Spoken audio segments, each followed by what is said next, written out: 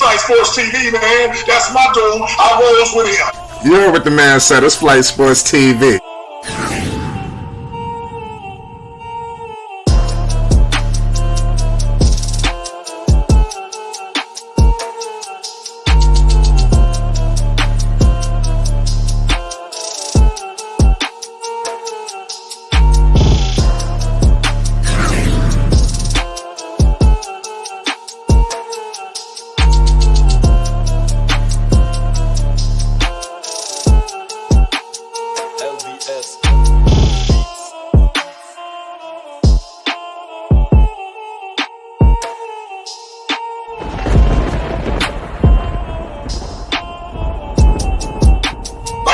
Flight Sports TV, that's where it's at. Flight Sports TV.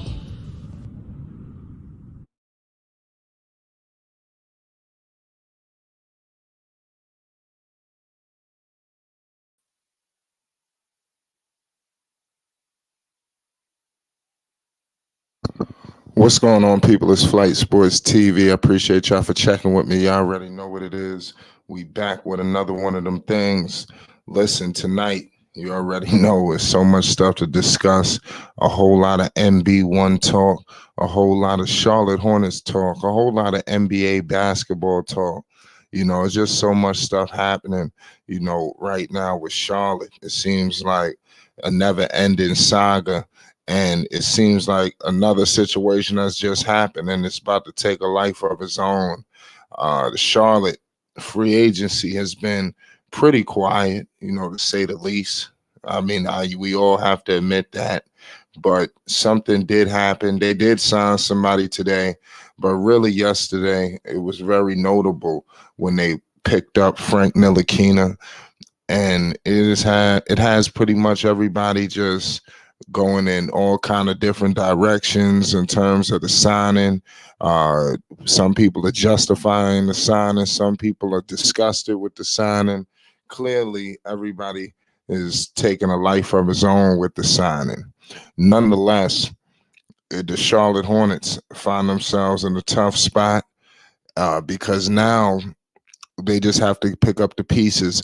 Obviously, I'm not talking about the team they have intact. I'm talking about free agency. I think the team they have intact, if you, like I said, with all things have to go correctly, I think this should be a solidified postseason basketball team. But everybody has to be healthy and everything has to go aligned. And I can't wait to see how it all shakes itself out.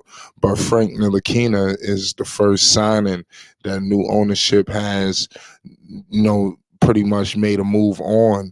And Cup Check, everybody has made their signing announcement tonight. And it's pretty shocking, to say the least. People are trying to justify it as well. People believe that this is a great move for Charlotte. They think this is a move that could take Charlotte and help them for whatever reason as a backup guard. I'm not 100% sure about that, and I think I may be, you know, probably the most qualified to speak on Mr. Frank Ntilikina, because I believe I've seen him a lot more than most people may have, especially if you weren't monitoring Knick basketball. And I'm talking Knick basketball when it always wasn't pretty. You know, this is the post-Carmelo era. You know, like I said, Frank Ntilikina was signed with the notion by Phil Jackson. Some people tried to say he was a project, but I believe that Phil Jackson signed Frank as a guy who was going to do multiple different things on the basketball floor. That's how he was described in New York. You know, they scouted this guy. That was the reports that the Knicks had scouted him for immense amounts of time prior to the actual official signing. So when he was brought into the Knicks, it was with the notion that they looked at him for a long period of time, and he was for sure certainly going to be the point guard of the future, because the Knicks were kind of struggling at point guard at this time. You know, this was probably one of the, it's still, well, they got Brunson now, but it was very nasty. I'm talking about Alonzo Trier. It was a real disgusting point guard rotation at a point in time for the New York Knicks. They had to really, really rectified things. And Frank Nitlikina found himself in that situation where him and Porzingis were supposed to do some things, but they never did anything due to obvious injuries. And Frank, clearly in New York, it was so seen right away that he wasn't the guy. But now he has a new situation in Charlotte. Let's see how they're going to utilize him. They don't need him to put up points. I'm not sure if he's going to be able to stay on the floor. Remember, his calling card is supposed to be defense, but I'm not sure if he's going to be able to hold up now in today's NBA. From what I've seen from him recently, I'm not sure how many minutes they plan on playing him as well. I do think that this is a situation that he could possibly contaminate the organization, especially the young core. Outside of LaMelo Ball, I'm concerned, that you bring in a guy like this with his history and his track record, him being a top pick and being a bust, coming to a big city, not able to handle, everything that was going to be thrown at him. And now coming to Charlotte, there's going to be expectations. It's not going to be New York Knicks expectations, but this season, I think Frank Ntilikina is getting dropped into a Charlotte Hornets situation where the expectations are immense. I think that the Hornets, self-wise, I think that it's playoff or bust. And I think around the league, everybody's looking at Charlotte as a joke, a laughing stock, and they're not ready. But internally, they do believe that it's time to take it to the next level. And I'm not sure if they're going to be able to do it with this basketball team or not. I'm not going to discredit them. I'm not going to sleep on them. I think that they just got to make sure that they do what they have to do. And if Steve Clifford could roll up his sleeves and really make it happen, I think it's going to change life for everybody. Frank Ntilikina should not be the difference between winning and losing. This is the kind of signing that this is. This is not to me personally, this is not a domino signing. This is not a team altering signing. I just think that him just being in the atmosphere, I think it could be an issue, but he's not going to really be the cause of the reason why they win. He's not going to be the cause of the reason why they lose, me personally, because they could just release him at any given second, or what I believe is going to happen is he's just going to get buried at the bench, because you're not going to be able to play Frank Ntilikina over some of the other young players you have on the team, especially players that want to get better. Book Night wants minutes. You just drafted guards that need playing time. The Nick Smiths, the Baileys of the world. I mean, these guys need that time, and they're not going to allow a guy like Frank to come in and steal minutes. I would hope that's not going to be the case. If that's the case, I think we need to reevaluate Clifford and what he's trying to do. But I don't even believe this is a win now move for Frank. The Charlotte Hornets just need to make sure that they put the ball in LaMelo's hands and everybody get in position and get ready to, just deliver when called upon, because everybody's going to get an opportunity to prove their greatness. Everybody's going to get an opportunity to prove that they're worthy to be on this team for the long haul, because Melo is locked up. But how many of these guys are going to be with him, for the duration of this contract? I think that's the $1 million question. But only time will tell, and we shall see how it all fits. This upcoming season, the Charlotte Hornets, are going to be just loaded with just the Eastern Conference that is just everybody's feeling like it's their year. Even up top, even down bottom. And Charlotte got to make sure that they find their stake in this claim. Getting out to a good start is going to be key for them. Training camp will be key. LaMelo is coming back. He's fully healthy. He's in the gym. You heard it as reported on the podium. So let's see. Frank Ntilikina will not be a part of the team for the long haul. I think that this is a 1 year deal, and that it is a 1 year deal, but I believe for sure that he will only be around the Hornets for a year. It's surprising that out of all of the free agent moves that could have happened, this is the one that they pulled the trigger on. I don't know what happened. This is similar Charlotte stuff. And I thought that with new ownership coming in, we would break off from some of this. So I'm not gonna put too much on this move that happened. I ain't gonna just crucify the new organization and the front office. I think that they're gonna do incredible things. I want to hope, but this is definitely not a good start. But people are trying to tell me that the New York Knicks tried to you make him do multiple different things, but here in Charlotte, it should be a little more simplified. But I just don't see it, y'all. That the same thing could have been said in Dallas. They had Luka Doncic and things of that nature. He went down there to follow Porzingis because, like Porzingis, he thought that if he left New York, that life would just be so much better for him. But he found out when he went to Dallas that it wasn't. The grass was not greener. And now he has found himself getting shuffled all around the NBA. And now he's found a spot in Boston who is invested in him. And let's see what happens. Let's see if he's going to be the cause. Let's see if he's going to be available and be healthy to play. But that's Porzingis. Frank Ntilikina went to Dallas, and more horrors continued. Dallas didn't utilize Frank Ntilikina like that at all, and you see he's not a part of their core. They all went out the door, and now they have to now Frank has to figure out, is he even an NBA basketball player? And I think we're going to find out. This is his last stop if it doesn't work out. Because they're not going to send him to the G League. I don't know what he's been doing. Maybe he needs to go play basketball in France. Or if he could figure out a way to get down to San Antonio with Victor. That's the only thing I see, happening. And, Popovich might not even want him. So, I mean, you're just dealing with a completely crazy situation right now, with this guy, Frank Ntilikina.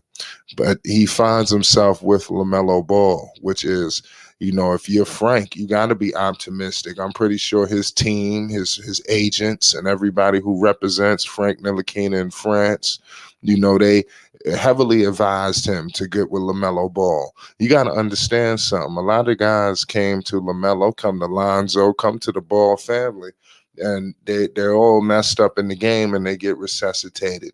And in this case, you've seen Isaiah Thomas. Things ain't been, so much, doom and gloom for him, because you seen that he had a workout recently. So let's see what anything comes into fruition with that. When he played with LaMelo, he has some bright spots. You've seen Montrezl Harrell. He came. That pause. He was signed with Charlotte, and things didn't even. Things didn't go bad.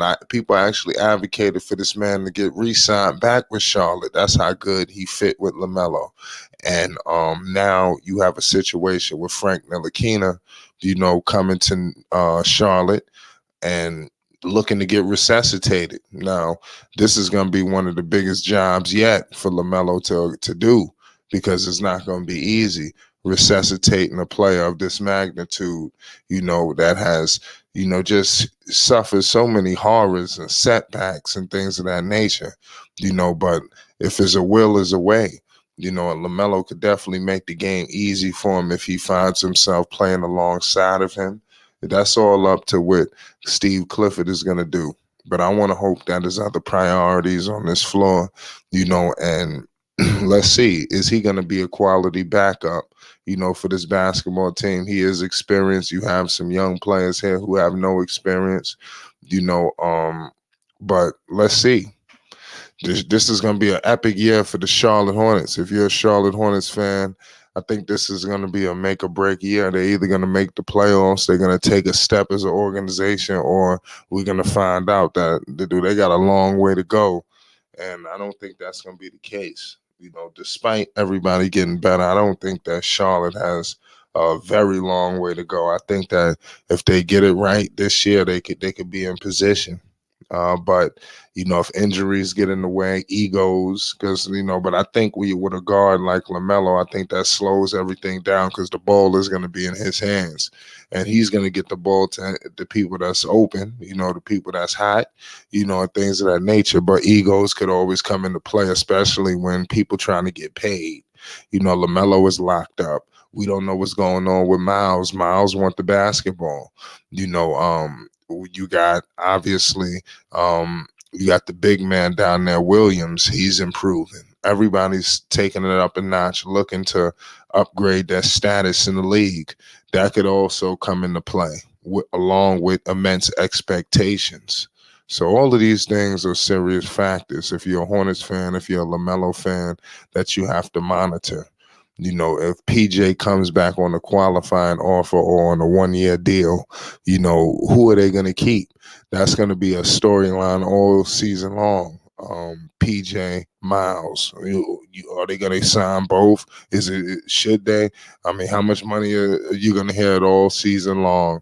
And that's something that the Hornets have to make sure that they iron out headed into this season. Egos and just being healthy, especially when it counts, because last year they were injury riddled all throughout, and everybody got to be healthy, man.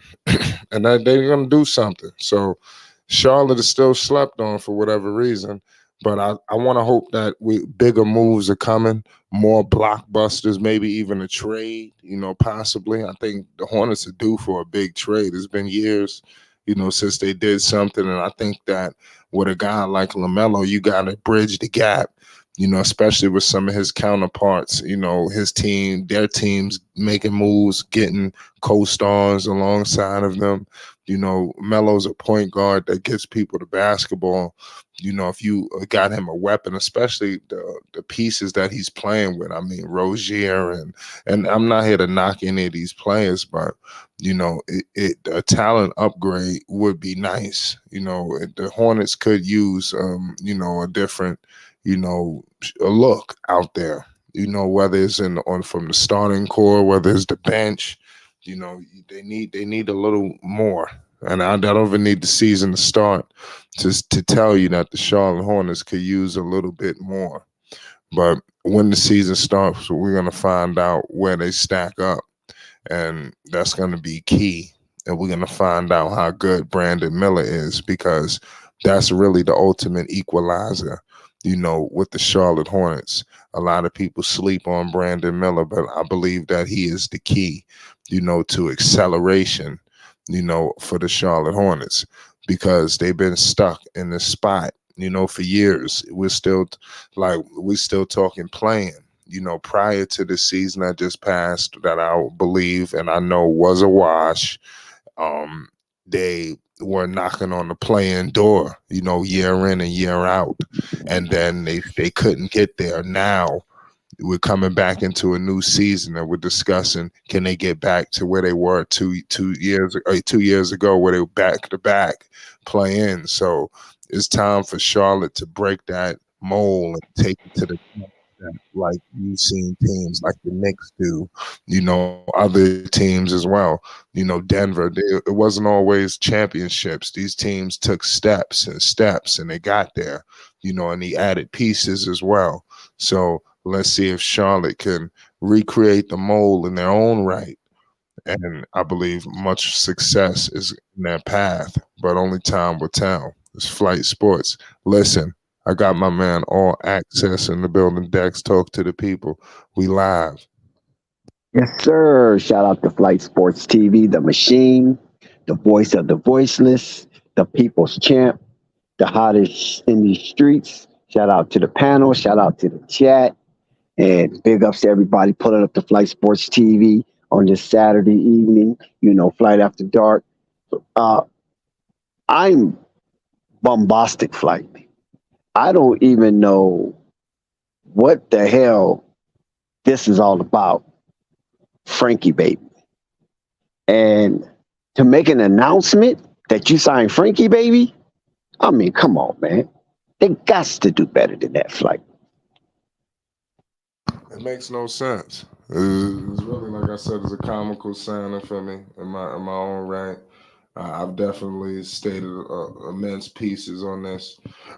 Is there any logic, to this signing? In your opinion, do you see him fitting in it with this team?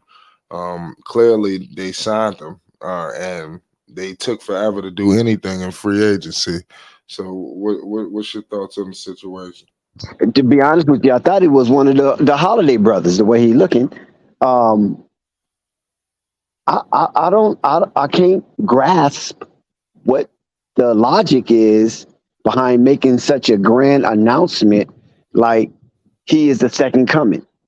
I mean, the Lakers just signed Anthony Davis to a $62 million a year contract, the highest ever single salary annually in the NBA history.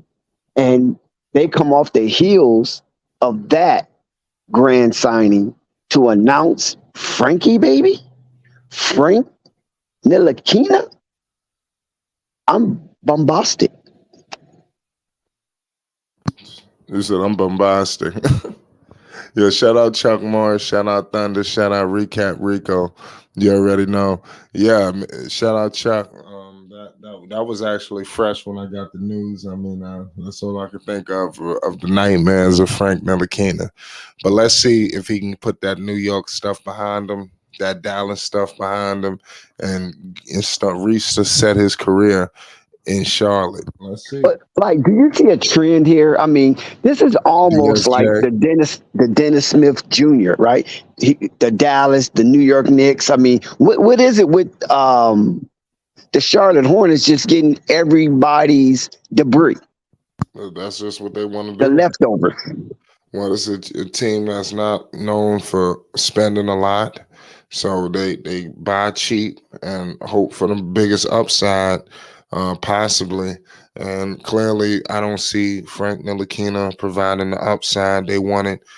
Didn't they would have been better off possibly re-signing DSJ. He played pretty good. I would have liked to seen how he would have fit with Miles and everybody, because he plays above the rim. But I don't really like Frank Ntilikina. Just me personally, So I try to let people hear from a biased standpoint. I don't believe in him at all, I So understand the trauma. what'd you say? Oh, what's up? Shout out to Flight Sports TV. What's up, fellas, man? Yeah, Flight. I saw the Faint Nitlikina thing you did on him yesterday. Yeah, I don't know too much about this guy. Yeah, to what I know, he used to be on New York. He's supposed to be a pretty good defensive guy. I had never known him to score too many points. I don't know what Charlotte was thinking about with this picking this guy up. Maybe they know something. Maybe they know something that we don't know about him now. So I'm here for it. if they get this guy, they must know something that we don't know. So hey, I'm ready to be surprised if that's what they want. If that's the direction they going. And what direction? I mean, like I don't know. I don't know what direction part they're of the going. pendulum that he's moving. You know what I'm saying? I think I don't even know if it's neutral. It might be sub. You know what I mean? Minus. I listen. Like I said, it just got me baffled. I'm just confused that they really announced it. Not that they signed the guy. I mean, let the guy get his money. I know he's a foreigner. You know what I'm saying? Is it a French connection going on here? Because it seems like everybody's into French players now for some reason.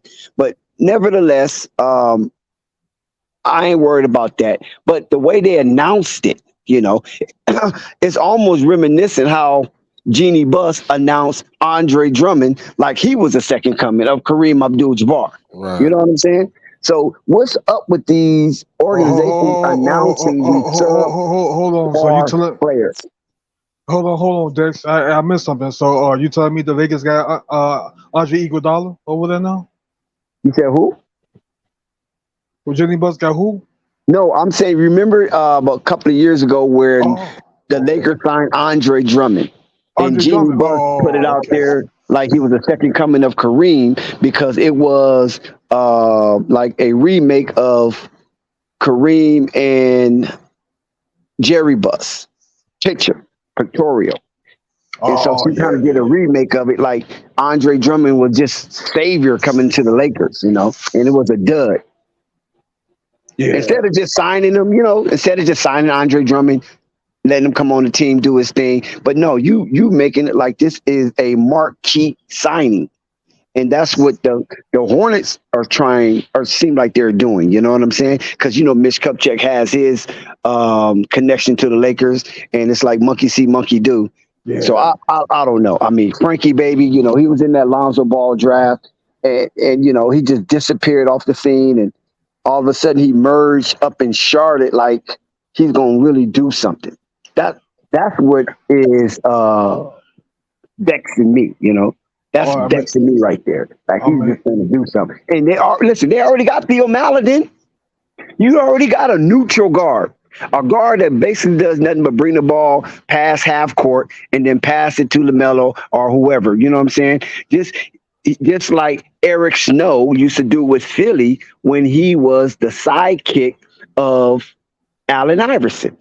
Bring the ball up half court, give the ball to Allen Iverson, get the fuck out the way.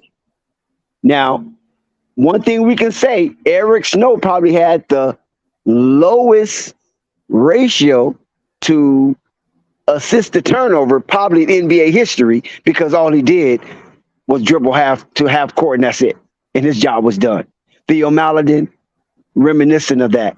And now you get Frankie baby. Like, really? I mean, well, come on, man. This ain't the Bronx. I think We don't need Frankie baby. This ain't the Bronx Dale. his jump shot might be decent, so maybe that's why they picked him up. I don't know what his percentage is from outside, but maybe that's what they pick him up for too. Maybe, like I said, the extra flight. That maybe they know something we don't know about this guy. Maybe he did work on his game over time, and maybe he can, Okay. you know what I'm saying, get it in. Calfani, I understand you want to be the good guy, okay? I'm trying to be optimistic about this. I know it's a lot of I showing. see you want to be the good guy. Yeah, I ain't mad at you for it. But out of all of the dealings in basketball, the Charlotte Hornets is just going to make this brand move to sign a hidden gem out of every smart GM in basketball, out of all of the great optics of these scouts in these wonderful organizations. Charlotte is going to be the one to pull this dagger. You know what I'm saying? Are you kidding me? Oh man, Out of all organizations, Frankie baby is going to be the gem of the NBA. I think they got lucky with Dennis Smith Jr. and they should have stayed with him. I don't even know why they let that guy go. but that's what I was wondering about. How come they didn't get them back? Yeah, I would have had Dennis Smith Jr. Then rather Frankie, said Nitlikina. Come on, man. Well, this guy probably know everybody out here criticizing him, so maybe he gonna prove us wrong, y'all. I don't know about that. I mean, Dennis Smith Jr. was already trending in a good direction. I know he kind of got hurt towards the end, but he was trending in a good direction. I don't know if Dennis wanted to stay there, because like I said, it could be a lot going on in Charlotte that we really don't know. And maybe a person like Dennis Smith Jr. was trying to really niche himself in the NBA, and staying in Charlotte for the long term probably just wasn't part of his package plan. All right. So, man, I hope this don't scare Lamelo. Well, I don't know, man. I hope this don't scare Lamelo Ball. So what you thought it was the atmosphere for DSJ? Like what you mean by the last statement?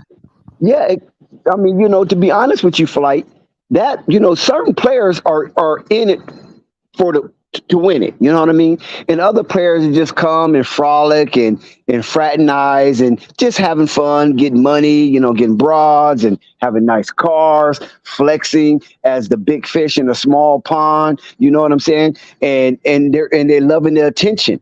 But Dennis could have been one of those guys. You know what I mean? Like Montrezl Harrell. I'm coming to trying to win something. I'm coming to play basketball so I can have a long career. I'm not coming just to play around. This is not my identity of a basketball player. And if the majority of the team is doing this type of stuff, just out here just playing around and wants to be an influencer in the NBA instead of being an NBA player who influence, that could have turned him off because he already had his avenue of swag and it didn't work out for him well. And now he got a opportunity to, a second opportunity to make a first impression. That wasn't the direction he wanted to go.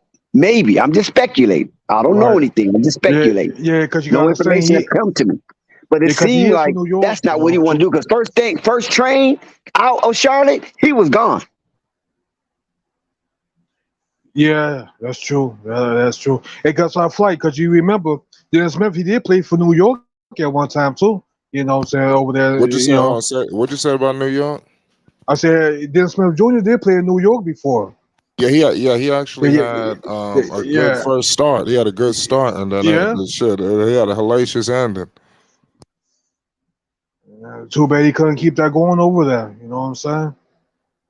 I mean, he wasn't as bad as like I said, Frank Nitlikina was garbage. I mean, it was messed up. These are wasted draft picks, for the Knicks too.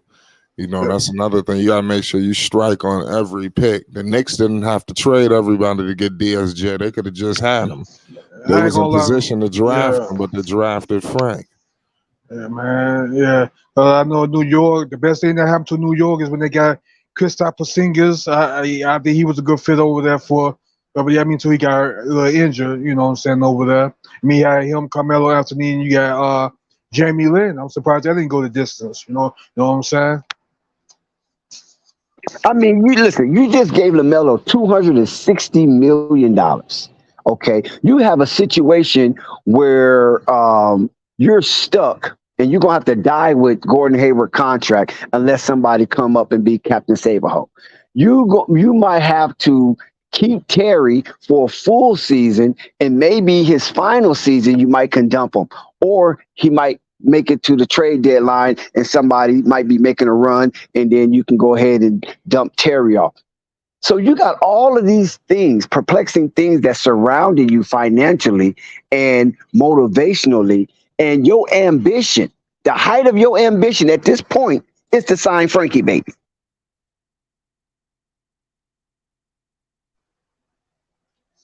Really? These guards.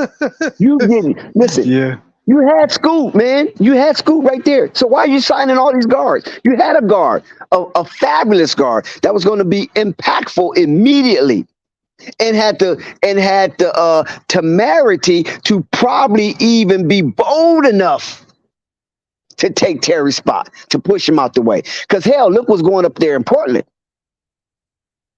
And Terry's nowhere near a Dame status. You know what I'm saying? So it just seemed like, man, Michael was running a good old boys network. He got his little players there, and they cool, and they become his croonies, and he's gonna kind of look out for them from here to there, but not too much, but just enough to keep them around. And I ain't gonna push you to be great. See, I ain't gonna push you to be greater than me. I don't want my organization greater than me. I want to be greater than the organization. So I'm going to get players that's not going to, push me to be great. And if I see something that's going to push me to be great, hold on. Let me thwart that. Let me thwart that development. Let's slow that down, because we hear a lot coming from the mouth of Charlotte, Mitty himself, that they might be moving too fast, too soon. So they got to get a grip on it because they don't see themselves winning no time soon. So we got to kind of slow it down just a tad bit, because certain players or a certain player is coming on a little too fast.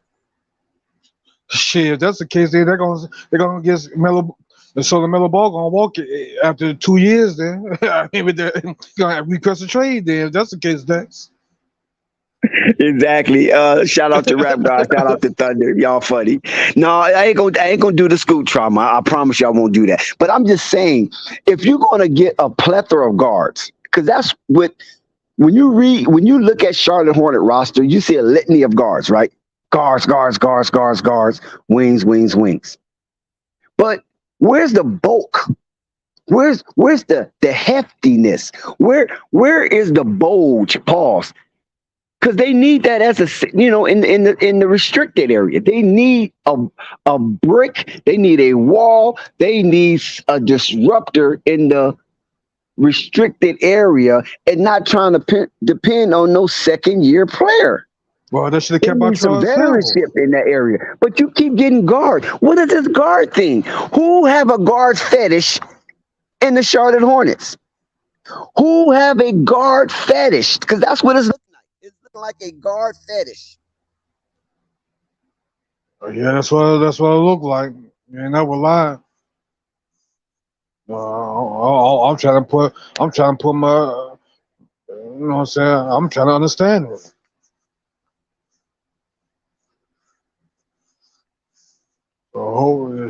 Shout out. Yeah, Frank is definitely not my favorite player. You know, like I said, Frank is trash. You know, but we'll see what he does in Charlotte. Try to have some kind of optimism out there when a lot of people don't have any. But I don't have any either. But I'm trying to, give you guys some kind of credit. But I don't see it. But let's see if he could get resuscitated playing alongside of Lamelo. Do you think that Lamelo could help him? That goes for anybody. What y'all think?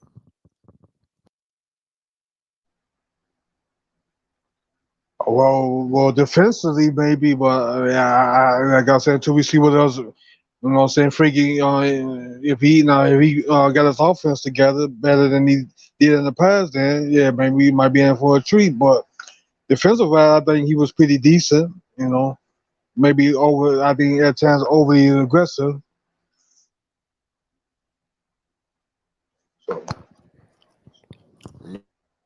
Good call. We're gonna find out, but Lamelo gonna get him the ball though, if he's out there. I mean, yeah, Lamelo gonna hit him in the white spots. So if he's open, I'm sure Lamelo gonna give him the ball. Maybe Nah, I know. Shout out CWE. Nah, nah, I already know what's going on with Frank, man. All the nightmares, the history. But Frank, he'll be all right though. He made enough money. He got plenty of money. He can head back to France and he can go ahead and be a star. But this could be a good situation for him because all of the other people that LaMelo played with, they all end up getting contracts. You seen what happened with what was it, Bismack? He pulled off a heist. The only one that didn't get none was Isaiah. So I'm surprised they didn't want to bring him back. He played pretty decent in Charlotte. He got minutes. He was in the rotation. Oh yeah, So as a time, how come we didn't get him back? Yeah, we could use him. Like, oh wait, is he on the team now? No, or is he still searching he for a out the team? NBA. Oh, he out the NBA again. So wow. So that Yeah, means he'll he be got back. yeah. I thought Charlotte should have picked him up, but you remember when they had him, right? Yeah, you had to. He was a good player with them. It's messed up what happened with his whole entire career. That none of these guys, end up getting their money. Like Yeah. every year they thought they was gonna get the bag and they never got it. Yeah, I know everybody still thinking we crazy, but for saying this though, but I'm still hoping that maybe they try to we get LiAngelo Ball, eventually, say in the near future. Charlotte, right? Yeah, in Charlotte, yo. I want to see him now. Jello, he should have definitely got another shot. But it is what it is. He gonna be fine. Jello gotta just get healthy, and he gonna definitely get him an NBA opportunity again. But health is the most important thing. Yeah, health, you don't got nothing. Health is number one thing. It's definitely struck the Ball family. Health. Lonzo, Melo, Jello. So let's see if what happens when everybody's fully intact, because that's gonna be key.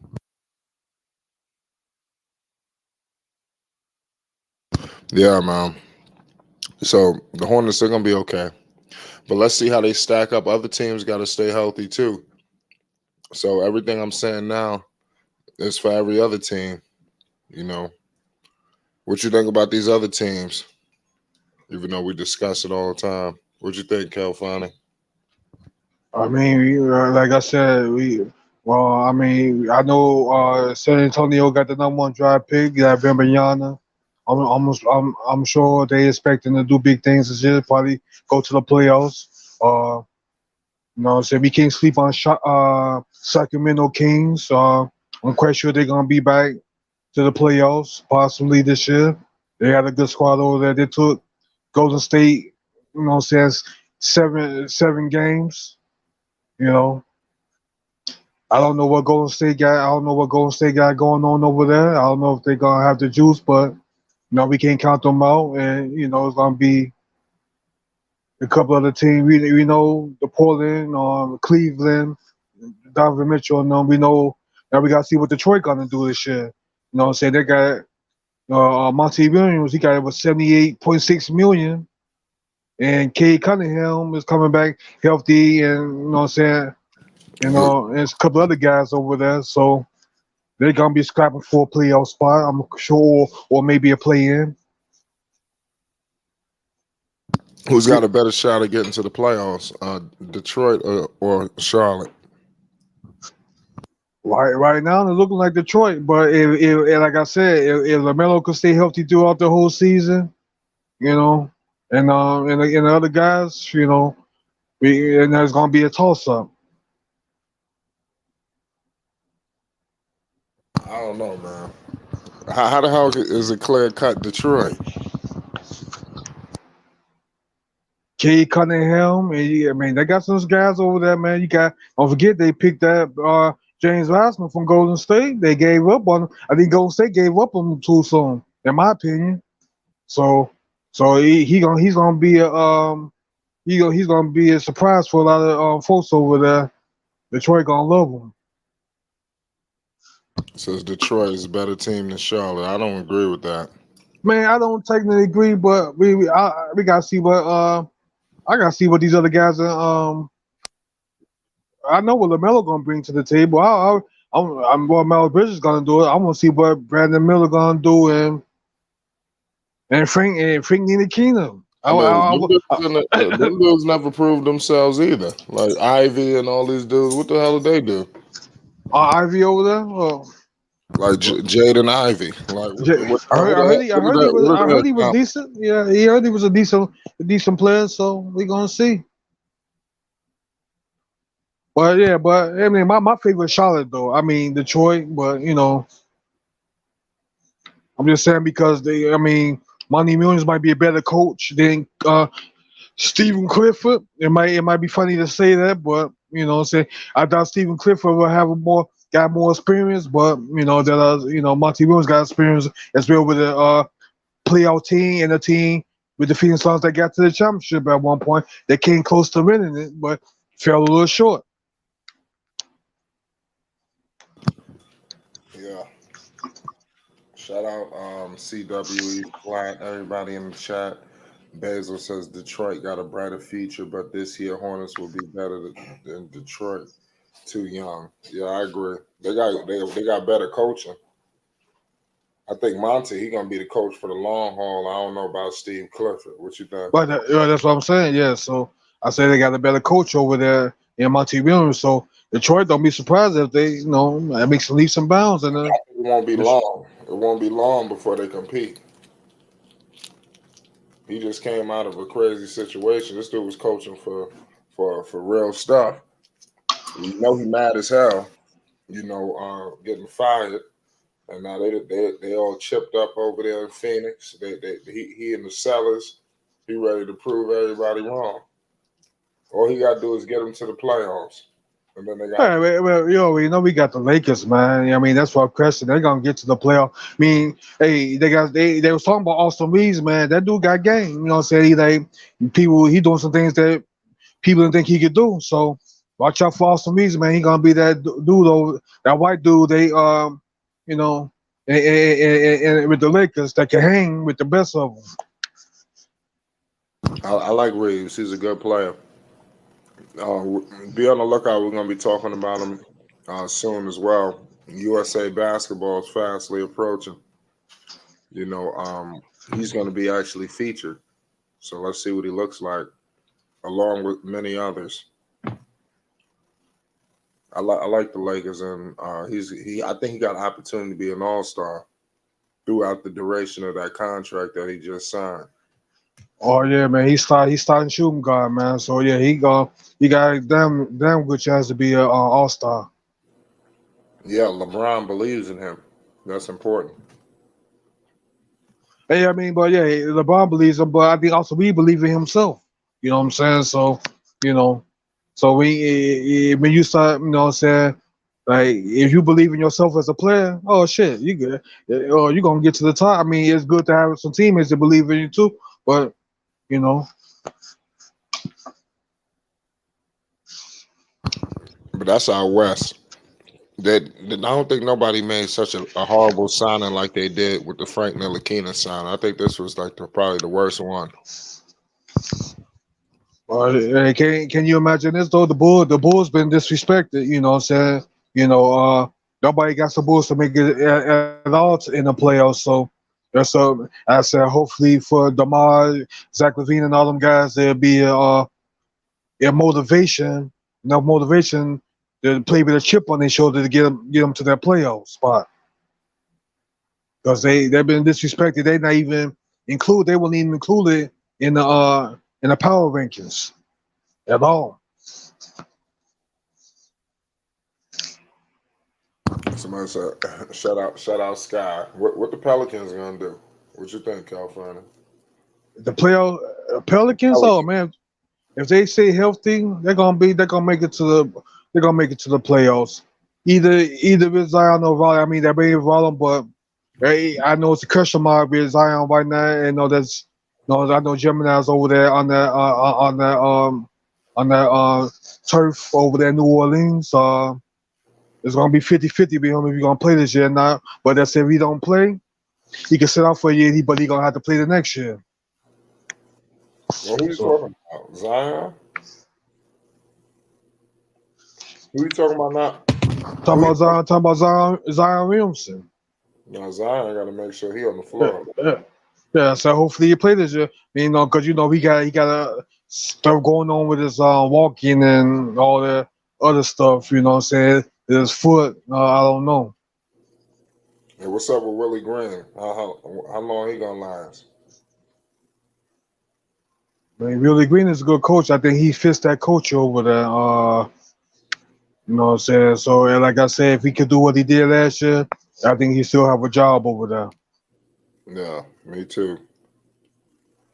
It's a shame that they lost Jackson Hayes, though. I mean, that they lost to Jackson Hayes to That go. was a big loss. Yes, that yeah. How did you let the Lakers get him, man? Like that That's should crazy. never happen, you know? They're talking about starting Jackson Hayes. They gave him Right? starting center. That's crazy. I He think I, he was coming off the bench at one time, but sometimes he was starting. He was starting at one time too. Also, nah, you say he was what? What'd you say? I said Jackson Hayes. I know he was coming off the bench over there in New Orleans, but I know due to the injuries that I know he was starting at times too, and was doing pretty good out there. Yeah, that's facts. They're gonna be a good play. They're gonna be a good team, though. But I think the Lakers' only weakness part is that they don't have no. Well, I guess Jackson Hayes is a decent rim protector, but I think they still, like I said, if they was gonna pick up a veteran, somebody for the veteran minimum, they would. If they don't give him the Dwight, Howard would have been is smart veteran, you know, that could have come off the bench to fill in those, for defensive purposes. That would have been a good pickup for if the Lakers was to, get him back. Or Jarrell McGee if they could have got him. You know what I'm saying? But that's not gonna happen.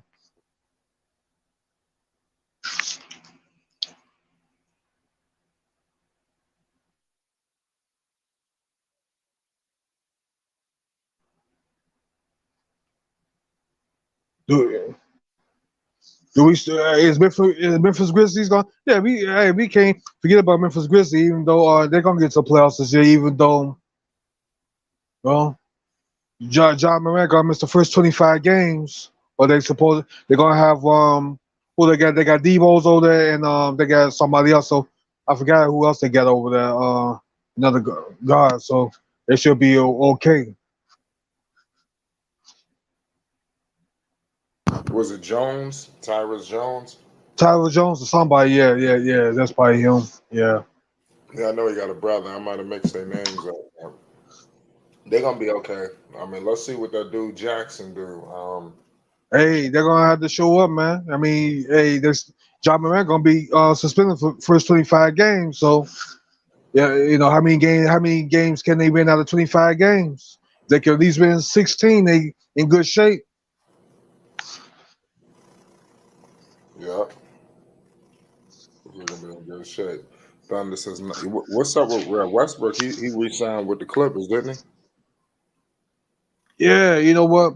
Westbrook said, yeah, Westbrook, you know what? I know why he's signing back with him because he's at the crib, man. He's at home, man. He got a house when he was with the Lakers. He got a crib over there.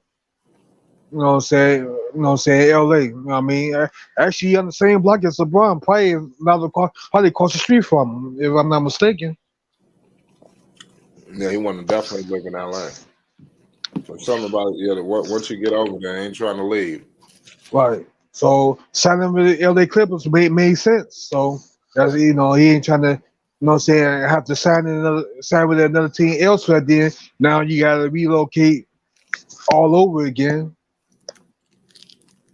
Yeah, right. or that you just gonna Happy take to it be take your plane ticket from that team all the way back to the crib. Yeah. He just need to come off the bench for OKC or stop playing. Who's coming off the bench for OKC? Man, whenever he ready to come off the bench for Westbrook. I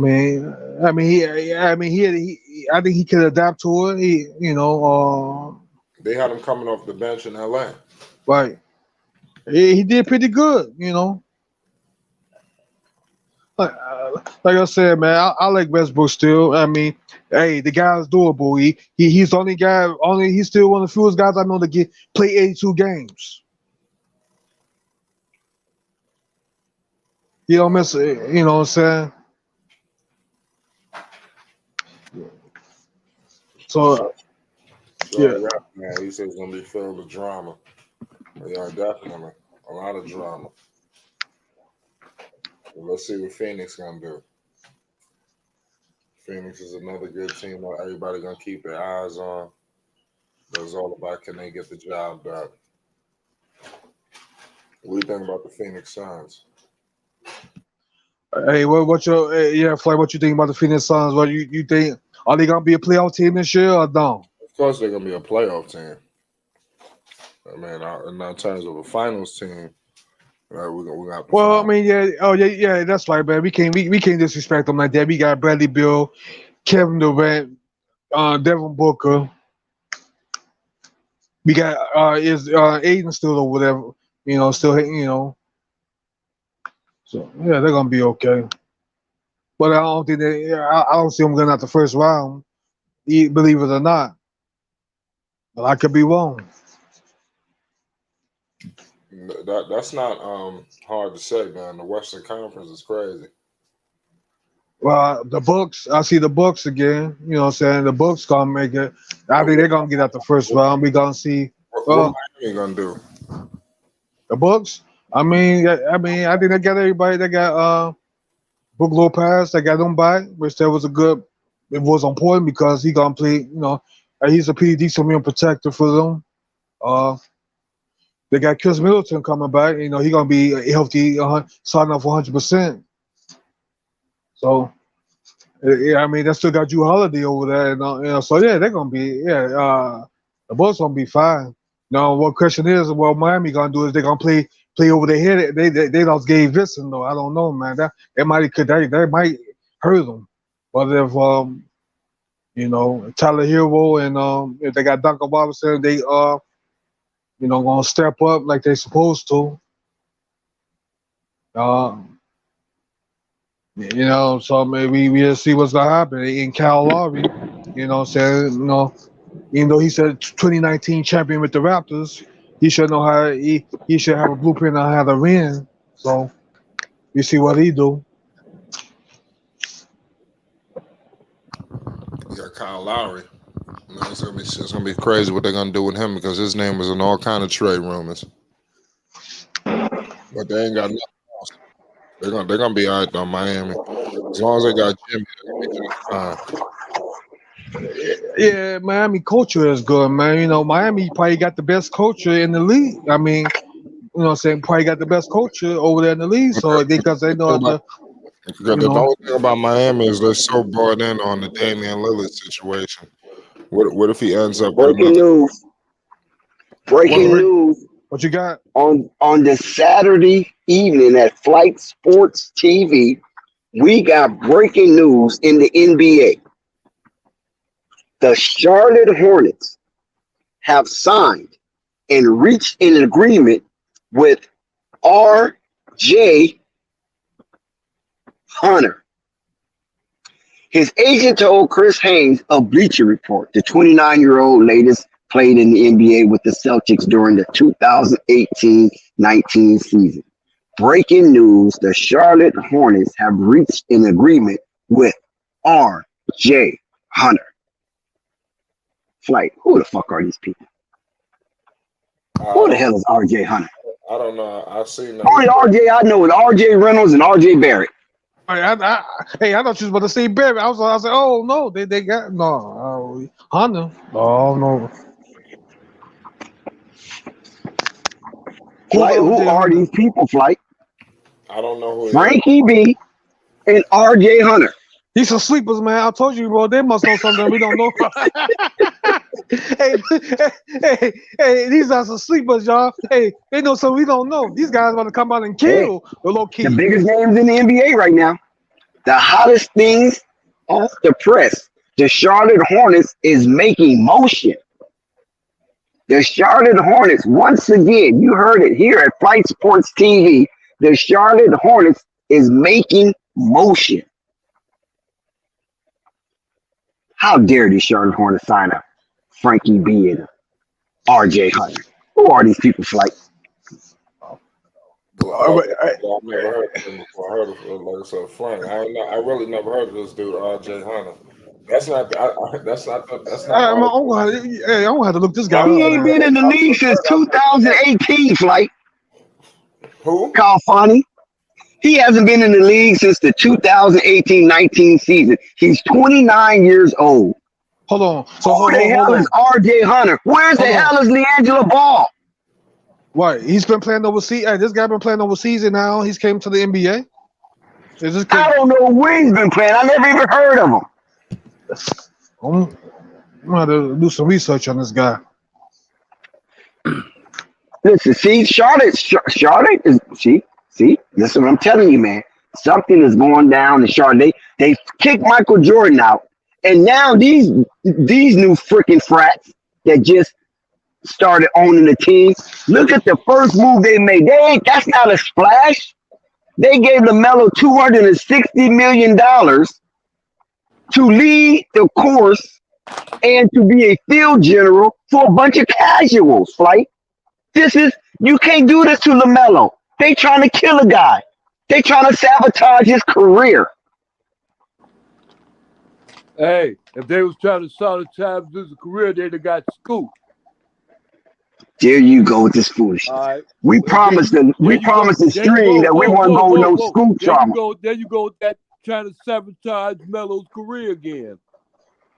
Stop. No. We're not gonna sabotage. We're looking at the evidence. Look at the evidence. R.J. Hunter and Frankie B. Jack, look at me. Hey, this guy gonna play. They're gonna. Y'all want LaMelo to be with a bunch of bums so LaMelo just can scat pat. LaMelo gonna be there for 2. I'm giving LaMelo 2 years. He's not gonna finish out this next. I want LaMelo winning. I want him in the playoffs. I want him in the championship. Right. I want him in the final. He can't get with no finals with no Frankie B, with no damn R.J. Hunter, with no Terry Rozier, with no damn P.J. Washington, no Gordon Hayward, and so on and so on and so on.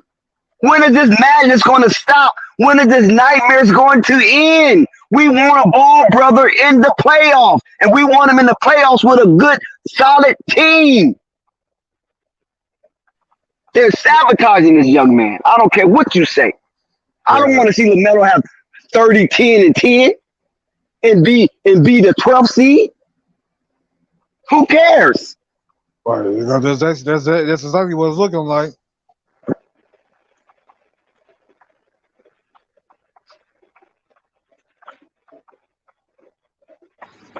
Hell, I thought I was gonna have a good Saturday night. Now I'm pissed.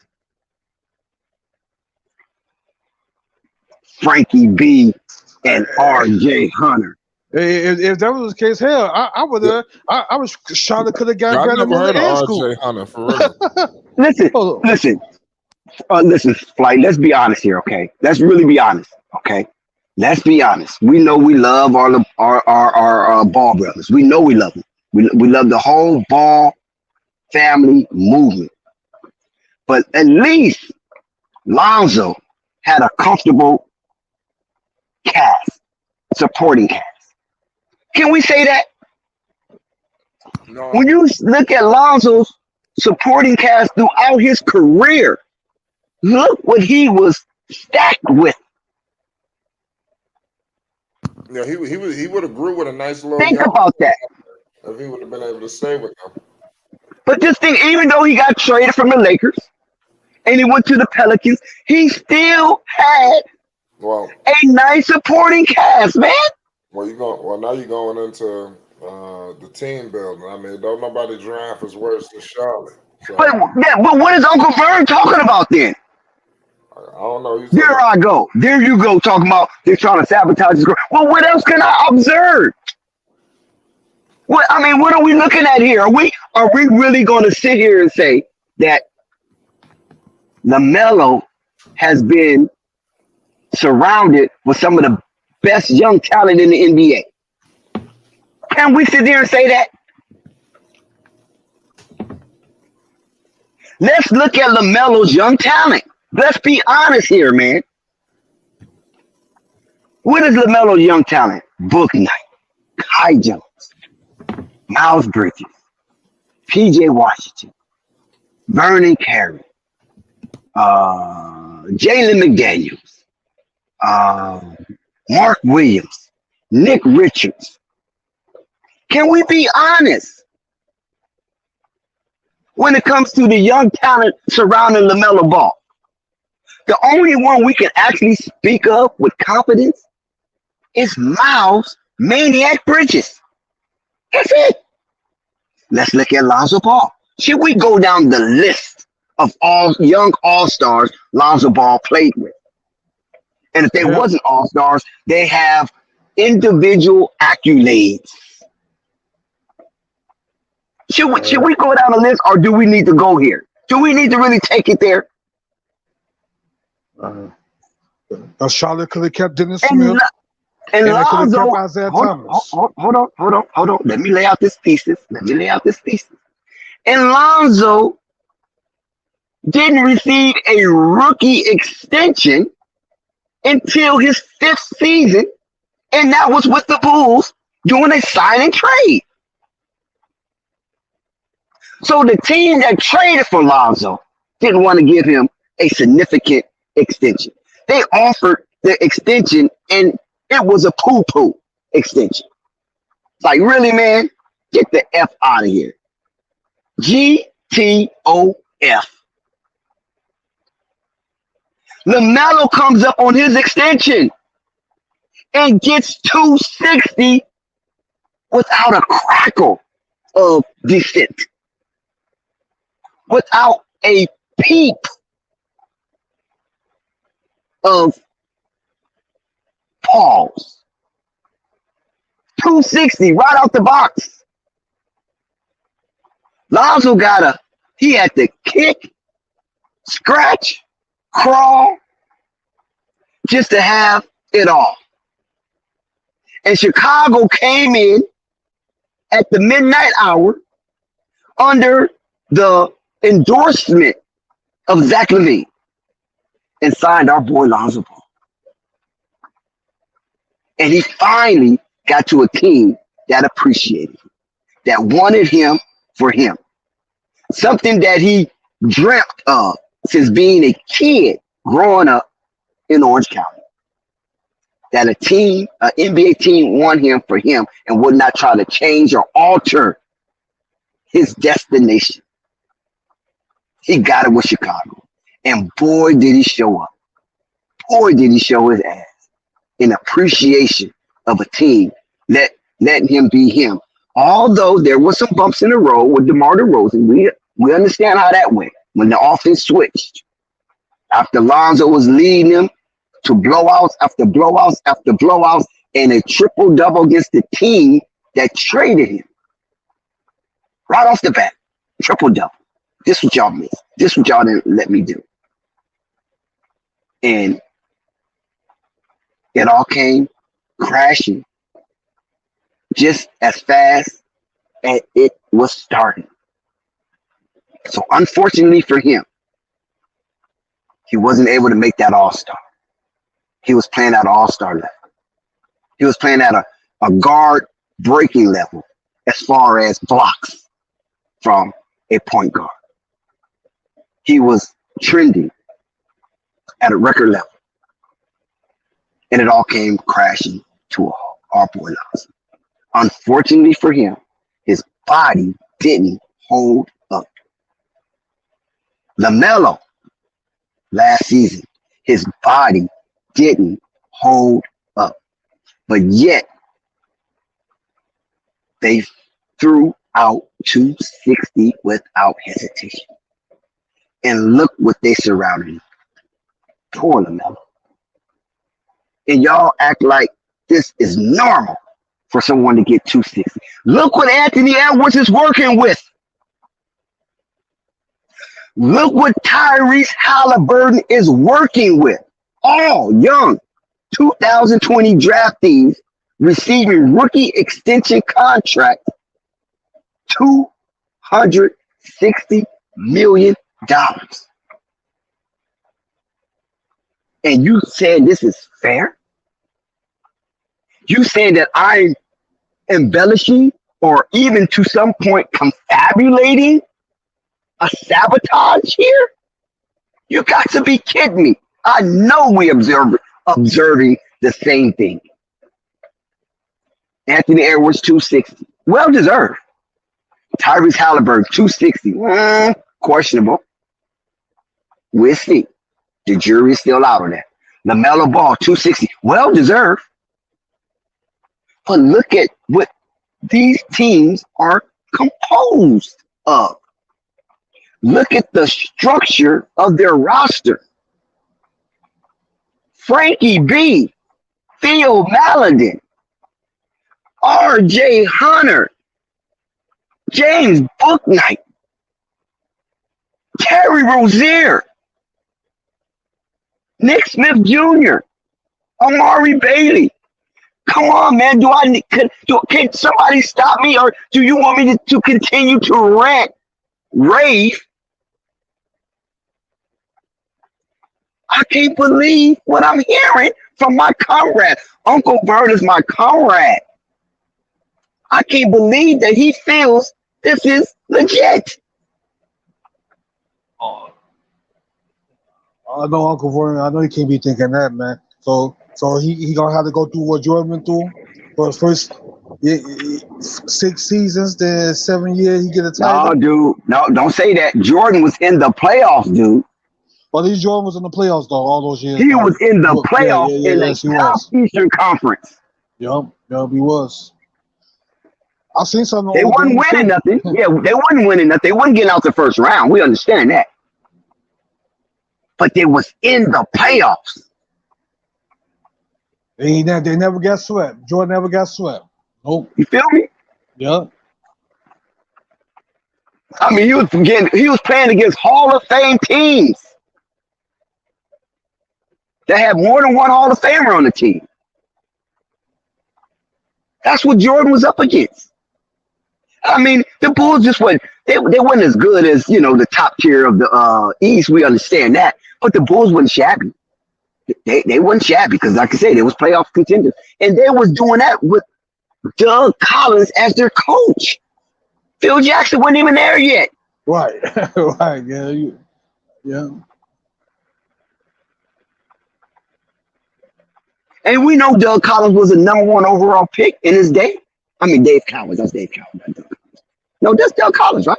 Yeah, Doug Collins. I heard Doug Collins was a He's from pretty good player Chicago. himself. He's from Chicago. Yeah, I heard Doug Collins was a really good player himself. Yeah, he's from Chicago, and he was a #1 overall pick. Yeah. Even Michael Jordan won the #1 overall pick. So, I mean, when we go down the annals of history, we ain't seen nothing like what we witnessing right here with the Charlotte Hornets since the Lamelo Ball era. Because that's when we really start paying attention. Yeah, I know some of us watched the Grandmama, that era with the P.J. Brown and the Dale Currys and the Kendall. Was it Kendall Gill on that team? Yeah, Kendall Gill played with Charlotte. What's the other boy? Alonzo Mourning. We understand that was a good Charlotte team. Muggsy Bogues and company. We understand that was a good Charlotte team. But since the Melo Ball era, where all this money is being generated, see, that's what I'm talking about. See, I'm talking about that aspect. I just don't want to say it, but I mean, come on, man. Why I got to be so basic all the time? Come on, can we get out of elementary school and get into, the higher echelon of learning? Now, if the Melo Ball wasn't there, Kemba Walker had left, and Charlotte wasn't getting the type of eyes on the prize as they're getting, then of course you can say, okay, they shabby, they ain't working with much. But no, that's not the case, man. Money is pouring into this organization. You think these new owners buying something that's trending down? Heck no. Charlotte is trending up financially. Financially, they're trending up. But as far as basketball play and the demonstration they put on that court night in and night out, that's a different story. Because they was in full throttle, but yet they was injury riddled. And we knew and we can tell how bad it was due to the participation of the fan base. It was rare to see Charlotte Hornets in that Spectrum Center with empty seats. But no Miles Bridges. The coaching debacle. Lamelo getting hurt at the last game of training camp, preseason. No LiAngelo Ball getting called up. I mean, it was disaster after disaster, for crying out loud. They signed Theo Maledon, Xavier Sneed. What the hell is going on? And LiAngelo's sitting right there. You're punishing the kid. You straight punish LiAngelo for no reason at all. You had him in your hands. He's right there. And you punish him. You see, the fan base was just elated to see this young man given an opportunity. And we gave Mike and Charlotte the benefit of the doubt. Even I gave him the benefit of the doubt. After being told MJ, Michael Jeffrey, the GOAT, Jordan, as a player, as an owner, was a puppet master. That's what was told to me specifically. You can't blame nobody, no Mitty, no James Borrego, none of that. Because I was like, how did James Borrego turn on the Ball family? How? When I seen it with my own eyes up close and personal in 3D, James Borrego was ecstatic. He went over and talked to Tina Ball for about 15 minutes about LiAngelo Ball, thanking her for allowing her son to come up there and work out with LaMelo, and they discovered a gem, a rose that grew out of concrete. Thanking him after that Summer League debut. Then all of a sudden, they put a blanket over Jello. And not only did they put a blanket over him, they dug dirt with the shovel and threw that dirt on Jello. And then the pit that was developed from the dirt they dug, they threw D'Angelo in the pit, flaking and all, after having a spectacular debut at Summer League. Not only, let me tell you something, because I was there live. Not only was the crowd in a frenzy, it was pandemonium, it was hysteria. And not only was the crowd frenzy, the freaking announcers. I'm talking about D3, Dennis Scott 3. I'm talking about Steve Smith. Should I go on? They was up in a frenzy as well, urging players to throw the ball to D'Angelo as they was commentating the game. Go back and check it out, man. Please, NBA TV. It's on YouTube. How hyped they was over D'Angelo Ball. And then all of a sudden, boom, nothing. And then somebody had the nerve, the unmitigated gauze to tell me Michael Jeffrey Jordan wasn't afraid that LeVar would have too much influence on that team if D'Angelo was picked up with Lamelo Ball. Don't you know these people can see down the line how things trend? Maybe you can't, but they can. And they said if this trend continues, we will not be able to stop the snowball effect of their popularity. And we will be handcuffed and they will be untouchable. And what a brash, emboldening father like LeVar, it could be a nightmare for our celebrity. Because everybody will want to see the Ball boys. And a lot of us will be a forgotten aforementioned. You can't tell me that wasn't a part of their cake. Because when business 101 says, give the people what they want. And a entertainment packed business like the NBA, with a bottom line, you have to resort to business 101, and it is encompassed in capitalism that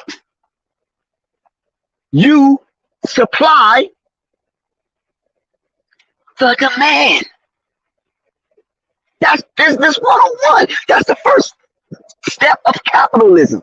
Supply and demand. But it actually means supply the demand. If it's a demand, you supply it. That's capitalism. That's business. Why would you not supply the demand? If you don't supply the demand, then you're hustling backwards. If you're not giving the people what they want. And that's what was happening in Charlotte. I mean, think about it. Really, really think about it. Were they actually giving the people what they want? Did they want Gordon Hayward?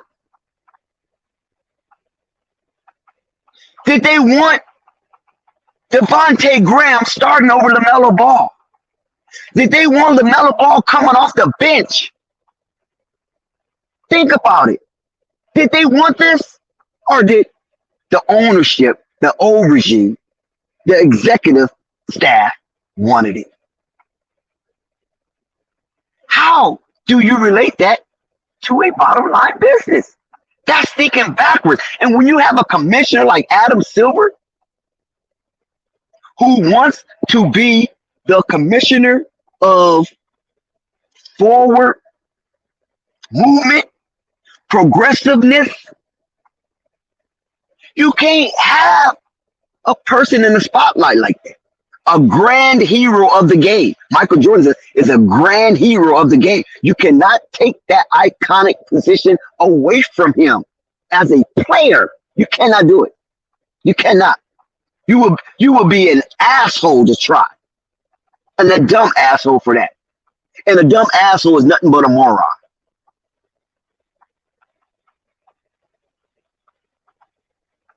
So why I can't say I'm sensing sabotage. Who cares about the 260, right? Because you know what? They threw that 260 at him like it wasn't nothing. Because you know why? What they making on the back end. What they making on the back end. And why they announced Tyrese Halliburton 260 before they announced LaMelo Balls. Why they didn't announce Anthony Edwards first? Because he was the number one pick of that draft. Think about it. Think about it. Tyrese Halliburton had just become the All-Star. So are you saying that because he was the latest All-Star, they announced it based on last season, him first? He gets that reward? But nobody's breaking down the doors to see Tyrese Halliburton. We know that. Nobody's doing that. Nobody's breaking down the doors to see Ant-Man. As sensational as he is, the devastating dunker as he is, ain't nobody breaking down the doors. He's not moving the needle on League Pass. But guess who is? Not because I like the kid, not because I like his dad, but it's just what it is. Yes. Because you know why we know? Because when LaMelo Ball got injured and did not play in the beginning of the season, those games took off of national TV. The Charlotte Hornets was slated for 9 and possibly 13 nationally televised games. The other 4 was based on probably record coming down the line in the second half of the season because they don't know where they're going to be and they're not going to waste time, coming down the stretch when everything is hyped for the playoff. You putting Charlotte Hornets up there and they're not even in the runnings. So those games was basically to be announced. They were there, but they wasn't there. It wasn't given. But they was given 9 solid nationally televised games. With Lonzo Ball and the Bulls, they had up 3 to, even though the Bulls been selling their tickets to their local fan base, but nationally they was, they sucked. But the Bulls were giving 13, Pelicans 14, Knicks 13, Lakers 14, Boston 11, Golden State 14, Sacramento 2.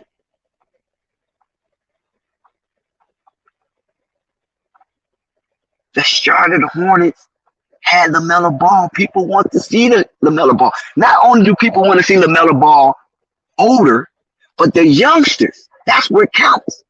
He had the growing part of the league. That's how things grow. They grow by the root. And the young represents the root. They coming in and they're growing into the game at 10, 11, 12, 13, 14, 15, 16, 17. By the time they're 17, they kind of, got their own little thing going and they become their own fan. But they still might respect those before them to some degree. But now they're trying to mold themselves to be like their idol. And LaMelo was these young kids' idol, still is to some degree.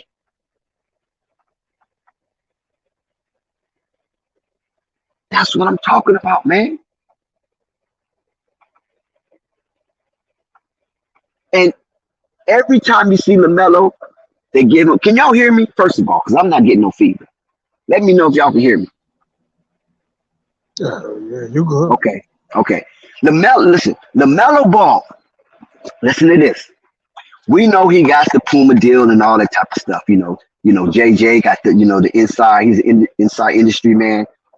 And he got the hook up and they did what they did. You know what I'm saying? And JJ is so proud of LaMelo Ball because he met him at Spire. And now his JJ, he don't have to, he don't have to want for nothing. He have a son getting ready to come through the ranks and through all of his managerial aspect for LaMelo Ball generating a substantial cash flow. Now he doesn't have to want for nothing. And LaMelo need crutches.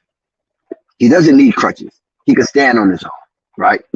And that's what's so good about it. So this probably the easiest money that JJ ever made in his life, even though he was an NBA player.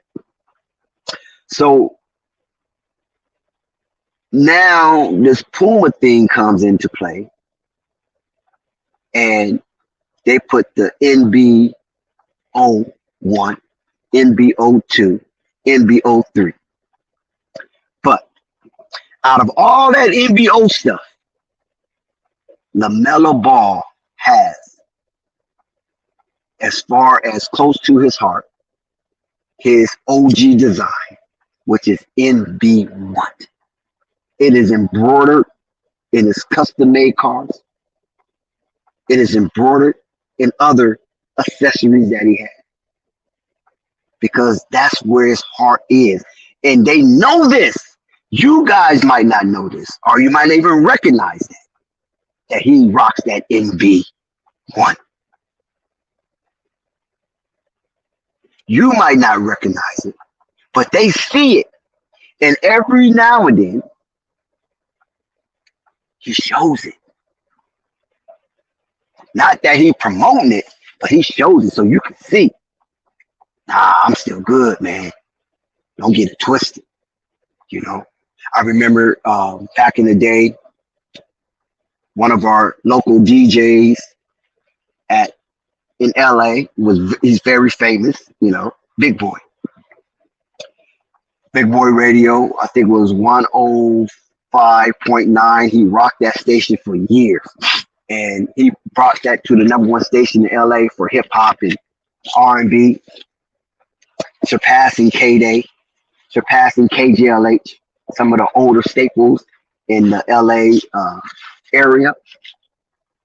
And then he got called over to 92.3 The Beat, which is a newer station. And they offered him so much more to rock that new station and represent that new station. So when guests came on,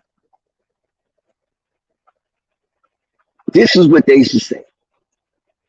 When you hear me, I'm talking about this is his guest, his entertaining guest, his celebrity guest. When you see me or hear me on other stations and platforms, that's industry work. That's industry work. But when you see me here at 92.3 The Beat, this is the home. This is the home. I say that to relate this. When you see NBO1, NBO2, NBO3, that's industry stuff. That's industry stuff. But when you see the NB1, that's the home base. That's the love. That's the heart. So don't get it twisted. Family over everything. FOE4. And when you relate this back to what the Charlotte Hornets is doing, if you got your $260 million man and you out here signing RJ Hunter and Frankie B, and you got a jewel, a gem sitting there waiting on his ankle to fuse up, and you ain't mentioning that, you ain't considering that, something got to be wrong. Because the more people you sign, the less space you have available. And it looks like they just signing to be signing. I don't see any direction in Frankie B and RJ Hunter. I don't see no direction in Theo Maladon. I don't see it. Somebody called him nice. And I asked him, what do you mean by nice, man? Are you talking hip-hop nice? Or are you talking nice guy? Never got an answer. Because he ain't nice. And the person that said he was nice know that he wasn't nice. He just said he was nice to cover Charlotte's ass for not signing LiAngelo Ball. Let's keep it a buck. Let's keep it 100. Let's keep it 1,000. You don't call a guy that was with a young team and couldn't get minutes like that. A young team. Nice. He was with OKC out there on that red clay and couldn't really get minutes unless it was injuries. Look at that young team right now. Think about this. Theo Maladin was a part of that young team. He couldn't crack it. Couldn't crack the code. So they got rid of him. Sent him back to Paris. Charlotte called him. They should have let him be. Because he didn't move the needle. Because if he was really that nice, when Lamelo went down, when Terry Rozier went down, when Book Knight was boozed out, when Dennis Smith Jr. went down, where was that nice at? Not only did Charlotte reward Theo Maladin, they gave him a real contract. They promoted him from a two-way to a real contract because he was nice. Even though they had the fourth worst record in the league and had the worst offense in the league. Nice. That don't happen to nice people. That don't happen to nice people. When Lamelo was out, Charlotte struggled. Lamelo came back. They lost a couple of games because he had to reacclimate himself and get the chemistry right. Then all of a sudden they won 3 in a row, and then they came up against Denver. When they came up against Denver, that was a tall task to hurdle. And we know that now because Denver is a chance. They lost the game to Denver. Then the Hornets and Trae Young come to town. They beat up on them. And not only did they beat up on them, they beat up on 5 teams behind them, going on a winning streak. And LaMelo in that streak was scoring 25 or better, averaging 25 or better. All those games. And even coming in from his injury, he had got all the way up to averaging 25 points. Scoring 25 points in a row. Set a Charlotte Hornets record for most consecutive threes per game. And that record still stands right now. So it will be ongoing when he enters this season as a Charlotte Hornet. So he can tack on more consecutive games with a 3-point made. And you telling me that this guy only deserves Frankie B and RJ Hunt in the offseason after receiving 260. This is what you're telling me. Now we know Indiana got Obi Toppin, right? We know Indiana got Obi Toppin. Not Minnesota. I forgot who Minnesota saw. But it wasn't no RJ Hunter and no Frankie B. I can guarantee you that. I have to look it up, but I guarantee you that. It wasn't that.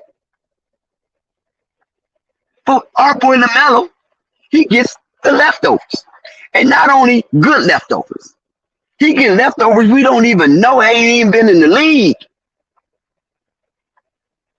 But he can't get his brother. That should have been the first acquisition after signing 260.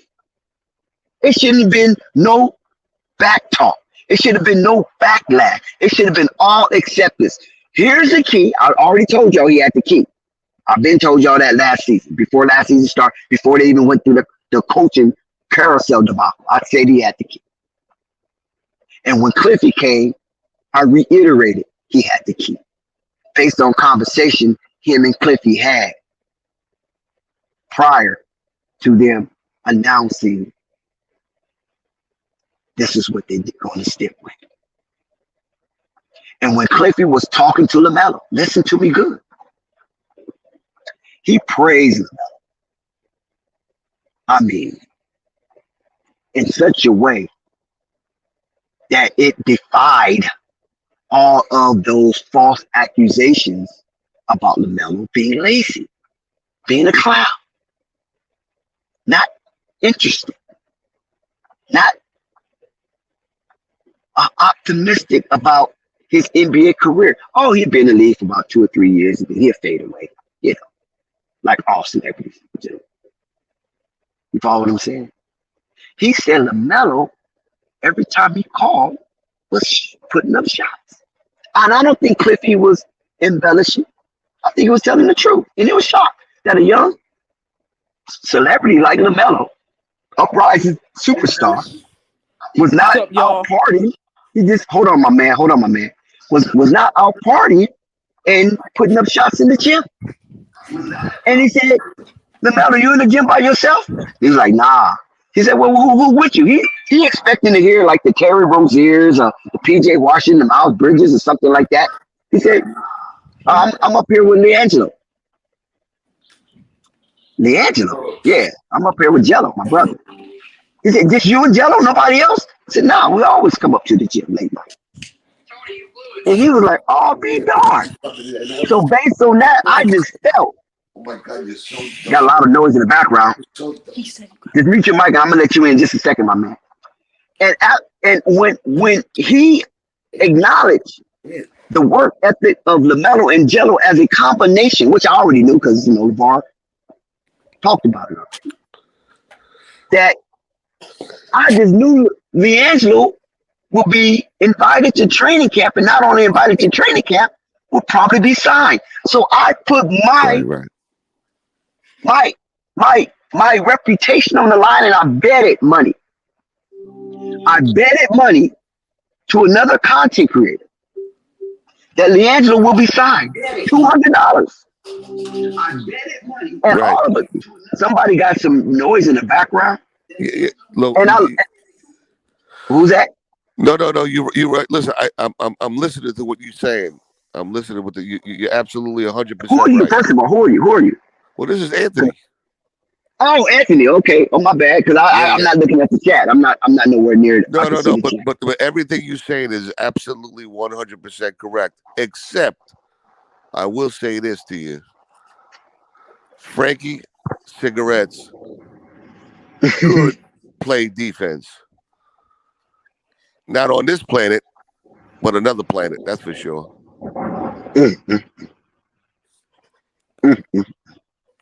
Frankie B.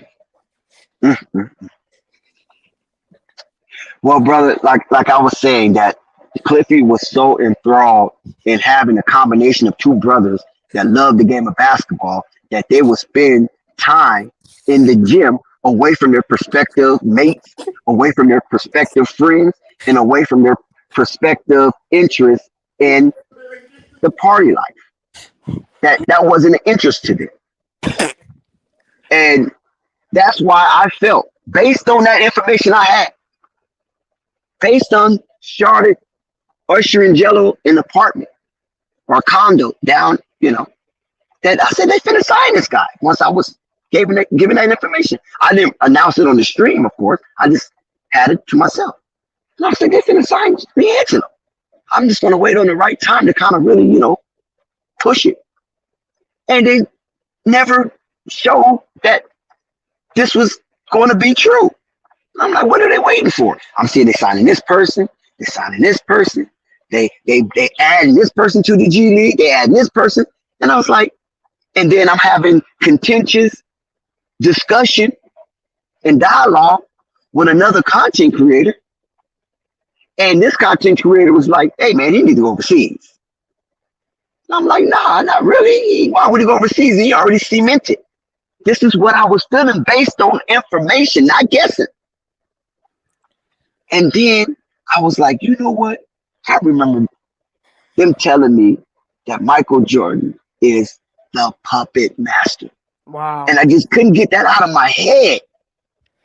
Because I couldn't, I want to believe it, but, sometimes you think that, oh, man, okay, that's your son, and, he's your kids, and you might kind of, thinking a little, you know what I'm saying? That's natural to be somewhat of a skeptic when somebody's ushering their own kids based on the benefit of the family. Preach, brother, So, preach. so I was like, okay, he's being optimistic. I'm not knocking the bar for that. This is an up close, face to face conversation. I'm not knocking for that because I'm quite sure I will usher in my daughter. You know what I'm saying? If she was in track and field or playing basketball at a high level, you feel me? So I'm not knocking that.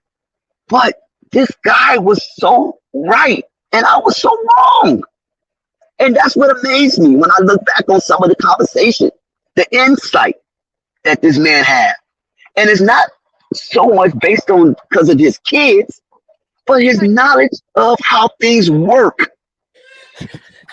And I think I'm pretty smart. I don't know if I'm the sharpest tool in the shed, but I know I'm not the dullest tool in the shed either. So, we have our differences and we have our perspectives. 100%. And I was like, good gracious. He was so right about the puppet master. Now, and then, listen, I'm going to tell you another thing he told me. He said, Mike finna lose it all, watch.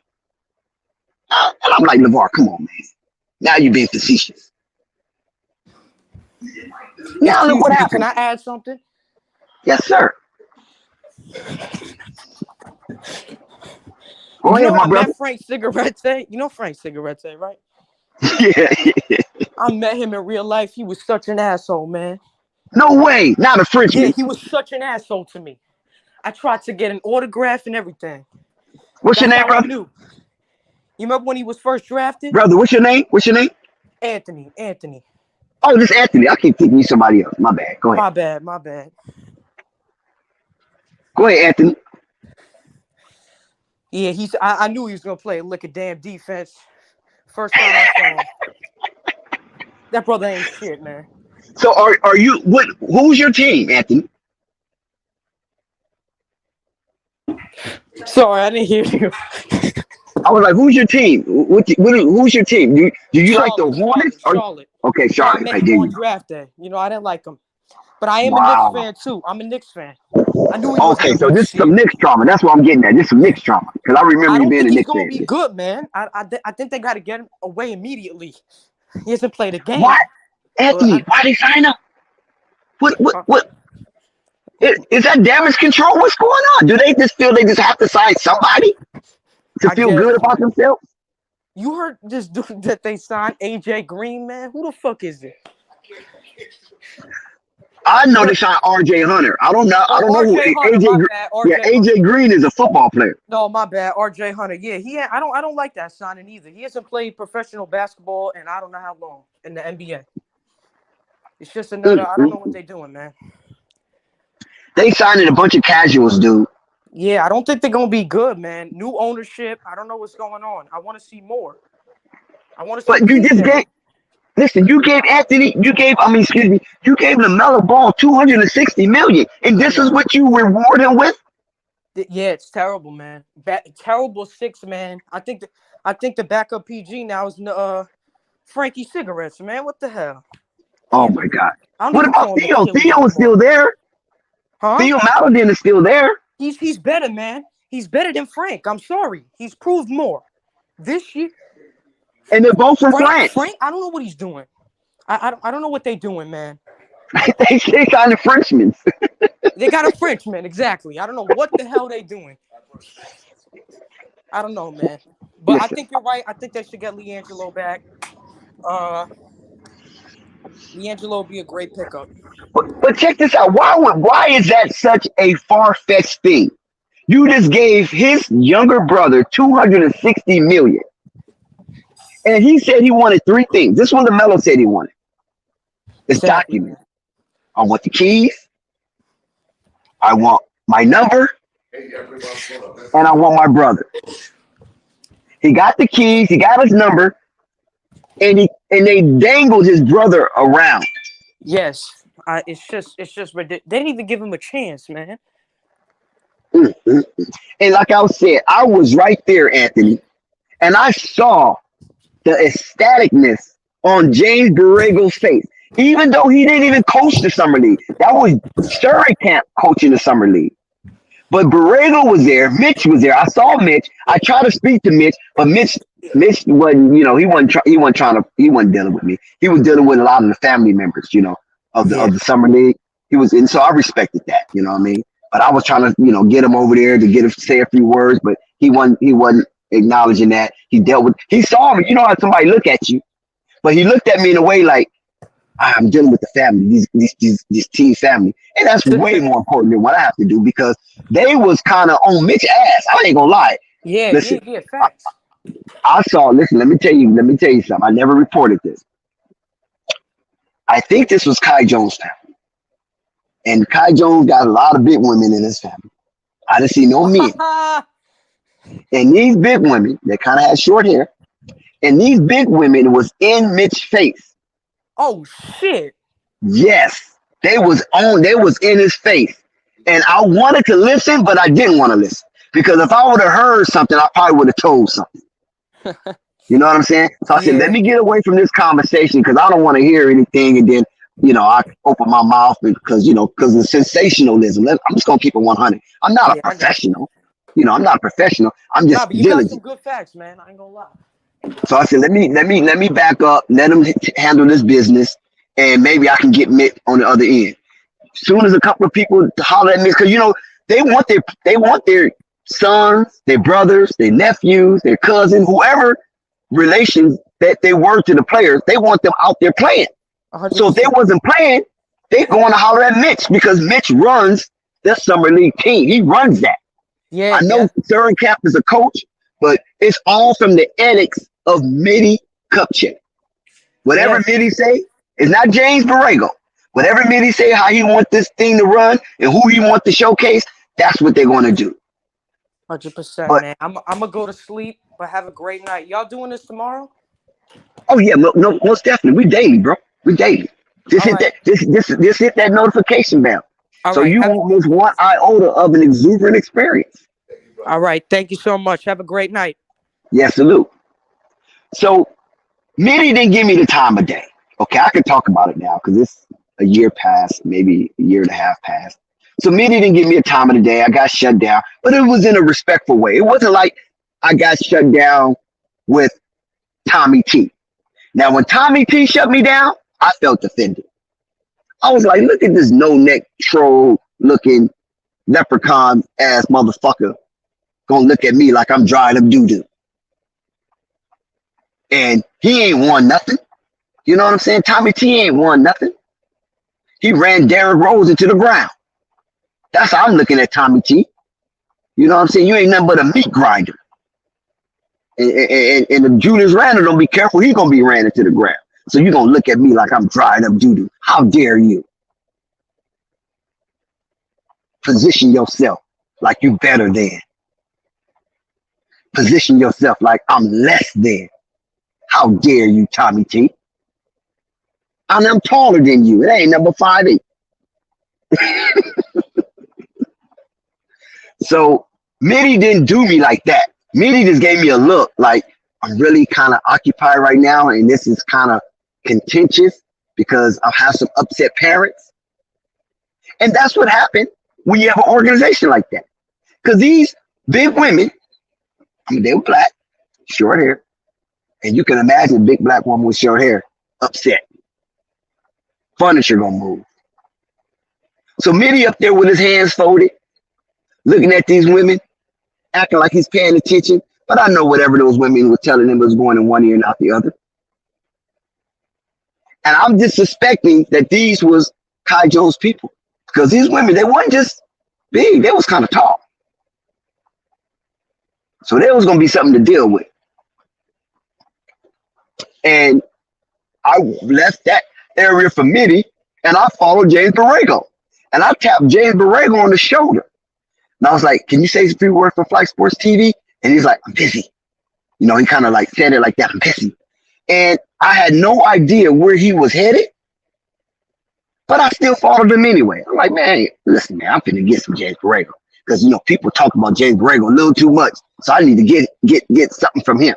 So I followed James Borrego. And when I followed him, he was headed towards the area where LeVar and Tina was. So I was like, oh shit, I'm good now. So I go over there to get closer to LeVar, and LeVar was like, nah, not right now. Because the cameras was on. Because that was a spectacular display from LiAngelo Ball. So they panning the cameras towards LeVar and Tina.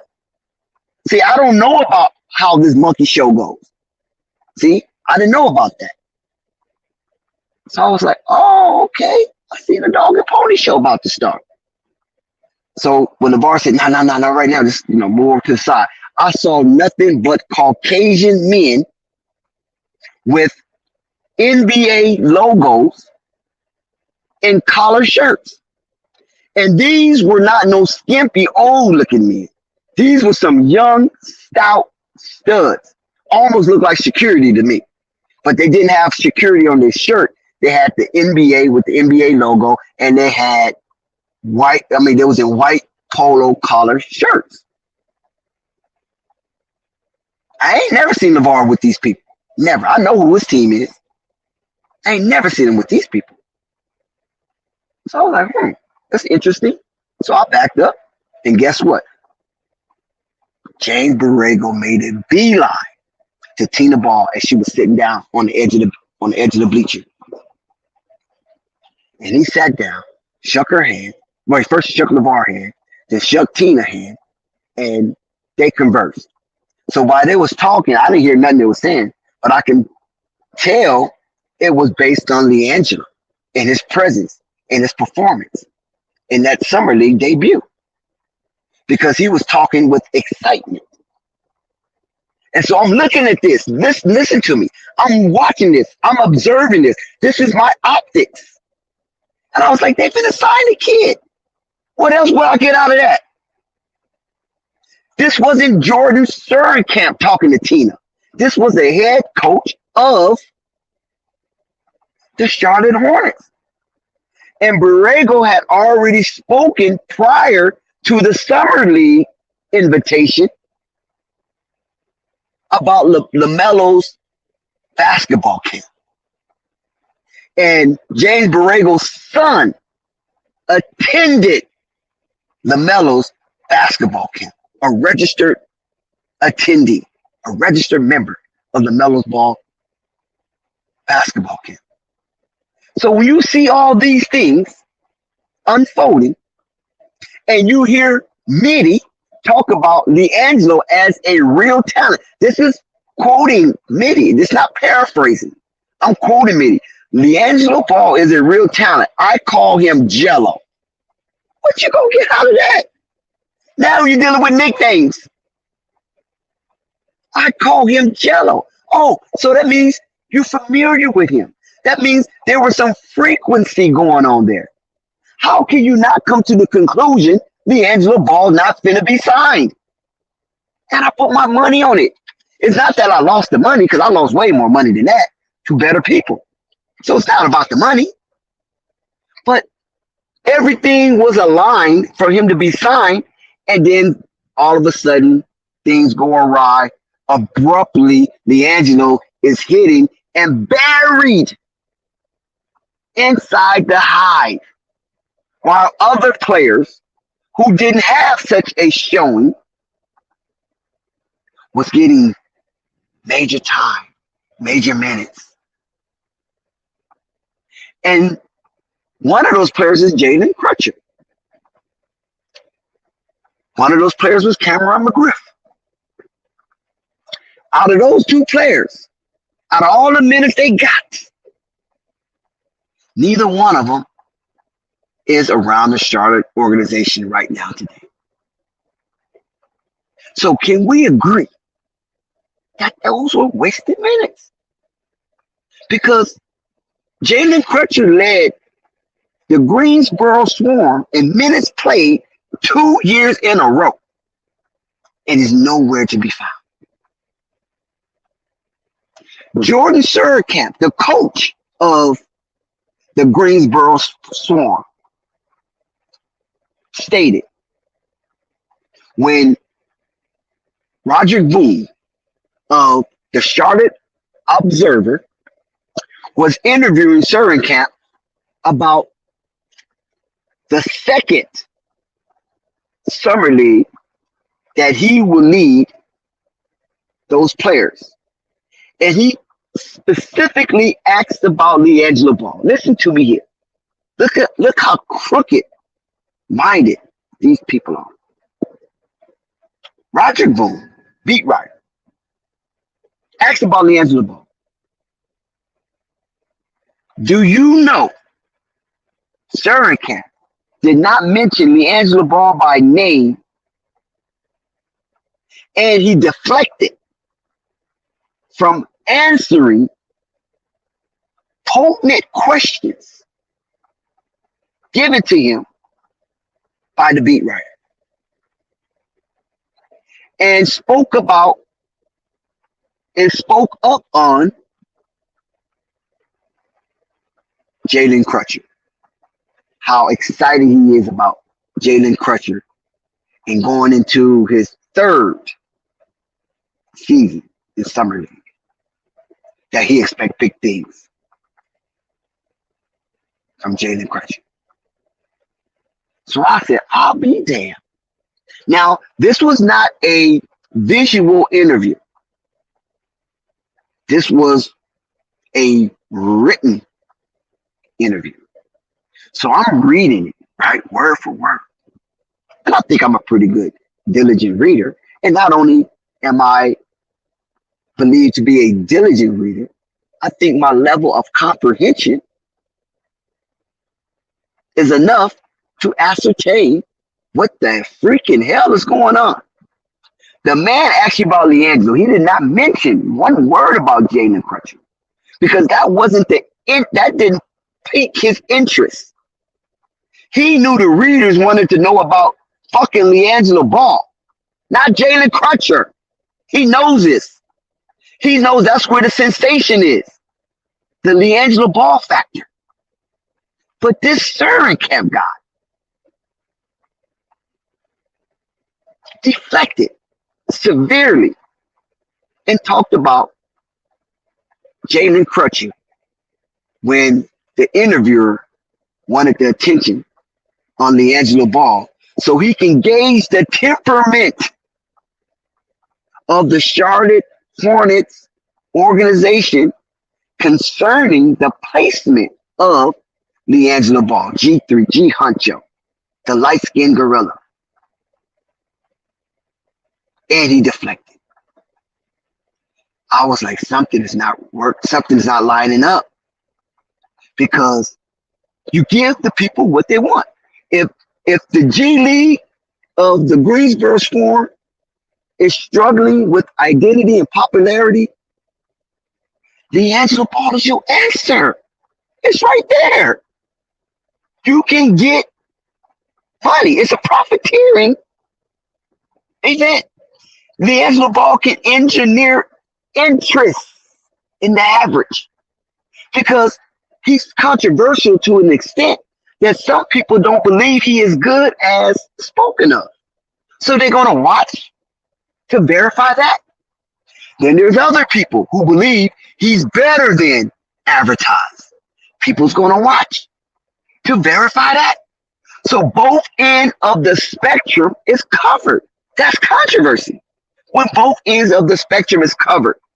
And when you have both ends of the spectrum covered in business, you promote it, whether you like it or not, because your bottom line is business. You promote it. You promote the controversy. You promote this mystique player that everybody have some kind of interest in, whether they're an enthusiast or they're a skeptic, regardless of what spectrum they're operating from. They're going to watch to verify their position on the young man. As tantalating as LiAngelo is when he get called in the game, Surinkamps take him out practically immediately. Don't even give a kid a chance to do his thing. I'm calling him a kid. He's not a GOAT, but I'm calling him a kid because, it just, swag. That's all.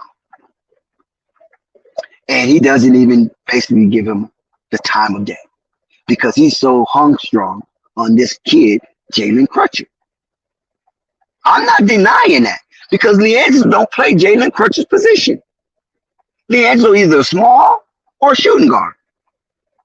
So he can complement Jalen Crutcher because they're not competing for the same space. But yet, he still have an issue with that, even though fans coming out buying tickets to see LiAngelo, and he only gets 2 or 3 minutes of playing time. It was a farce.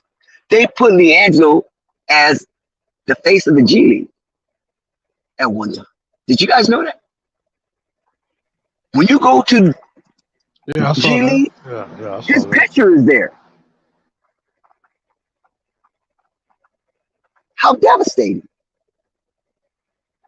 So that's where I can say I sense some sabotage. Because we have to look at the word sabotage. Sabotage doesn't mean that I'm physically hurting you. Sabotage could just mean that I'm a hindrance to the point that I slow down the progress of a thing. It doesn't mean you destroy it. Sabotage doesn't mean destroy all the time. It could lead to destruction. But basically, sabotage is just to slow it down, make it defective, and make it more of a struggle to complete its aim and purpose. Yeah. You see? And that's why I used it, sabotage. I didn't use sabotage as sensationalism to get you guys all up in arms. I used it for the purpose and intent that this is a slowdown process. Because if you give a man 260, so you ain't got to do that with Anthony Edwards. Let me explain that first. Because Anthony Edwards already playoff contention. You feel me? He's already playoff contention. They already made big moves for Anthony Edwards and company. They made major moves. Hell, they set the precedence on trade value for certain type of players. So we can't knock Minnesota for not trying. We can't knock A-Rod and his investment group for not trying. Okay? Indiana, Tyrese Halliburton. We can't knock them because they made moves. Sacramento, Indiana made a move. And so they got Tyrese and Buddy, and they got them surrounded with decent talent. Matherin. They got him with, what's that other boy? Turner. You feel me? They had Chris Duarte, but they let him go for some other goods. They got Obi Toppin. So Indiana is shaking up the joint. Charlotte. I mean, really, we have to come to grips with what we're looking at. This should not be another case of pareidolia. Because we're looking at it now. Where do you get the unmitigated goals to bring in Frankie Cigarettes, a.k.a. Frankie B, the Bronx Tail, all the way from France? And you promote it like this is some grand event. Like, oh shit, we got somebody that's going to get us in the playoff, that's going to swell well with Lamelo Ball. Not a question mark. That's what they got. They got a question mark. But the way they announced it is that it's not a question mark. It's an explanation mark. There's a difference. One is hooked and one is straight. To us, the fan base that's familiar, you can't pull the wool over our eyes. We saying you got the hook. The question mark. Not the straight. exclamation mark. Yeah, so R.J. Hunter, Calfani. Who is this guy? Will somebody prove me wrong? That's all I'm asking. he's from Turkey. He's from Turkey or something. And he was drafted in what 2015 or something. Give me something on this guy, Calfani. Please help me out here. Inform us. Because I'm baffled. I'm baffled. I'm bombastic right now.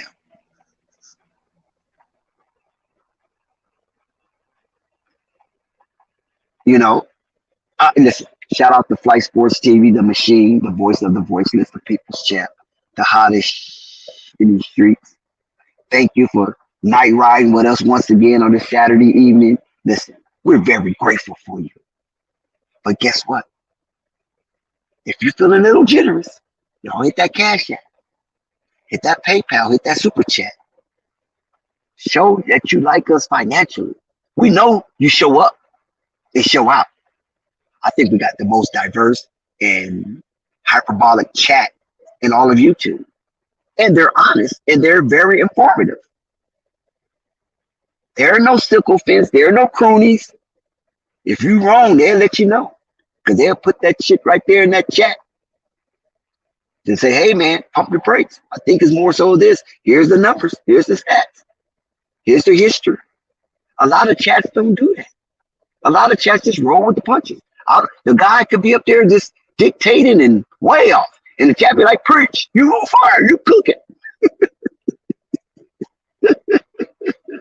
Which is insane. No, you ain't cooking. You burning up the joint. Now I'm talking about on fire, not in a good way. But we have one of the most illustrious chat that is unabashed and unafraid, uncensored, unfiltered, but respectful. It is hard to put all those ingredients to come up with such a combination.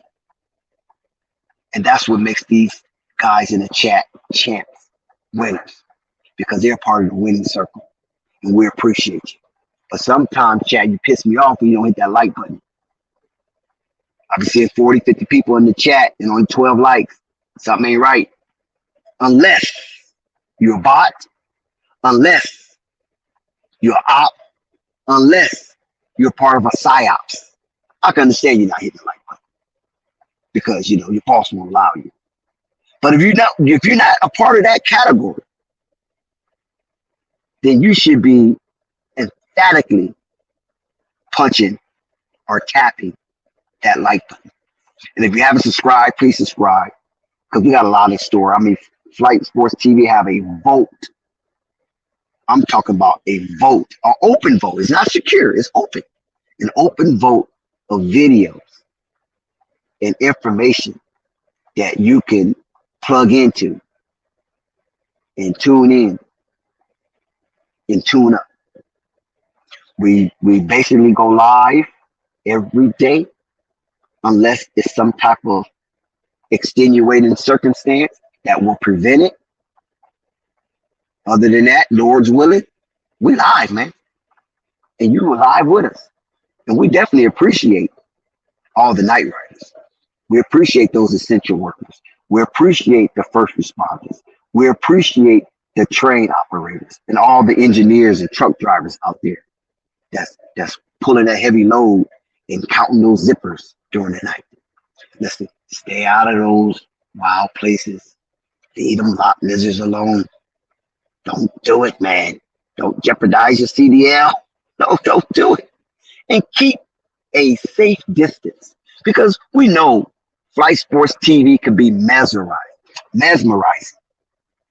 And you can drift, but keep a safe distance because you hauling a 80,000-pound bomb, especially if it's full of fuel, down that highway. And you got to be the safest of drivers because you know what? You're a professional. You went to school for this. So people on the highway, talking four-wheelers, some of them pay for their little driver's license and they take a little test, and boom. The instructor is so afraid he want to hurry up and get out the car with him because he know they're new drivers, and he pass them on to somebody else. But you are a professional. Keep a safe distance. Be respectful out there in the road. Don't be so anxious, and don't be in a rush to go nowhere, because you know when truck drivers hurry up and wait. So stop it, stop it, stop it, stop it. In my Uncle Vern voice. Finally, did you come up with anything on RJ Hunter so you can inform the people?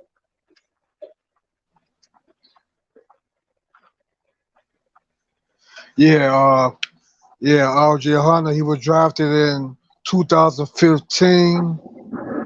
He was the 24th overall pick, drafted by the Boston Celtics. Yep, he was drafted by the Boston Celtics, and he stayed in the league. He left in 2019, right? I think he left in 2018, 2019, then came back.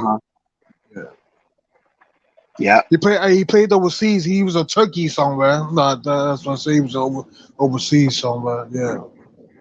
Okay. Yeah, I have no clue on this guy. I do remember the name to some extent, but I have no clue on who and what this guy is. And if I don't have no clue, how in the hell does Charlotte Hornet have a clue? Because I've been watching basketball before Charlotte Hornet was in existence. So what do they know that we don't know, Calfani? Like I said, he must have been working on his game. He must have been putting up some shots. That's all we can hope for, right? So that's all we can hope for. I don't know, man. Yeah, I mean, listen. Shit, like I think who told me? Was this Uncle Vernon told me this? That while they making bad decisions, we stressing over to something. I forgot how Uncle Vernon put it. He put it so wisely. I forgot how he put it. Oh yeah, this guy's 6 foot. He's 6'5". Okay, he's 6'5". Okay. Yeah. So, hey, maybe they know something we don't know, man. That's why I say they. Maybe they're gonna surprise us, even though I highly doubt it, though. Okay. So you gonna give them the benefit of the doubt? I think that's all we can do. For starters, even Frankie Secrets, So even though I don't think he's gonna do a damn thing, but yeah, I'm not gonna say that to the Charlotte fans because Charlotte fans probably say, man, he might could do something. Chat, what you got to say about this, chat? I mean, help us out, chat. Please, somebody in the chat, help us out. Because I can't look at the chat. I can't see it right now, but in a minute, I'm finna get up and grab my phone because it's in another section of where I'm in. And I'm gonna have to look at this chat because I can't be alone in this. Calfani is the good guy. And I know I'm sounding like the sourpuss, but it's just mind-boggling to me that you give a young man as young as Lamelo $260 million, and then you surround him with nothing. You can't tell me Lamelo took all the money. I don't believe that. Lamelo is going to earn approximately $53 million a season for the next, 5 years? $52 million per. And he didn't have to play out his rookie contract to get the extension. He got the extension inside of his rookie contract. Unlike the others, Ant-Man and Tyrese, LaMelo have a skeleton team. His team is bereft of talent. Can we see an all-star coming out of there? Do you think Miles Bridges will be that all-star? Because outside of Miles Bridges, do you see any potential all-star on the Charlotte Hornets? I'm just asking. I don't know. Maybe you know more than me. Maybe your observation is more clear. Maybe mine's a little cloudy. Maybe I have mud in my eyes. And the prism from which I'm viewing this is obscured. Help me. am I alone in this? Where the hell is Jessica? Where the hell is oh yeah, Purple Baby? She said she got a second job. Where is the females that's out here with their perspective? Because maybe I'm putting too much testosterone on this subject. And maybe we need a little more femininity and have some estrogen mixed with this. I'm not claiming to be an alchemist. I'm just saying we just need a little mixture, a little contextual excellence. How is that? There's nothing wrong with that. But hopefully, maybe, if she's around, she listening, after, she done took a few shots, she'd be emboldened to come up and speak about some of this. Speak about the U.S. Olympic team. So it's a lot going on. And Charlotte tried to sneak that one through us. How dare they try to sneak that through us after the United States basketball announced the starting five of the U.S. Olympic team, and Brandon Ingram is amongst the starters. And Charlotte tried to sneak on us Frankie Cigarettes and R.J. Hunter. How dare they? And I'm not trying to be loquacious like a Don Imus or even a Paul Harvey. No, I'm not trying to do that. I'm not trying to be the Walter Cronkite of the Charlotte Hornets. But we need answers. Well, a Dex, Rap Garrido that said he believes that they moving on from Booknight. That's why they saying Nitlikina. That's what the chat said. But listen, I understand you moving off from Booze Night, as you once called them. I understand that. And Jews, you call them Ass Night. I understand that. But Frankie Cigarettes. Oh shit. Oh man. Frankie B. Come on, this is not the Bronx Tale. Man, that's a hair scratcher. Oh my God. I don't know, Rap God, if it's an organizational issue. I just really believe that they just can't get it right. They need new leadership. And I'm not talking about from the owners. Owners, that's a whole different ballgame. That's executive, right? I'm talking about the lower level. That's high executive, excuse me. That's high executive. I'm talking about the lower level executives. They need new leadership from there. I'm not talking about Cliffy Head. Cliffy can stay. Oh, I have no problem with Cliffy because Cliffy loves Lamelo. See, let me tell you something about Cliffy. Cliffy's trying to hinge his career with LaMelo's. LaMelo just got an extension. So that's an additional 6 years we might see LaMelo in a Charlotte Hornets uniform if it's not via trade. So absent of a trade or any severe circumstances, LaMelo will be a Charlotte Hornet for the next 6 years, leading that band. And the parade that follows, Cliffy want to hinge himself to that. And who wouldn't? That's the whole idea of being an NBA head coach, right?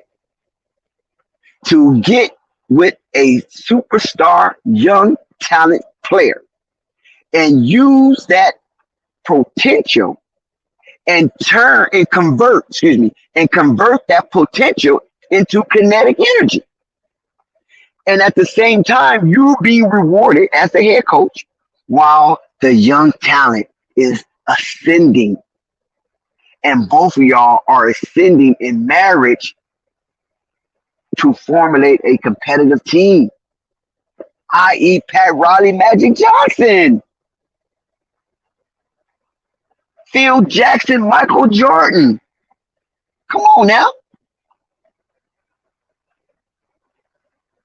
You feel me? K.C. Jones, Larry Bird. You feel me? Rudy Tomjanovich and the Houston Rockets. Or Elijah Wan. This is What you supposed to do? Coach, hinge on to a superstar young player that's in the makings and handle your business. George McLeod and Rolando Blackman and Derek Harper, Roy Turpley. No, not Roy Turpley. Was it Roy Turpley? Or was that Utah? Oh, Salone, Stockton, and Malone. You see how that works? Salone stayed in the year with a coach at 18 years, all the way with Stockton and Malone, all the way until the end. Remember that? Popovich with Robinson and Avery Johnson. Huh? Sean Elliott, Steve Kerr. No, well, Steve Kerr didn't. But Sean Elliott, you see how that works?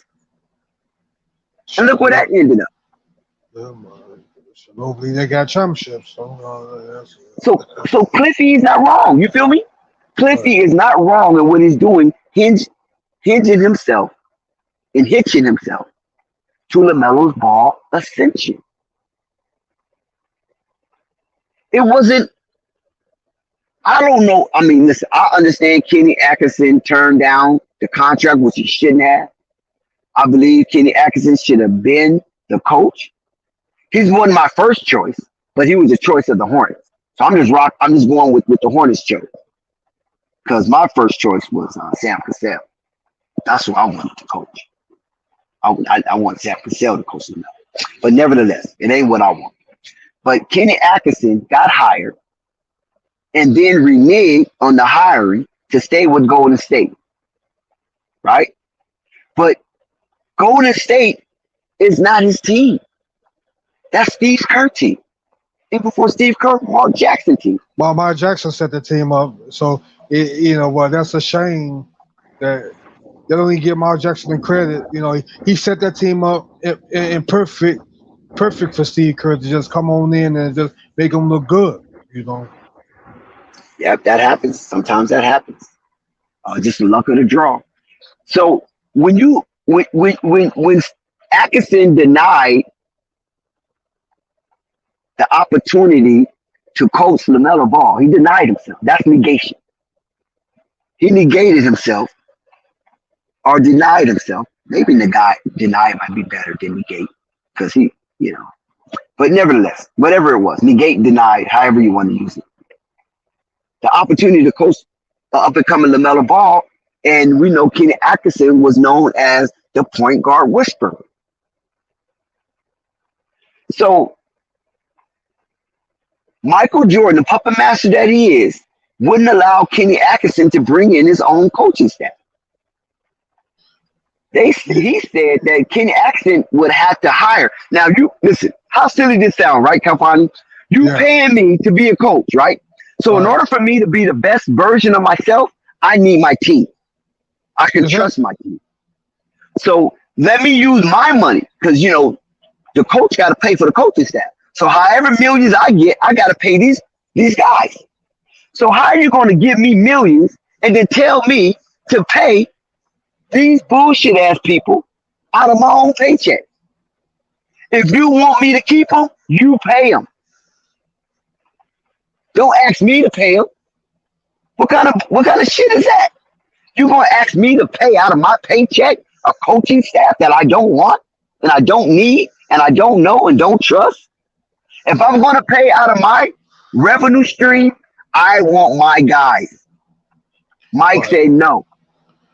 They use the guys that's on the bench. I'm not firing these people. You use them. Yeah, it's a game within the game, man. Like we talked about before, man. I think Michael Jordan was a puppet master. He was put in a position that he had a private meeting with the board of directors. He wasn't allowed to be successful. He's, that's what I believe. Come on, because if you got a chance to be successful, why would you want to, bring in a good coach, pick up some good quality players? I mean, we already know something is up with that. And that's why I believe that listen, man, it's hard for me to accept, you know what I'm saying? Because, listen, I'm not a Michael Jordan's guy, but I respect Michael Jordan because of what he did to my Lakers in 91. Prior to that, I was not a Michael Jordan guy. I thought Michael Jordan was overhyped. Even though did those dunks, even though him and Dominique went at it, I believe Dominique beat him in the slam dunk contest because Michael Jordan won the slam dunk contest from a dunk he did previous. So he did the same dunk twice in one slam dunk contest. I thought that was bullshit. But nevertheless, he did it. He beat Dominique, and he became a household name based on his aerial incursions around the rim. And indeed so. He deserved that. Plus, he was winning. I mean, he became a winner. So he deserved that, right? I wore his sweatsuits. When the first Jordans came out, I wore, I always wore Jordans to some degree. And I never went past the fours. I always went 1, 2, 3, 4, and never went past the fours until later on when I got older. Then I kind of got some older versions. I just thought the ones and the fours was just the best shoe ever. You know what I'm saying? Far as style, wearing your fitted and stuff like that. Once I got older, hell, I wear Ross, I wear Marshalls, I wear TJ Maxx, I wear that type of shit. I don't get into clothes like I was when I was younger. You know what I'm saying? Because I have a different value system. But nevertheless, I don't mean to go off track. Michael Jordan, what he did to my Lakers, I had to respect that. I never seen somebody take the ball, going in for a dunk, a for sure dunk, soaring in the air, then say, I don't want to dunk it. Take the ball back down, half circle it around 180 degrees, and then lay it up off the backboard with so much finesse. How do you do that? You go to the rim with so much aggression, Calfani. You go to the rim with so much aggression that you finna dunk this thing on AC Green, and then you say, you know what? I ain't gonna dunk it. I'm gonna take it in midair, make another decision, and then flip your mindset to be in finesse mode after coming out of aggressive mode. Who does? That's what that move represents. When y'all see that move and you be like, okay, he did that move and just did that. Okay, cool. But I saw it live. I saw it when it happened in the moment, not no replay. But you know what's crazy about these dunks that he do? Vince Carter couldn't even take off from the free throw. Like, he tried it so many times, he could never accomplish it. Kobe tried it, could never take off from the free throw line. You know who? The only person that took off from the free throw other than Michael Jordan, and big Serge Ibaka. He's the only big man, the first big man that took off from the free throw line. I'm talking about from behind the free throw line. What about Dwight Howard? Dwight Howard, I have to look back at that again. I think he was a little in front of it, but yeah, I don't think he did what Serge did. Serge actually won the dunk contest off that too. Somebody else went from the free throw line, did a 360. Terrence Ellsbury. You remember him? No, we can't. We can't forget about Zach LaVine from the 20 legs from the free throw line. Oh, it ain't no touching that, man. You can't. Who did a two-hand? Somebody did a two-hand dunk from the free throw line. What's that? The other guy that he was going against? Gordon. Gordon. Yeah. I don't know if it was Aaron Gordon or not, but I remember somebody doing a two-hand dunk from the free throw line, and that's crazy. Doing a two-hand dunk, that's mad crazy. Yeah, man. But yeah, that was sick, man. I said between the legs from the free throw line, I said I'd never seen that like that before. I was like, man, yeah. But that move, it shows so much agility and hang time while you in the air, and you got to remember this is the NBA, so there's a lot of fast moving going on. Oh, you got to calm your mind. Yeah. To calm your mind and to slow your mind down, to change your mind, to have a change of heart from dunking the ball to laying it up in the opposite hand with the nets. I thought that was remarkable. And I said, you know what? This dude is amazing. And from that point on, I was appreciating Michael Jordan's game. At first, I always denied it. Listen, I ain't gonna not lie. It was cognitive dissonance. He ain't the best player. He can't be Bird. He can't be Magic. You know what I'm saying? Hell, he's barely getting out of the East. You know what I mean? He barely beat the Cleveland Cavaliers. He ain't better than Dominique. You know what I'm saying? This is what's coming out of my mouth. He ain't like Isaiah Thomas. I'm talking about the OG Isaiah Thomas, not it. So I'm trying to use all these players to deny the greatness of Michael Jordan because I want my Lakers to be top dog. And I want Magic, my guy, to be top dog. But I knew in the back of my mind, Magic ain't better than Jordan. Magic can't do that. Magic's got a little set shot in the baby hook. You know what I'm saying? Magic had a good. Magic came in his rookie year, won the title. Like, yeah, because but he came to a good team. Though. Yeah, good team. Yeah, because I was still a baby when he won that. Because I know Dennis Johnson. He played for the Sixers and won the title the year before Magic got there, and he ran up on playing with Larry Bird on Boston, and Larry Bird was happy to have him. Yeah. So, I mean, that's my fond of Michael Jordan as a player.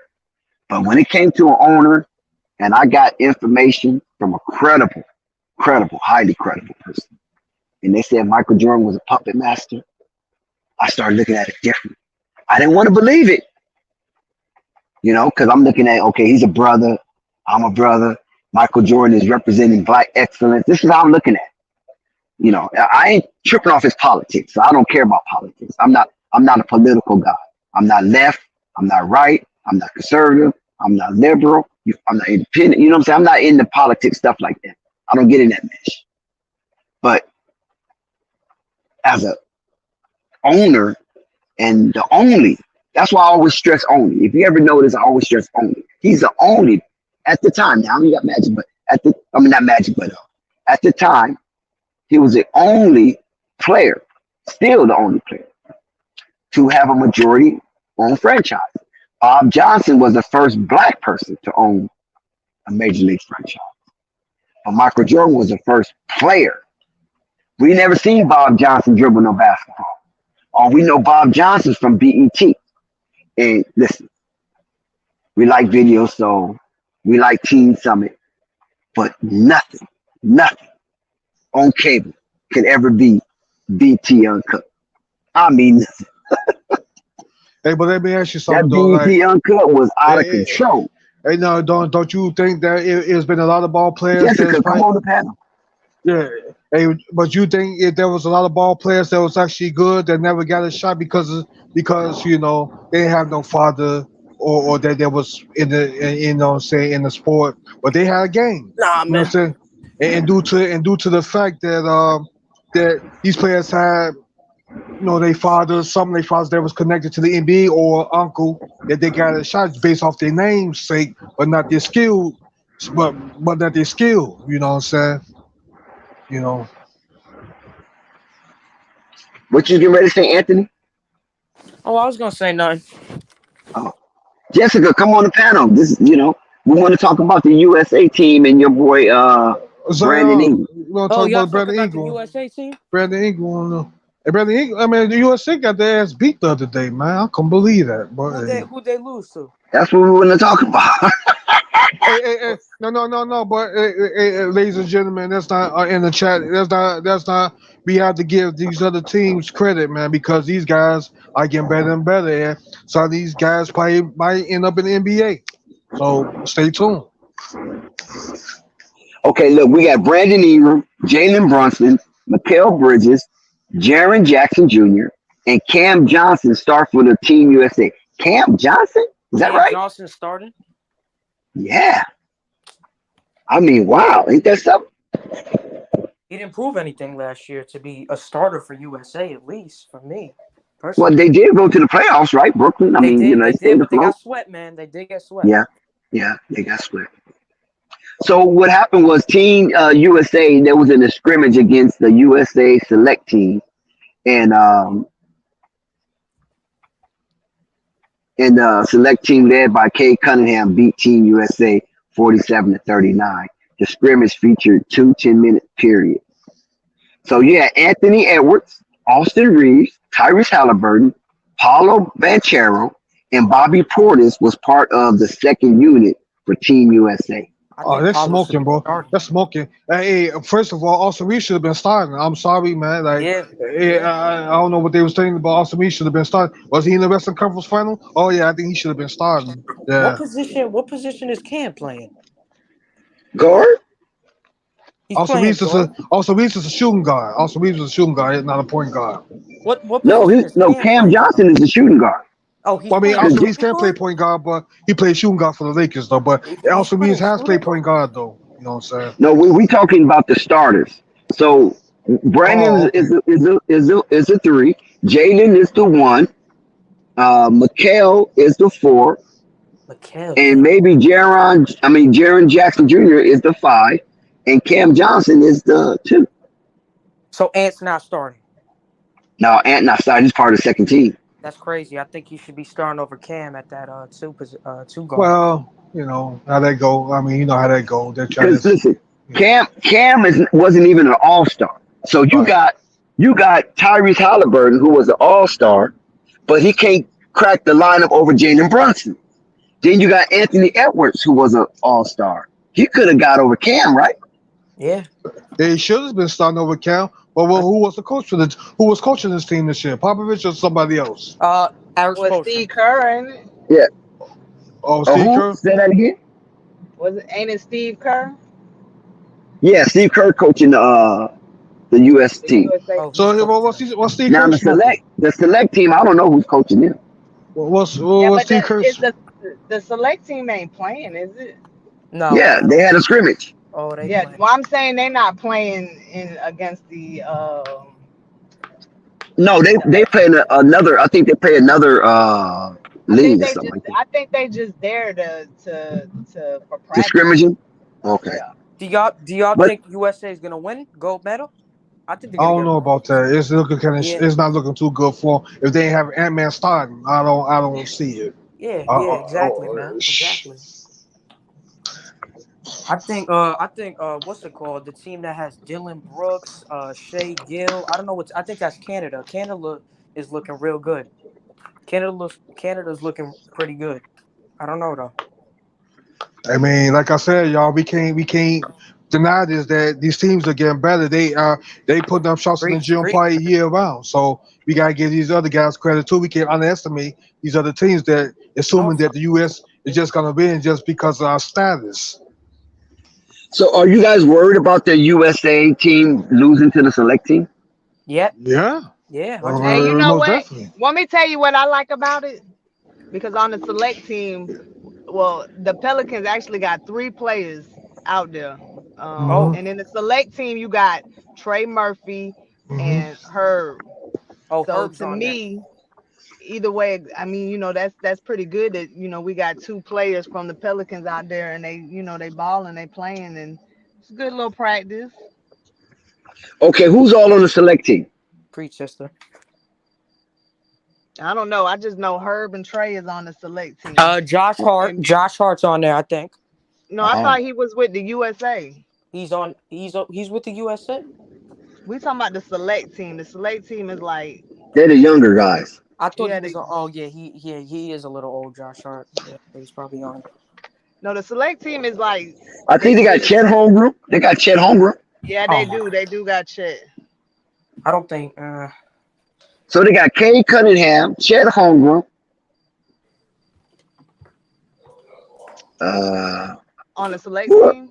I Yeah, think who else Chet would be may on the get select injured, team? man. If Chet is injured on the Hold select on, let me look it up. No, so I won't be Chet was injured, but he's gonna be 100% Oh, starting and the they're playing season. in Though. Vegas. They practicing in Vegas. See, everything's in Vegas. Oh, that's right. Hey, Dex, I know you're gonna be at the games, man. You right there and on your turf. I might. Anyone It's a going possibility. to the Hall of Fame? It's a possibility. Are y'all going to the Hall of Fame by any chance? I wish I could Oh, go. we can? I We wish can? I could. Man, I'm I going. wish I I'm could. going. I'm going. Are you going? Is that right? Yeah. Yep. I'm going. Hopefully. Who's playing that game? Who's playing that game? No, a Hall of Fame, NBA Hall of Fame, 2023. It's like Oh, okay. Okay. I thought you was talking about football. Hey, Nah. hey, just because you're going down to Vegas, better go see what's popping down there with the teams. You talking about? Just go down to Vegas and get married. I wish I could head He out to said, Vegas. That's a long little trip. but it Sure ain't that is. long. Sure Your is. whip can handle it. Sure is. Oh, Jessica no, you whip talking can about handle it. driving? You can drive You down talking about there. driving? Oh, she talking about driving. I thought you about talking about taking the plane.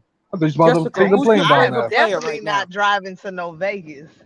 Oh, that's Jessica, I who's know. your Shit, go favorite across player? country. Take Highway 10 all the way up. So Harry 10 all They're the gonna way there. Oh man, they're gonna take a couple of days. it's gonna take a couple hours. How fast do you drive?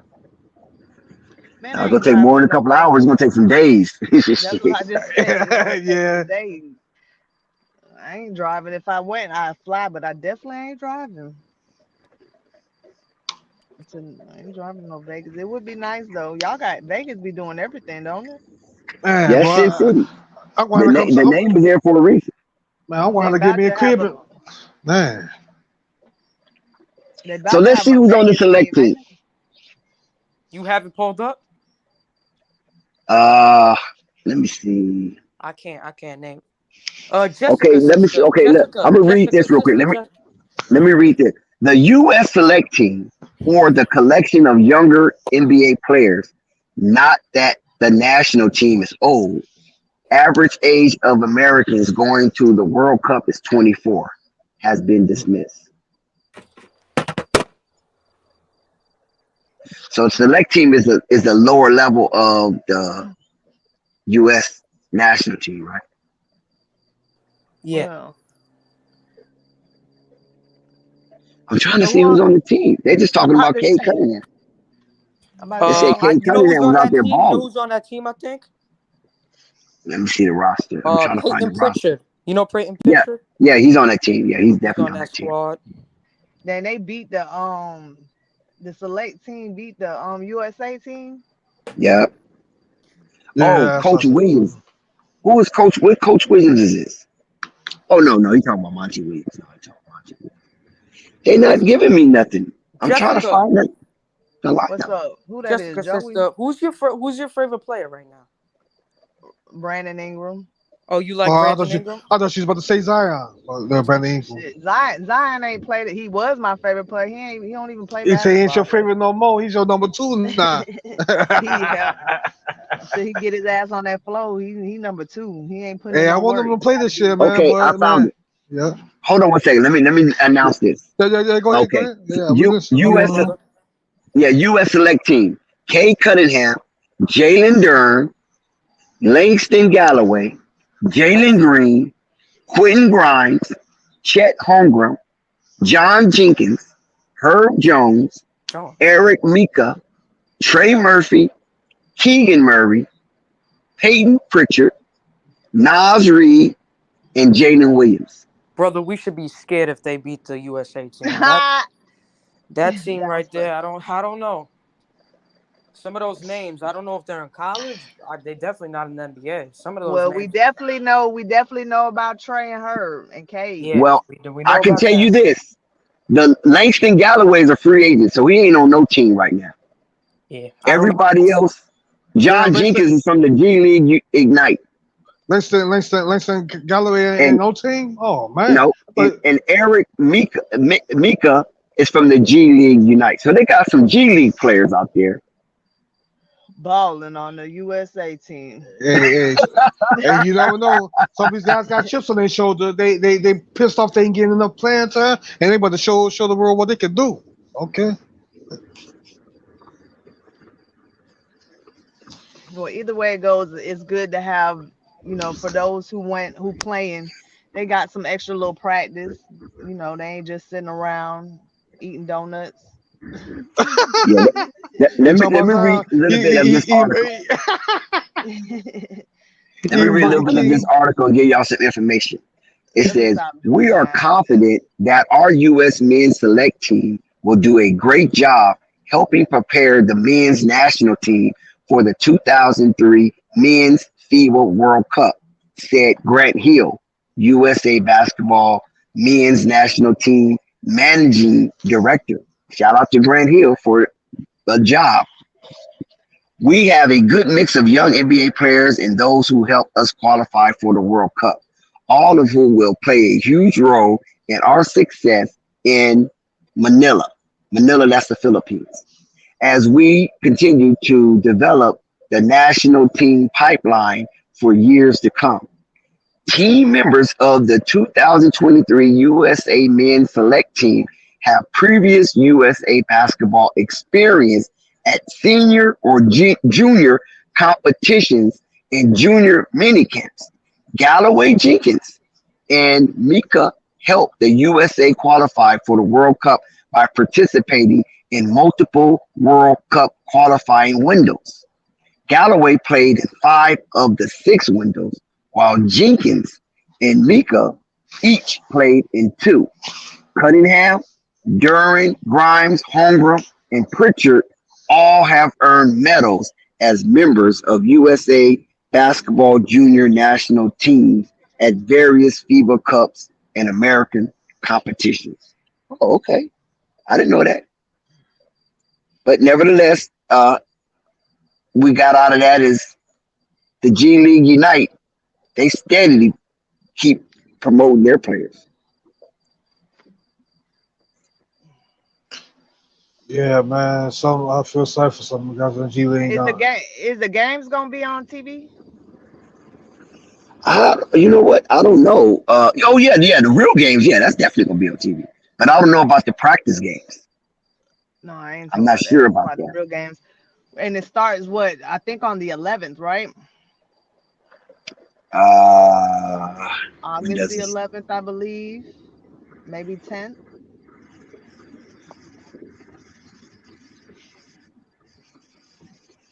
You don't say? I mean, they're gonna have all that stuff on lead pass and all that stuff, right? Because it doesn't say. Well, not in this article. It doesn't say. But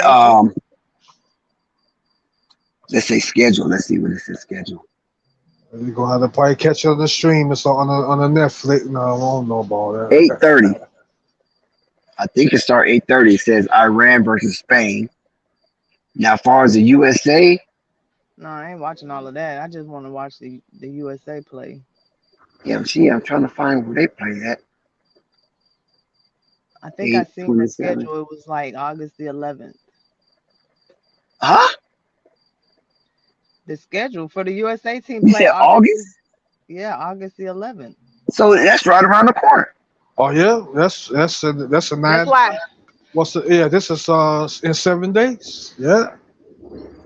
Well, when do 6 days Spain now. play at 8:30? When do they play? The team you just said, Dex. Oh, it starts sooner than that. That's one of the latest. Hold on, let me get back to that. Let me see where was I at. That was one of the later schedules. But I think the earliest schedule I seen is 8:28, 8:27. Oh well, maybe 8:26. No, maybe you're right. You might as well say 8:30. Oh, you might be right. Wait a minute. 8:25. Might as well say I see 8:25. 8:25. Yeah, might as well. But I don't know if she said August the 11th. You said August the 11th. Let me see. That's a Sunday, actually. Yes, I mean it's the hold on. Oh well, then maybe it's the 10th. Well, maybe I don't know what I'm talking about. Yes. Well, let me see. I got August 11th. No, my bad. August 11th is a Friday. It's a Friday. Yeah. Because Saturday is the 12th. Next Saturday is the 12th. So you got to think, because you got to think. What basketball? I mean, the NBA season start in October, right? November 2nd, I believe. But I think what you're talking about on the 11th. So preseason starts in October. No. October 30. October 20 something, right? It's the 7th. USA versus Puerto Rico, Las Vegas on the 7th. Right. What's today's date? Oh, that's today is the 5th. Today is the 5th. Well, it's the 6th now. Monday, we got Tuesday. We got a Tuesday. We got a Tuesday game. Oh man. Yep. Today Monday. Oh, today's today the 6th. Yeah, today's Sunday. It's the 6th. Oh, we got a Monday game. We got Tomorrow. a Monday game. Flight. We got NBA, Puerto Rico versus United States. We got a stream. What time do they? What time is the game on Monday? It doesn't say what time it is on the August 7th. USA versus Puerto Rico in Las Vegas. It don't say what time. See, Jose was supposed to play with the Puerto Rico team, but the Pelicans asked him to sit out because he had that injury at the end of the season, so they kind of wanted him to rest a little bit.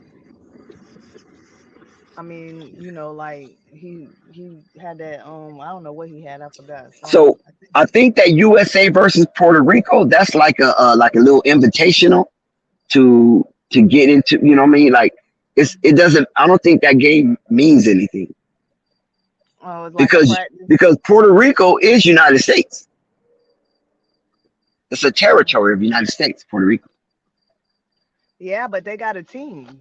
They got their own team. It's like a commonwealth. Puerto Rico's like a commonwealth. So they still have their own team. They still have they're a country, but they really part of the United States, like the Virgin Islands in Hawaii. They're in that category of the Virgin Islands, Hawaii, and Alaska. Well, we got some basketball on Monday. And then, and after Monday, right? Monday's the 7th. Then we don't get no more USA basketball until the 12th. So it's 5 days. Yeah, well, okay, it's just a Saturday. That's cool. Now the 11th, it said the Naismith Basketball Hall of Fame Enshrinement Weekend. That's in Springfield, Massachusetts. So that's from the 11th to the 12th. So maybe that's what you might be thinking of. So that's the 11th. That's what starts on the 11th. The Naismith Basketball Hall of Fame Enshrinement Weekend. Okay. After that, it's all. I know a little something. I know a little something. Yeah, a little something. A little something. But that's gonna be a good one, USA versus Puerto Rico. I remember one year Puerto Rico beat the United States. I can't remember what year that was. Was that Allen Iverson on that team? When Puerto Rico beat the United States? No, I ain't watched that. Or was that the Carmelo Anthony team? I don't think anybody watched it. Did anybody watch it? This is my first time watching this USA team, to be honest. No, I'm familiar with it. But I don't really get into it until the Olympics. That's when I really get into it. Only reason why I'm watching the World Cup, I don't get into it. Because we got a player from the Pelicans playing. Zach LaVine played last year. With USA? Yep. Because y'all know the Pelicans going to be #1 next season, so, Was it last year or the year before last? It was one last year. He was out there on that team. He played with Kevin Durant. Yeah. Last year, Kevin Durant played. Zach LaVine was on that team. Kevin Durant and Dame Lillard. They barely won last year, man. I seen the game, man. Yes. Was it last year? Yes, was Kevin Durant on last year, right? Yeah, yes, Dame Lillard. Yeah. Zach LaVine was on that team. Shit, that's why they played against, man. The U.S. barely won that game. Because they started out slow, right? Like they started out like losing like 3 games in a row or something like that. Yeah. And then they turned it on and ended up winning gold. Like I said, you can't underestimate these teams, man. They out there, man. They trying to prove they got something to prove too. That they can whoop the USA. They can't even beat the select team, man. They ain't got no faith. That's crazy. They let the G League do them like that. They better tighten up. They ain't got much time.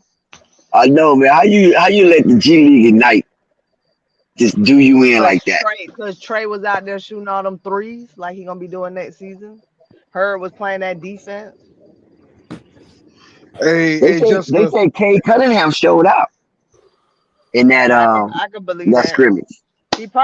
Cade Cunningham is probably the best player on the select team. Nah, Herb. You think Herb better than Cade? He best player than he. I mean, how you feel Herb is better than Cade? Herb might be the best defensive player. Defender, right?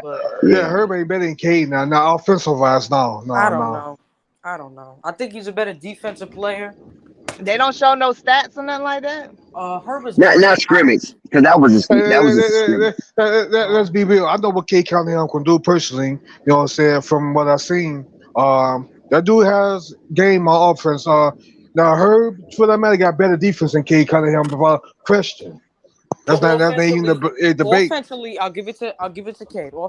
Offensively, Cade has a better game, 100%. Yeah. Y'all know the Pelicans gonna be. The Pelicans gonna be okay, man. But hey, they're gonna need. I believe at the end of the day, they're gonna need Zion Williamson to get his ass on the court. I like Brandon Ingram. I always did like Brandon Ingram. Hell no. You say what? What you They say? made it to the playoffs. They made it. Hey, think about it, Anthony. They made it to the playoffs without Zion Williamson. But if Zion Williamson is healthy, they could probably get to the, you know what I'm saying, the Western Conference Finals. Who knows? How much was Zion averaging when he was on the court? You know, like Zion was averaging 28 points a game. Yeah. Just can't stay 28 healthy. points a game without question. You know, without question. Like 64%. Yeah. I think the only weakness to Zion, if he get a jump shot from outside a little bit more going on, then yeah, he definitely gonna be unstoppable. He just can't stay on the court, man. You're right. That's the problem. And you know what the crazy part is? I think he was starting this year in the All-Star game, right? Oh yeah, he was supposed to be in it, yeah. So that just shows he didn't even play a lot of games. Pelicans were a great team. You know? He was supposed to be in the All-Star game, but he was hurt. He keeps getting injured. Like they were doing great with him. And then the second half of the season without Zion, we didn't see nothing. That's like Lonzo Ball too with the Bulls. It's about what you do in the offseason, man. But when Zion got hurt, a little after that, B.I. got hurt too. And that's when we dropped all the way from what, third or first or second. Yep. And we dropped all the way down to the play-in area. Because Brandon Ingram and Zion was hurt. And then when Brandon Ingram came back, once again, like he had to do the year before, he kept us fighting chance in the play-in, but we had too many people hurt, so they ain't win. Who did they lose to? The Thunder, right? Yeah, I think, yeah. That OKC, right? Yep. Yeah. They lost to them, man. I said, damn, if they had Zion, they would have won that shit without question. You know, they would have been in the playoffs if they had that whole second half. They wouldn't even have to be in that kind of dumbass situation. Hey, don't watch out though. If the Pelicans ever get in the first round, the second round, in the actual playoffs, watch out. You know what I'm saying? I might do something. Yeah. The only thing that stopped them is injuries. That's why they ain't make so many moves, like big moves during the offseason, because the only thing that need to move is injuries. Shit. The Pelicans. I always like the Pelicans, not just because Alonzo was over there. I like the Brandon Ingram anyway because he hoops. You know what I'm saying? He try to play defense too. Brandon Ingram is due for a payday coming up, so are they gonna pay him? Hope they pay him. Playing in the USA team and doing all this extra stuff, he just trying to show his worth or whatever. He putting up some shots, man. He trying to get ready for the season. As well as other teammates should be doing. I don't know what these other guys are doing in the off season. They should be putting up shots. That's what I would be doing. If I was them. I got a question. Y'all think Joel Embiid is gonna want to leave after this season with Philly? Man, are you down right, bro? If James Harden disappeared like he did, wasn't James Harden trying to leave? Yeah, but he was trying to go to the Clippers, wasn't it? I don't think they could find a deal though, because they've been trying to find a deal, but like the Clippers don't want to trade PG, Kawhi. You know what I mean? They don't want to trade what's his face? That young kid. I don't know what his name is. Tyrese Maxey, bro. I know, man. You know what? I wouldn't trade Tyrese Maxey. That's the reason why they lost this past year, because they didn't want the offense through him, and they was on the offense through Tyrese Maxey. They was winning. So why would you do that? You know what I'm saying? That's stupid. They just can't get past that. Didn't they just fire the coach? Didn't they just fire the coach with Harden that? Yeah, they got Nick Nurse now. That's the new coach. for That that he wasn't. just. So Okay. how the coach get fired and then you want to leave? The coach, cause the coach was like, he's just, I don't know. The coach has had some bad history with the playoffs. Doc Rivers, he's had some bad history in the past, but I don't know why they trade. No. He just needed Dr. Rivers needs to just sit down, man. He need to take a break, man. He did. He did what he can do. He Yeah. can't. You know. Hopefully Nick Nurse could come in now and do something. Doc Rivers probably got tired of dealing with the players in the locker room. He probably got tired of dealing with James Harden and a couple other players up in there. That's just sometimes they can get under the coach's skin and make you want to get the hell up out of there. Yeah. Ain't Doc Rivers and Harden like best friends? I don't know. Maybe. I thought they made like a little deal so Harden could get over there where he at. Some shit. Well, we got basketball on Monday. That's Tommy boring. Turner. The USA Yeah, we got team basketball. better We win. got basketball on Monday. It's gonna be live on Flight Sports TV. If you gonna I know Flight gonna broadcast it. Oh, we know he gonna do that. Yeah. We need to find out what time the game is. Which one? The USA? Yeah, on Monday. What time the game play on Monday? They're like the game on Monday. We need to know the time. Where Dex just disappeared? Dex probably in the background getting some sandwiches or something. I'm thinking about eating something. Shit. I'm tired of biting my fingernails. As soon as I walk in. Cause I do the same thing. Sometimes I mute the mic and man, I go, man, give me a sandwich or some chicken or something, man. Oh man. I got a turkey sandwich with American cheese, just sitting there, and I'm thinking about crashing it. I got some Italian, what you call that? What's that Italian stuff? Italian. Not Italian salad, but the I know entire pasta. Oh, okay. So you got a pasta and a sandwich. Yeah, I'm on some Fat Boy stuff right now. Yeah, I got a couple of pieces. I got a freezer full of pieces. I'm thinking about doing like a piece on right now. Oh man. Well, Dex, what time it is over there? It ain't nothing but like what? 10? 10:49. Shit, it's 1:48 over here. I'm in Eastern time. 12:48 in Chicago. You said it's 12. 12:48. It's almost about to be 2 in the morning over here. 12:48 in Chicago. Yeah. You in Florida, right, Jessica? You in Florida? Oh yeah, that's right, Jessica. You in Florida, right? Yeah. She can't go no further east. If she go any further east, she'll drown. Yeah. Nah. Yeah. I ain't trying to do all that. You've been in Florida all your life, haven't you? Yeah. No, I'm from Georgia. From Atlanta, Georgia? No. Not Atlanta, but close to it.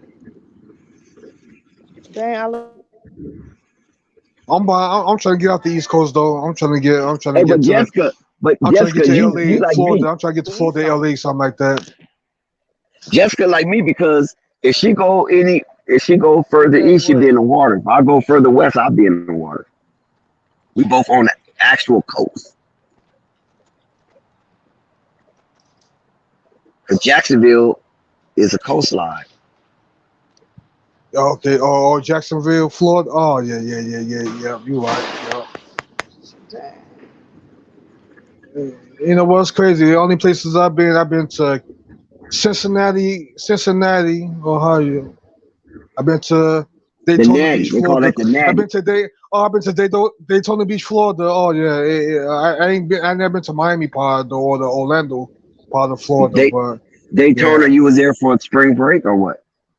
Oh man, I was just there chilling, man. Stayed in the hotel for about 5 days out. Now they're just chilling. Yeah. Did you go to the racetrack? No, I didn't go to the racetrack. I just stayed on the beach where the hotels was at. Yeah.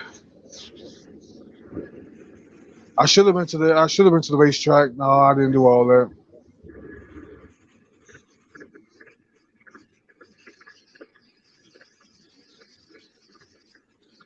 Uh, Did anybody watch the fight? The Jake and Nate Diaz. oh man, I Jake forgot all Paul. about that fight. I forgot all about that fight. Oh, What about the chat? Anybody in the chat watch the fight?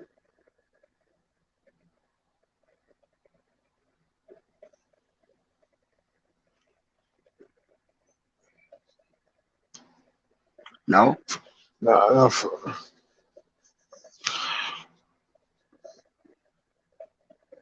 Did anybody watch the fight? Can we get any details? Is the fight over? Yeah, it's got to be over.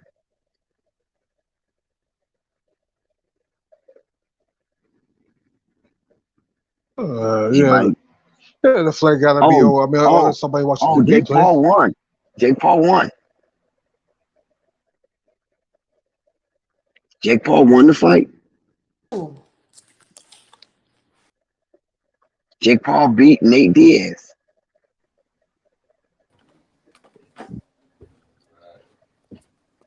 Yo, Davis, did he knock him out?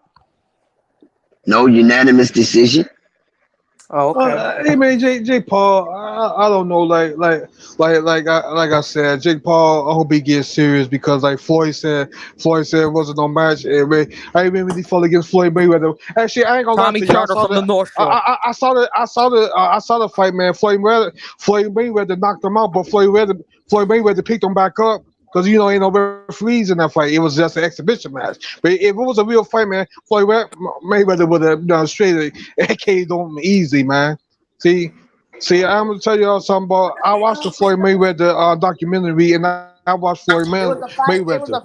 See, a lot of people don't think this dude hit hard, but you ain't in the ring, bro. A lot of people say he hit hard, bro. You know what I'm saying? Come on, bro. Like, he could have more knockouts than that, bro. But see, Floyd Mayweather like to toy with people. He like to torture you. You know what I'm saying? So that's another thing. Y'all said it was a fight tonight? Shout out to Coffee. Yep. Coffee writes in the chat. In the end, Paul won the fight on the scorecard with the judges turning in scores of 97, 92, 98, 91, and 98, 91. So he won, let's see, 97, 92, 98, 91, and 98, 91. Okay, so he won all three judge scorecards. That's what made it a unanimous decision. So it was no knockout. So it went the distance. Hey, but you can't. We used to talk about Floyd, but guess what? Floyd Mayweather is still 50-0. Ain't nobody gonna touch that for a long time. 50-0. He beat Rocky Marciano. Well, what's your name is close. Hold on, Kafani. Bud Crawford is close. He's 40-0, so he got 10 more fights to tie or even break that record with 11. You think that's possible? It's gonna be hard, man. Oh man. Hey, a lot of fighters know that too. Oh. Now, GDIH2 asks, does Charlotte have any roster spots left? Do anybody know?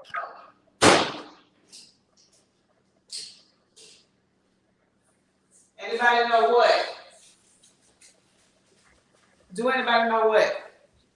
If Charlotte have any roster spots open? I'm gonna find out. Did they fill up their roster spot?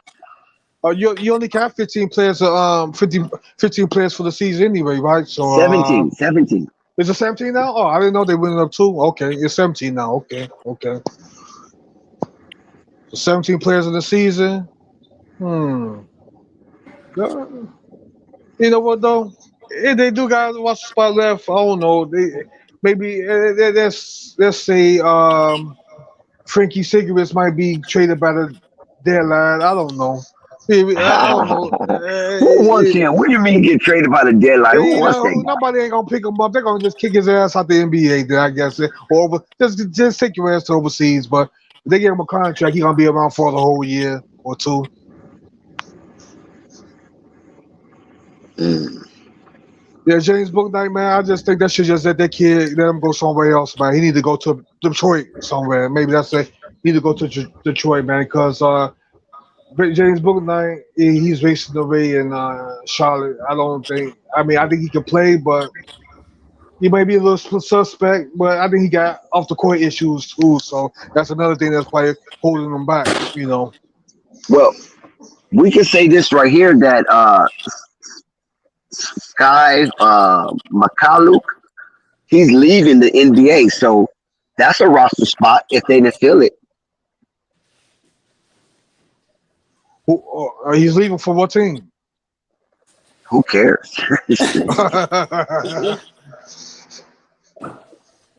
He's an ex-Laker, so he ain't do nothing.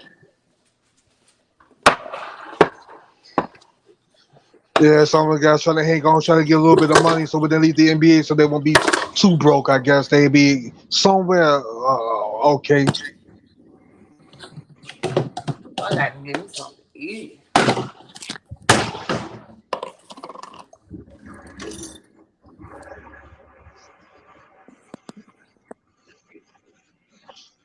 Yeah, we got Denver. Denver gonna maybe a playoff team.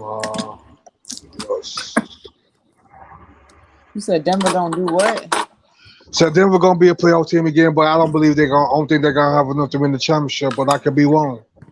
Denver gonna be the team That to would be beat. interesting because it seemed like every year is a different team, huh? Yeah, because remember we had the Lakers that won the bubble, then we had the Bucks that won the following year. Then we got Golden State that came back to reclaim their dynasty. You know, And before the Lakers, it was wasn't it the the Raptors, yeah, when Kawhi was on the Raptors. Well, the Raptors, Golden State should have won that year, but Klay Thompson got hurt, then KD went down, and that was a wrap. So I'm just curious to see what team is actually going to be able to ever win 3 games in a row, 3 championships in a row. Well, Golden State was the first team to do it, right? Well, I mean, since the Bulls, right? They did. Let me see. So back to back, no, they didn't. No, like they won 2 years, they lost 1 year to LeBron. The Cavaliers mysteriously then they came back and won the following year when they got KD. That would be interesting. What team is going to be the first team to ever win 3 straight? But you know, wait, you know what? Say that again. LeBron is expected to win his 5th title this year. I think that LeBron is expected. No sorry, Dex. They want him to win so they can get his ass out of the NBA so he can be an owner. Yeah, I think so. I'm with you on that. They want to get him. They want to get him.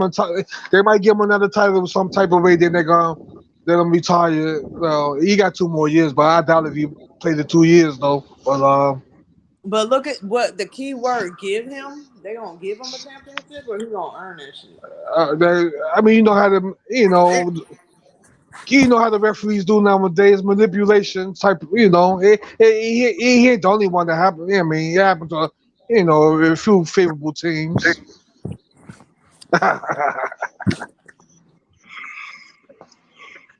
A few teams. You said that they gave him the championship. They're gonna get a couple of whistles. They're gonna get a couple of favorable whistles. You know how that go. So you said the NBA going to aid and abet LeBron into a championship? I think they're gonna give. I think they're gonna probably mess around. I think LeBron. I don't think the Lakers gonna probably be in the championship this year. I see something. They not. I'd be surprised or close to it. Lakers gonna be Lakers or who though? That's gonna be the question though.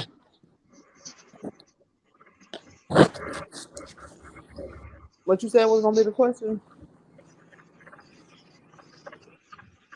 It's gonna be it says gonna be Lakers and somebody. It's gonna be the Pelicans. Man, the Pelicans to get to the championship, man. I might put my ass if the Pelicans to the championship, I might put my money on the Pelicans. So they gonna Because beat the Hornets. if that gets to that point, that means them guys are hungry for because New Orleans is about time for them to get a title in New Orleans. They need one down there. This is to be the first one in history, right? Yeah, that I'm aware Yeah. of. That's the same thing with the Hornets, ain't it? That's just like saying that the Hornets get to the championship with Lamelo, man. I got my money on Lamelo. Yeah, shit. I can't believe that the Hornets drafted Kobe and then traded him. Yeah, that was crazy, bro. I remember looking back on that. Said, damn, how did they do that? I know. Charlotte looking stupid as hell once they found out what Kobe. When Kobe became the player he became. Yeah. Mm-hmm. Anyway, but that ain't the first time. But did you know that Portland Trail Blazers was supposed to get Michael Jordan, and Clarence Drexler came in the year before. Clarence Drexler came in the year before Michael Jordan, and he told the coaches and them over there, man, make sure you pick up Mike so we could be win some titles. But they overlooked him and got what Sam Bowie somebody. Sam Bowie was a what? What number Michael got drafted at? No, number 3. Wow, that's crazy. That's crazy. Michael, you talking about Michael Jeffrey Jordan, the number 3 draft pick, and he should have been an easy number 1. I don't know about easy because Elijah Wan was number 1. I mean, Elijah Wan dominated. Well, Elijah Wan was. Remember that. Yeah, Elijah Wan. Yeah, we forgot. You can't overlook Elijah Wan. Yeah, Elijah Wan was that dude in college. Yeah. But he should have got drafted over Sam Bowie though. Yeah. Yeah, Michael Jordan got drafted over Sam Bowie, but you know what? That was in the league because and y'all didn't know this. That some people don't know that Magic Johnson wanted to play for Chicago Bulls because at one time Magic stayed in Lansing, in Illinois. So he said, man, he thought he was gonna play for the Bulls, but he ended up getting drafted to the Lakers. Can you imagine that? Then can you imagine Michael Jordan and Magic Johnson playing on the same team as the Bulls? that would have been something, wouldn't it? Yeah. Get nice and comfy. I couldn't wait to get to the house. I'm sorry, y'all. Jessica, it's about 70 degrees you out was there. Out and about. I thought you was talking about you was pouring something in the glass. Say what? She got some. Wait a minute. He said RJ Hunter shoots 40% from 3. Who is that right? GD? Is that what they picked him up? I ain't look at his 3-point percentage decks. I looked at when he got drafted and all that stuff. So, Chad, y'all telling me RJ Hunter shoot 40% from the 3-point line? Okay, if that's the case, maybe that's why Boston picked him up then. Okay. I mean, not Boston, but Charlotte picked him up. Yeah. When this was? Today, last night. Dex came with the breakdown news, so he just got drafted got picked up last night. Who did? The Charlotte. RJ Hunter. Yeah, RJ Hunter. He got picked up today, I think. You said today, well, a couple hours. You said you made the announcement about that was about 2.5 hours ago. Got him from GD. Yeah. No, he was. I don't. GD, where was RJ Hunter? Was he over in Europe or what? Because he was out the league for like 3 years. Yeah, I think he was in Turkey. Well, that's all I seen, but about Turkey. Okay, Turkey. Might be in Turkey. Might be Turkey. Yeah. Okay. Well, you only got a few good players. I mean, some players over there from Turkey that can play. They got a good shot. They gonna. Here come overseas players like Tony Kukoc in the past, Dirk Nowitzki. We got Giannis, the Greek freak. He ain't from Turkey, but he from over there, from overseas, and he can ball out. They should have never told nobody that on select team beat that. I know that's kind of bugging you a little bit, huh? They should have kept that to themselves. Man, that's questionable, man. That select team, man. I don't know about that one, man. It's gonna be. I hope they do good out there, but I don't know if they're gonna win. The select team ain't gonna be playing. Well, So who the bench players is? Don't they have a Kay Cunningham's their best player. I Okay. said bench. I said bench players, like Oh, bench sixth player. man, seventh Yeah, bench man. player. Oh, I thought I named them. I thought I named everybody. You named 15 people? Yeah, for the select team. Remember they had No, I'm two talking G about for League. the USA team. Oh, the USA team. No, I just did the select. Yeah, no, you did mention the players on the USA team. But I don't think it was. I think it only named like 5 people. Didn't you tell us what numbers they was playing and stuff? You was like Brandon Ingram playing a 2. You said Okay. Yeah, I gave. Jackson. Okay, here we go right here because I read it off. You probably just didn't hear me. No, I heard you. The, But go ahead. you got Paul Banchero. You got Mikal Bridges, Jalen Bronson, Anthony Edwards, Tyrese Halliburton, Josh Hart, Brandon Ingram, Jaren Jackson Jr., Cam Johnson. Oh, okay. So Cam Johnson gonna play forward. He's gonna play forward. So who the starting 5? Did they say that? Okay, let me say this. Walker Kessler, Bobby Portis, Austin Reeves, and Coach Steve Kerr, Eric Spoelstra, and Tyrone Lue, and Mark Few. You know, Mark Few is from Gonzaga. So those are your coaches. Oh yeah, Tyrone Lue, yeah, Tyrone Lue, yeah, he coaching over there. Tyrone Lue. And you said who the starters? Yeah. I think the starters was Jalen Bronson, Cam Johnson, Brandon Ingram, He better. Jaren Jackson Jr., and Mikal Bridges. Brandon Ingram better be starting on every team. Man, that would be right. Brandon Ingram come off the bench. Can you see that? Hell no. They need to have CJ McCollum come off the bench though. Oh, you know that's not happening. CJ McCollum too old. He ain't playing that. I mean, well, maybe he is coming off the bench. I'm talking about for my team. He need to come off the bench for my team. You know, he's not coming off the bench. They need to have Trey Murphy and Herb and B.I. and Zion and Valanciunas as the starters, and CJ need to come off the bench. You know what? That's crazy because you know what? I heard the Lakers was at one time was trying to pick up CJ McCollum. Really? Well, Yeah. They took Jackson Hayes from y'all. That's a big loss for. I'm kind of worried about the defensive eyes for Pelicans because y'all just lost Jackson Hayes to the Lakers. Jackson Hayes didn't even play last season. Oh, I mean. So how we lost something? I mean, didn't he play a little bit? Yeah, a little bit when Valanciunas was out or something. Well, when he got hurt. Okay, when he got injured. And Valanciunas probably sat out two times. Oh, okay. Jackson Hayes, he all right. He's very athletic, but I don't think he know the game like that. He got to be in the gym putting up shots. You know, that's you gotta that's what you got trainers for. You know, because if I was an individual player in that position. And I knew something that I need to work on. My ass gonna be in that gym in the off season, work on that shit until I get that shit right. That wasn't we losing. Not saying that Jackson Hayes isn't a decent player, but we ain't really losing nothing getting rid of Jackson Hayes because we weren't really playing. I mean that was y'all. That's y'all real protected though for that over there though, don't you? I mean, you know. But how much do he protect the rim? He may.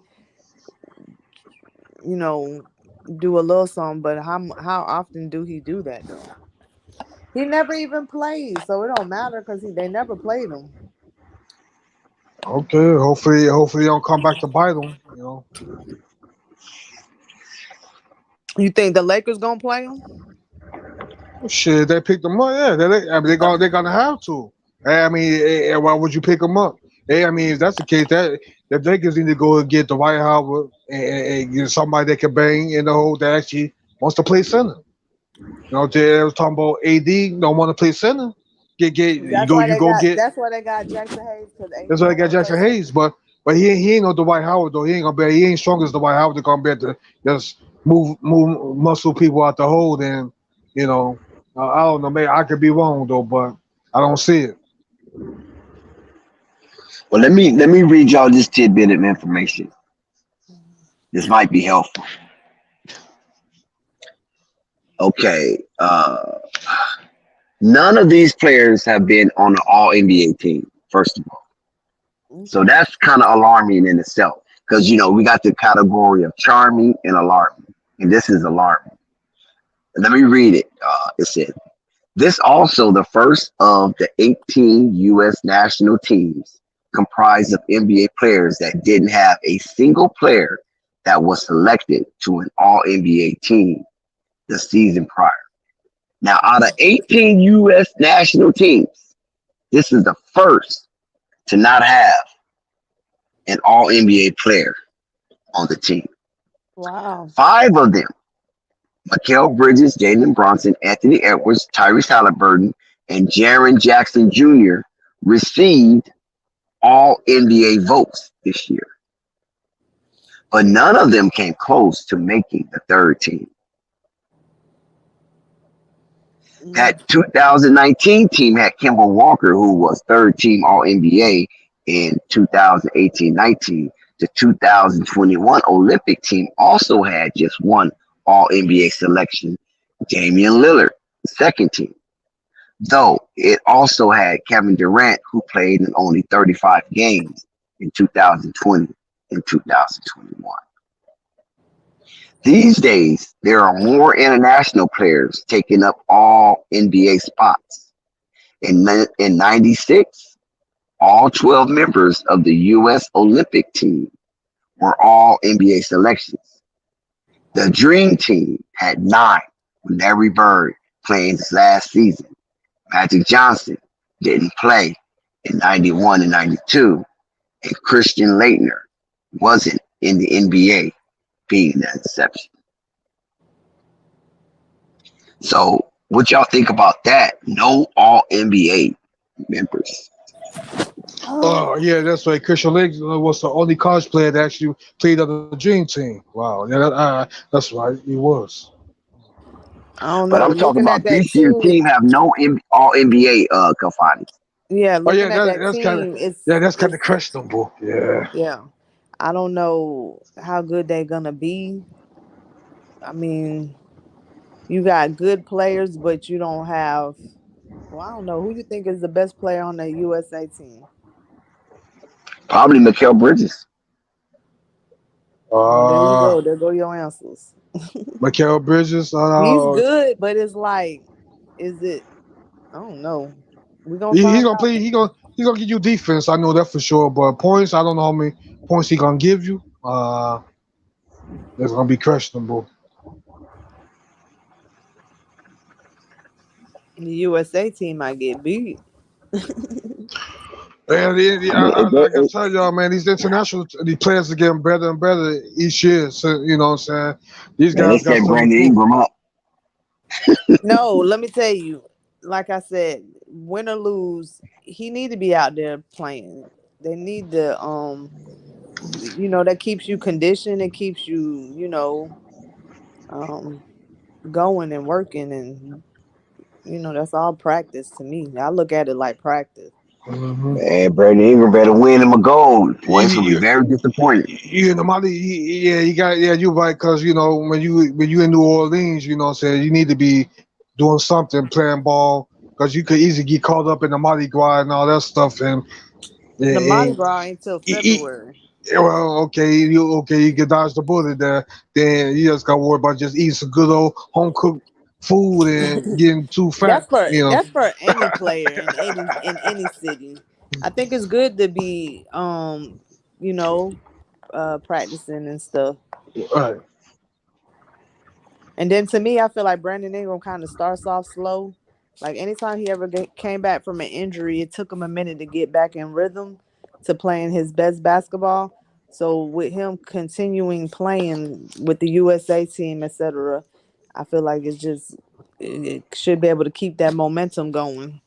He already Well, be if it makes sense to y'all.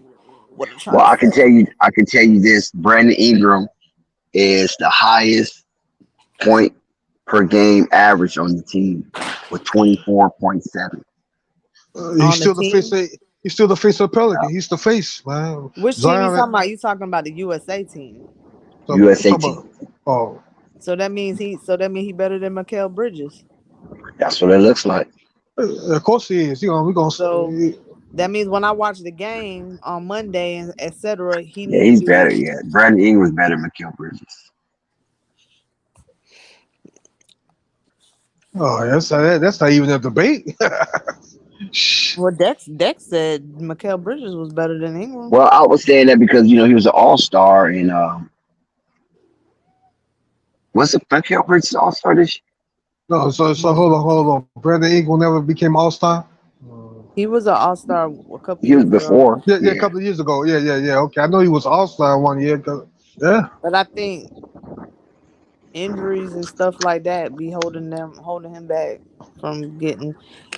Oh my goodness! You almost dropped your drink, didn't you? I almost dropped my plate. Oh, your plate. Oh, your food. Oh no. I finished my But food, but you know. you know what? This is kind of alarming to me. Where they scoring going to come from, really? Bi Bi, Will Anthony Brand. Edwards, Jalen Brunson. Because as a team, they only averaging 17.7 points. Wow. Like when you add up everybody's point total And average and it you out. average it out, it's only 17.7. That's not good. I mean, the USA team gonna get beat. So that mean They gonna say the USA. Sorry, The that mean the Brandon. them other rebounds are low. countries. The So rebounds they're averaging 5.9 as a team. That's low. And as assists is 3.8. We gonna get oh beat. shit. We gonna lose every game. Dang. I guess all the big stars. I I guess all don't the know big if they stars lose leave. every game, but Brandon those Ingram. numbers are not jarring. That's for sure. Dang, it's Yeah. cold up in here. Brandon Ingram had to put up about 40 points. Somebody else gonna have to at least put up 20 some points. You They said go Brandon got to put up how many points? about 40, about 40 Ooh, points. I don't know. He might can do about 30 something. He gonna lose 35. I give him 35.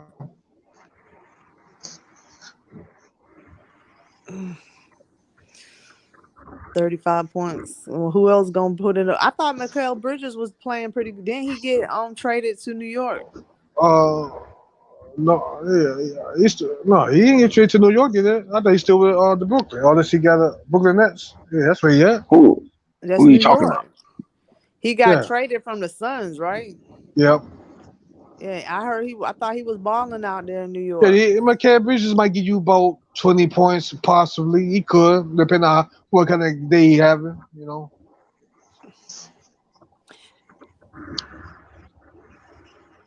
Well, And we're then gonna see. and then their center is gonna be who? The center is going to be Paulo Banchero, Jaron Jackson Jr., who's the starter, Bobby Portis, and Walker Kessler. Don't he play the center for the Grizzlies? Who? Excuse me. Jaron Jackson? Yeah. Yeah. He's straight.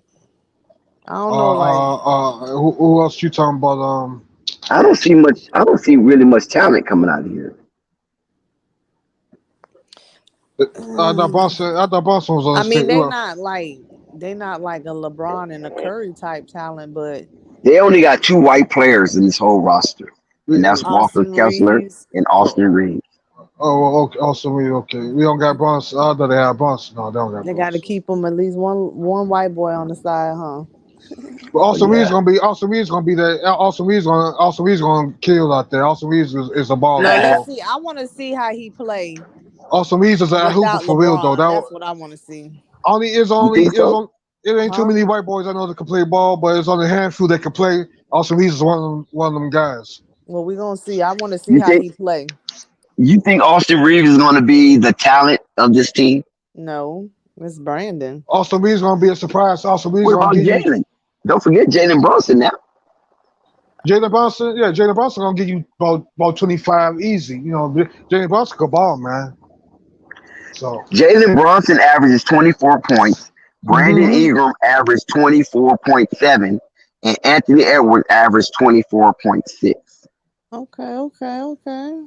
Hey, Austin Reeves gonna surprise you.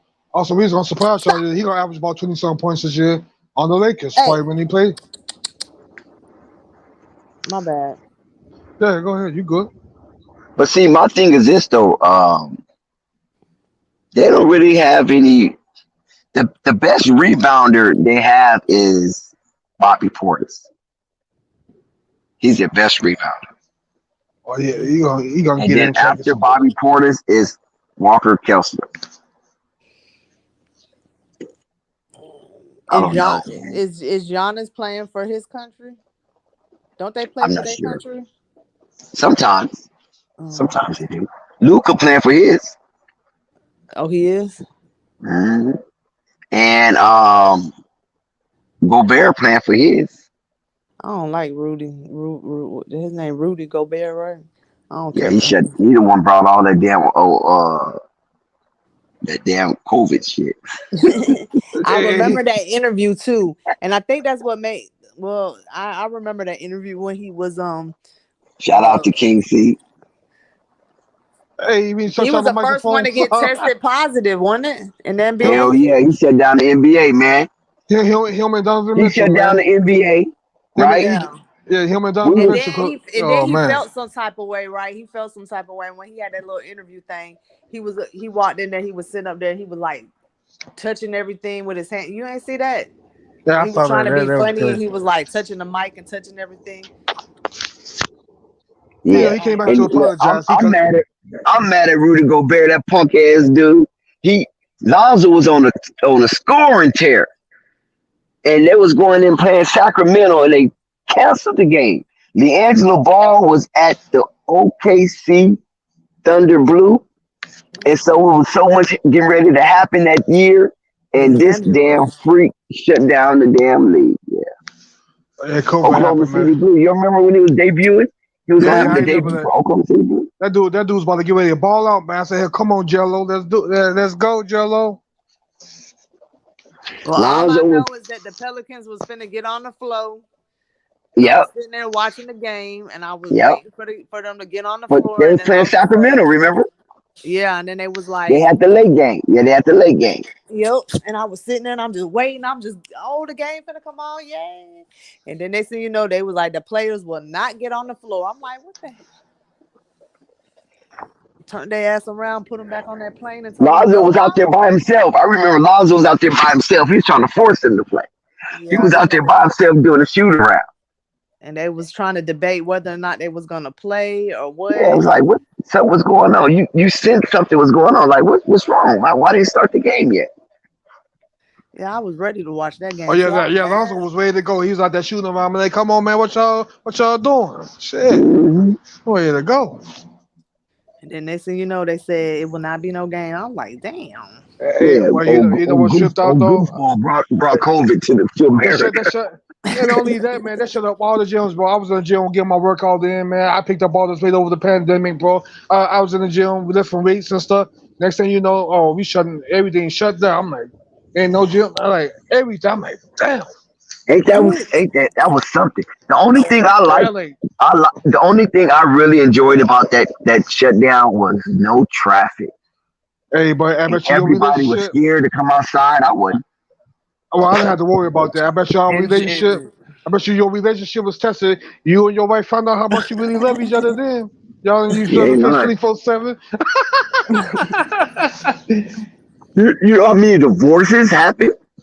Yeah, they said a lot of people. Yeah, that did test a lot of relationships because you need your space. And was you in your relationship too, Jessica? Was you in the relationship at the time? Hell yeah. That dude didn't want to leave. Hey, that cat didn't want to leave, and you was like, Hey man, I got things to do. You got to do something. You're like, where the hell I'm gonna go? Everything is shut down. But see, Hey, just in Georgia, it wasn't. They wasn't acting scary like that. People were still doing whatever. I mean, what you expect? A whole state that celebrate Freaknik. I mean, come on now. But look, but I'm saying when it shut down, I think we was probably one of the last places to shut stuff down, and they ain't really shut Yep, stuff Georgia down. and Texas. I think it was Georgia and Texas. Yeah, so we wasn't shut down to the point where it still was cars in the street. The stores would just close early and stuff like that. And we didn't have no stores had toilet paper, little junk. Y'all couldn't afford to shut down though. Georgia's a poor state. They couldn't afford to shut down. That shit was still going.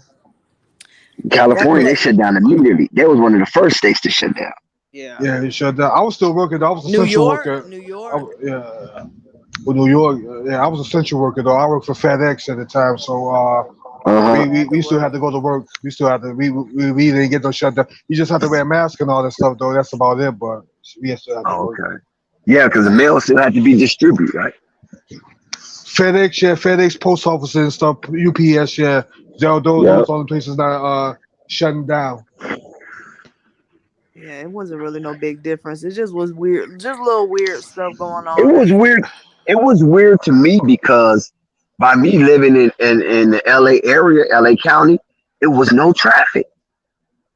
It was no traffic. It was crazy. I mean, nobody at the beach, no traffic. It looked like a Twilight Zone movie. That's what it felt like. Like a ghost town. Nobody outside. It was a ghost town, straight up. All the buildings was boarded up. People out there protesting. You know what I'm saying? And then when it first happened, you know what happened when it first happened? Those people went down to Rodeo Drive. You ever heard of Rodeo Drive in Beverly Hills? It's one of the most expensive shopping districts in the world. So they went down to Rodeo Drive and smashed and grab. They did what? Oh, smash and grab. Yeah, I remember that. I watched that on the news. I couldn't believe it. Now I was like, what the hell? People was breaking into stores and taking stuff. All the loot, man. Yeah, in Chicago, man. It was so much loot and stuff going on around that time. After the George Floyd murder and all this stuff, man. So many people looting. Yep. I know people was breaking into banks and all types of stuff, bro. I was like, so what they was doing, they were calling flash mobs, right?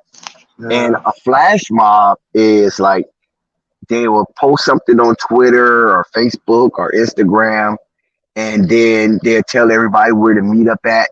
And then once they meet there, they act like they're doing a protest or peaceful protesting or whatever. Some people probably was legit in their protest, but they just wanted to gang of people around so they can go smash and grab and make it harder for the police to catch them because they're in the midst of a crowd in one little central location. You know what I'm saying?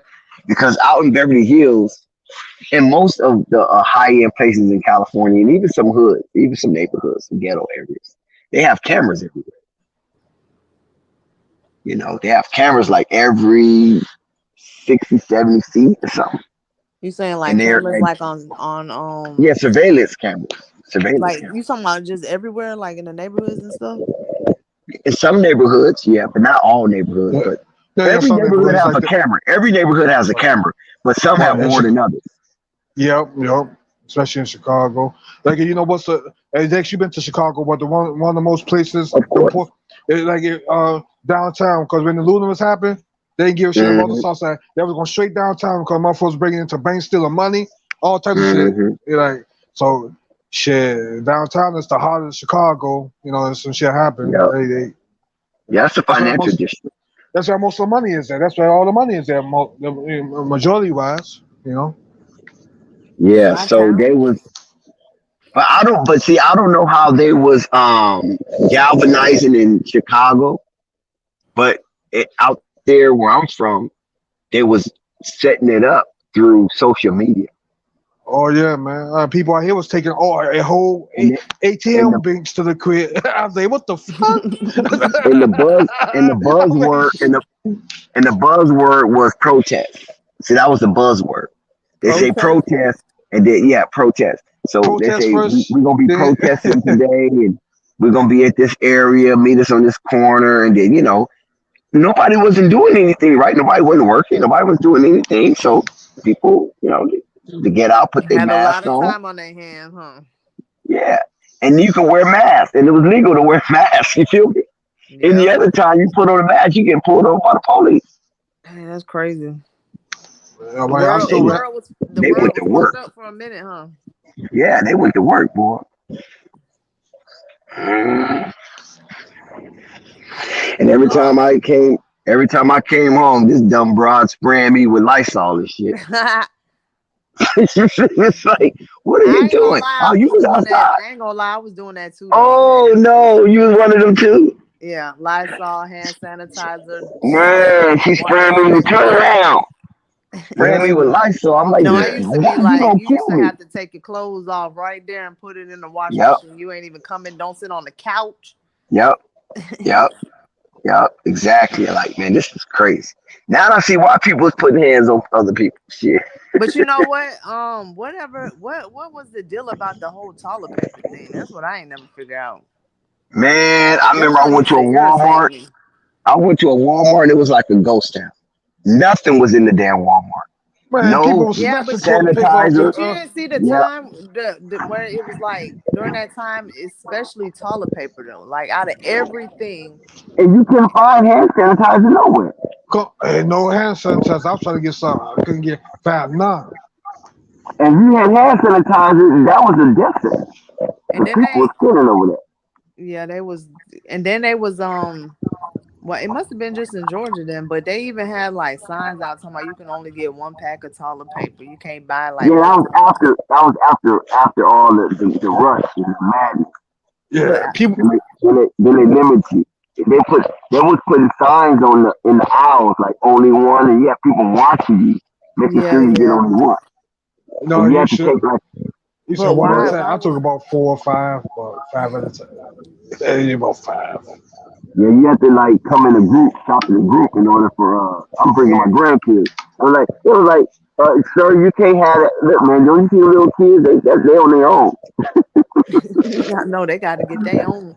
Yeah, they gotta get their own. You know what I'm saying? You see how Yeah, much it was money I like it got? was You see all crazy. this money I got in my hand? No, let me get this. So, Shit. take the grandkids, But take the out of cousins. everything, out of anything, everything you could think of, it was toilet paper. Toilet paper and They, hand sanitizer. I can and understand the paper hand towels. sanitizer. I mean, I know you want to uh wipe your ass, but damn. They was hijacking diesel trucks that were delivering. They would get people out of the trucks and take the truck. To take a whole truck full of toilet That was paper, crazy. sanitizer, Lysol. They was like really robbing trucks. But the thing about it is, COVID is still around. Well, it ain't over with now. I No, but caught it's COVID. me too, I just caught it. like a couple months ago. But Oh, is that right? yeah, I did. Damn. What did it do to you? No, I just felt like I had a regular cold. But You I sure? did take a COVID test. The only reason why I took a COVID test is because of my job. What did And your then results come? What did your results come back? it was positive. And Okay. but I just felt like I had to, but see, I took the thing because the only reason why I really took it was because I wanted to have them little 7 days off. And they can't make me be like, well, you just a little sick. You coming to work. Uh, They ain't strict like that around here. But I said, nope, I gotta take a whole week. got you. But it did, and then the test I took, I ain't gonna lie, it was expired. So I don't know if that made a difference because that was one of those tests I had in the house from like Oh, that was old government ass shit test you took. yeah, and it was expired, but I just took it anyways, and it was positive. So I don't know, but I was feeling under the weather. I felt it when I was at work, and I left early and went home and went to sleep. Yeah, it took me 2 years to get that. I got all my shots. I said my prayers and I prayed to somebody. I prayed with a brother, with somebody I know. I said, man, I had to make sure that this ain't no mark of the beast type stuff going. They said, no, man. I had to pray about it and all that Oh, stuff. you talking Took the about the shot. shot? Yeah, took the shot. I took the shot and everything. I Yeah. was good. You know what I'm saying? I was good. I had to pray about it first, though, and get some confirmation on that, I feel you. No, I feel you on that. You know. Dex, you got the shot? Dex dipped on us. No, you I been to ain't getting go? no shot. Me neither. I haven't either. I got sick. I started getting sick. That's why I got it. That was like, you know what I'm saying, early last year. That's why I said, you know what? Because my throat kept on getting dry 3 straight days. I said, you know what? It's time for me to go get tested just to make sure, you know. And and some blood was coming out a little bit. Cause I had to half, you know what I'm saying, and, you know, all that stuff. Listen, when I caught COVID, I didn't even know I had COVID. I didn't have a runny nose. I didn't have no symptoms. You didn't? No. The only reason why I even took the test. Mm-hmm.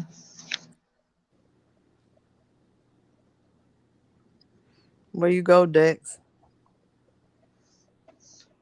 No, I had a text that came in. No, I'm saying that I didn't have no symptoms or anything to that nature. All I did was So why you took it? I didn't take no shot. No, I I said took why the you took the COVID test? Why you because took the test?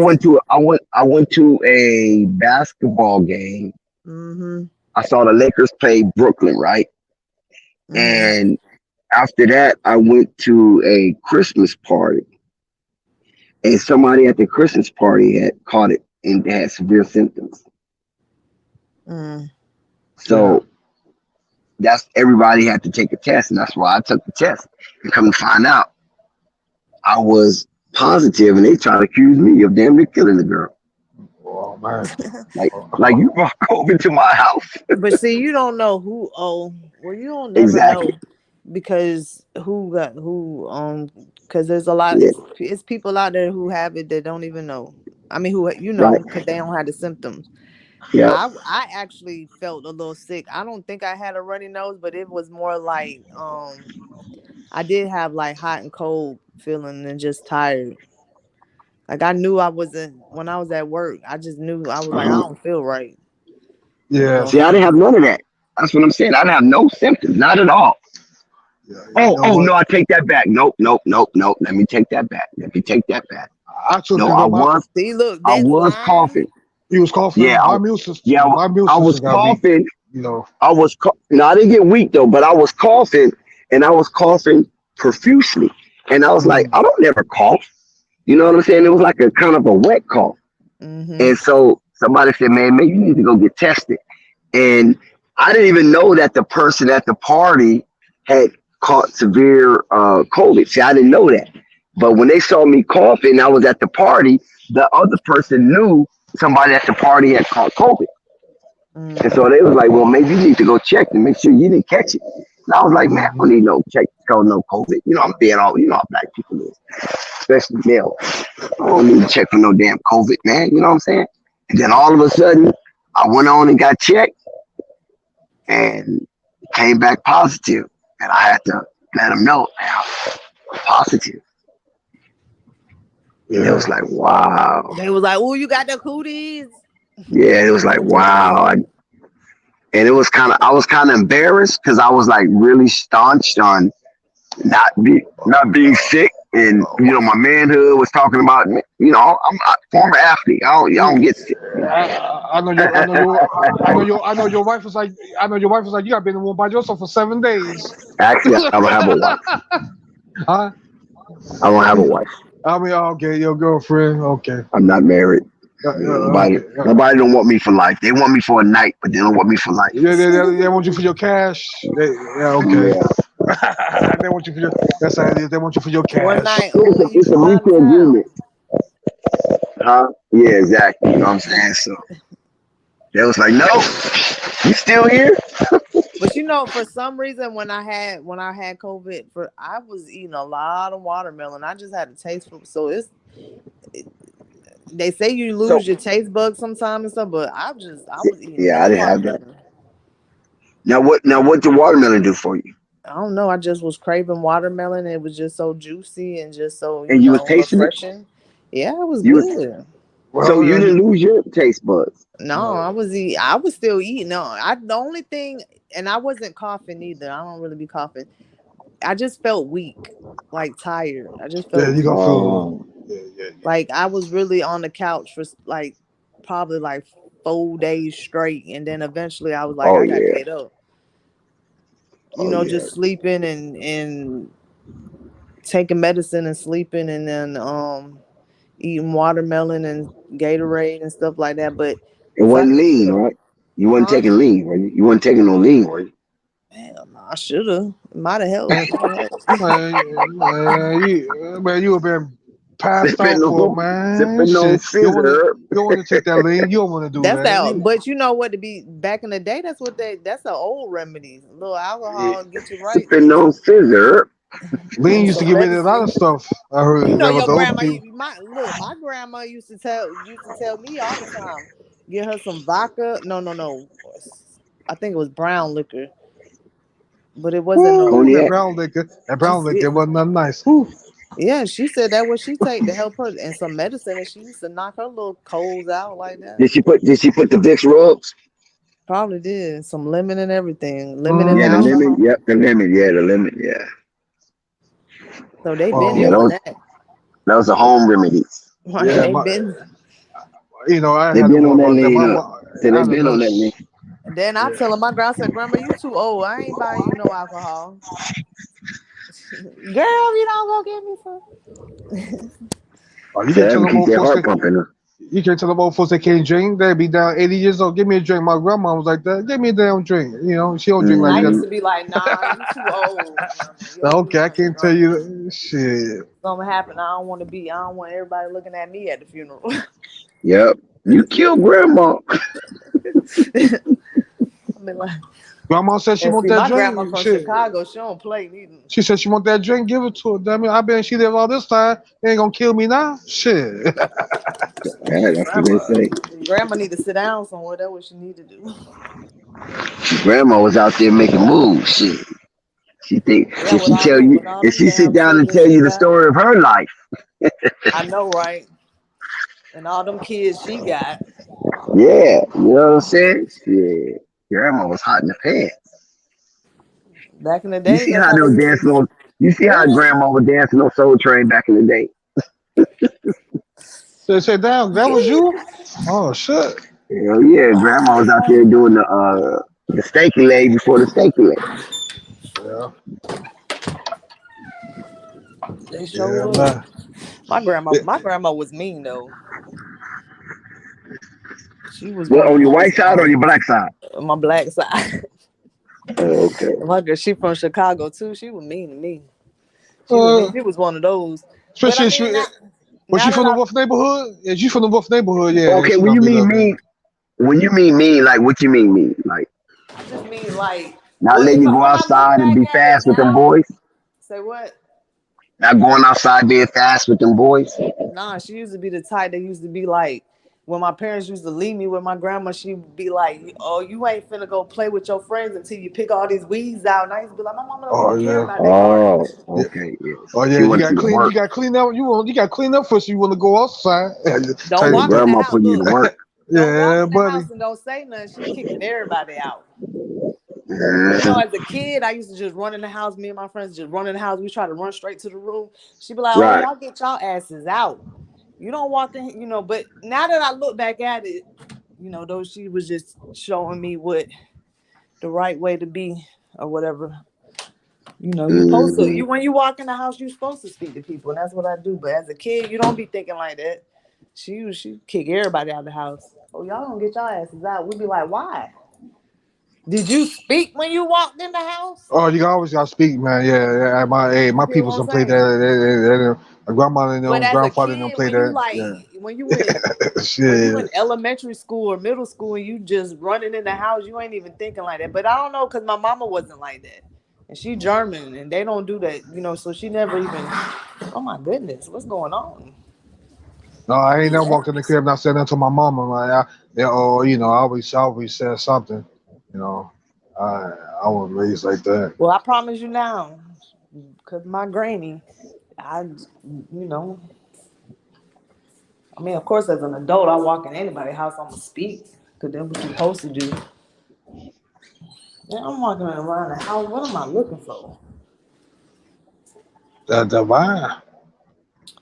Nah, she used to.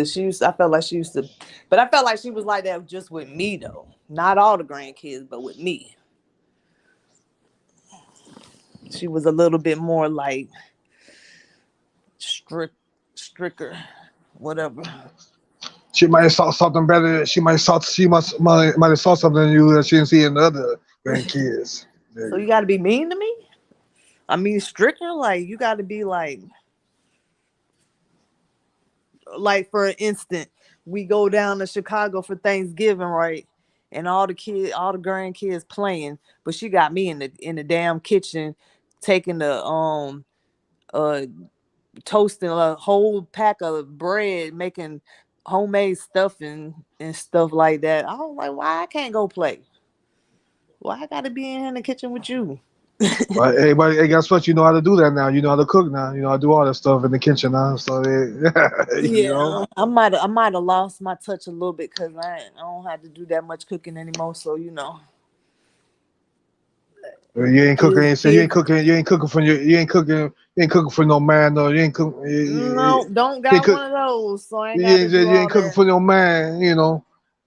Because you know, I ain't gonna lie, hey man, because I get a woman, I need a woman to cook for me. I mean, I do my part too. I come in there to help. You know what I'm saying? It's a team. Well, I ain't got no man to cook for, so I ain't got to worry about all that. Oh, yeah, oh, yeah. Oh, I ain't cooking for. I don't got nobody cook for me yet. I'm Dex still, I'm over there still. eating sandwiches and stuff. I think Oh, he was. you got Italian pasta. You eating on that right now? That's why you in the cut. Dex is too late to be eating. If you eat right now, the best thing to do is just sit up because that's how you pick up a little weight. Shit, it's 2:40 over here. I just ate me something. 147 here, so I ate a little something. So I ain't gonna eat nothing again until probably about maybe I don't know about 7 in the morning probably. Might be 6. It depends. You know, it depends. And you wake up that early? Yes. Sometimes, cause I'm a night person. I used to be up all night, so sometimes like if I don't sleep, then I stay up to the morning anyway, half the time, and I sleep then for a few hours. I only get like 5 hours of sleep. I couldn't sleep 7 hours or 1 or 2. Yeah, I normally get up early too, but I think that's just cause my body used to it. From getting up for work. Or you work in the mornings. I used to work. In the mornings at one time. Now I used to work at nights. I worked at nights for like 12 and a half years. That graveyard shift. Yeah, buddy. Mm-mm. Yeah. It's not good for you though, because sometimes you start forgetting stuff. You know what I'm saying? No, cause they After a say while. that after 12 o'clock your brain let me stop talking because I can't even say it right. But your brain actually shuts down or it does something so that it can like rejuvenate. It And if goes you're into not sleeping and you're working, that's why they call it the graveyard shift because that's why they that pay the is most killing money. your mind. That's why they pay the most money because of that. Because a lot of people don't want to work the graveyard shift. Your body need that sleep and that rest, and during those times when you're working is the time when your brain's supposed to be sleeping because it's supposed to be doing something, whatever. I don't know all the technical words, but supposed to get 8 hours of sleep. USA Yeah. gonna get beat on Monday. Dex Oh over there man. eating. They're going. I don't have no confidence. I'm not. I'm be honest with y'all. I have no confidence in this game. I think it's gonna be interesting. We gonna see. I think it'll be pretty interesting. I just like that. And then I also think it's good that Brandon Ingram is being coached by Steve Kerr. You get a little knowledge from another coach, getting some practicing. You working with other players. Then he They, got then he got two of his teammates with him, so they practicing. You feel me? yeah, man. Too bad we can't see Zion up there, man. I would like to see him play right now, but oh man, Mm. that's And just you know what? bad. If he wasn't so much unhealthy, he probably would have been out there. I don't see why he wouldn't. And why John Moran ain't out there? Because he's suspended. Yeah, he gonna be suspended for the first 25 games, so they can't let him get. They can't. I guess they can't let him be nowhere near the basketball court. I guess. That's But crazy. but he could be in the gym. But he can be in the gym putting up shots though, so they can't stop him from doing that. You know what I'm saying? And the whole argument used to be who was the better draft pick, Zion or John Moran. They both can't even be on the court. Man, John Moran, he just needs to start. He need to start acting like he about that life, man. And where he end up at the NBA for real, you know. Yeah, he just need to grow up a little bit. That's all. They both need to grow up. Young with a lot of money, don't know how to act. Yeah, I think But Zion gonna be okay. He should be okay for next season. I don't see him gonna play too much this. Yeah, because he gonna the females. I know the women he was dealing with. He got a baby on the way. You know what I'm saying? That yeah, all that. You need to work on his health. Yeah, I got some with his walking and everything. So he gotta get that adjusted. Hopefully. a walker. No, he walk kind of funny. That's he walk with a limp. So he gotta get that Who straighten that walk out. with Zion walk with a Yeah, limp? yeah, yeah. It was Zion. He is some with his walking. Oh. You know what I'm saying? I mean, that's the reports I get from Gemini because Gemini is over there over there in New Orleans, so he knows. So he's talking about, and I said, "Oh, is that's what they?" Okay, I said, "Okay." That kind of makes sense. He just need to play basketball. He just need to be able to stay on the court. Again, start eating all them burgers, which I hope he start already. Eat all them burgers, whatever you doing, hit the What label. Gemini been on the panel lately? I don't think I heard I Melo heard from him in the lately. last couple of days. I know he was. I know he was on my Beagle. He was on my Beagle. Then too, I'm notified him over there too. On your Beagle. I got Beagle. I got another panel over there on the Beagle app. You got hosting and stuff like that. You could get paid, and stuff like that over there. I ain't never heard of that before. Oh yeah, Beagle. Yeah, Beagle. Yeah. Oh, Gemini, but that's where Gemini been over there. I guess he been trying to link up with me over there. I don't know. I'm gonna check because he did send me a message though the other day.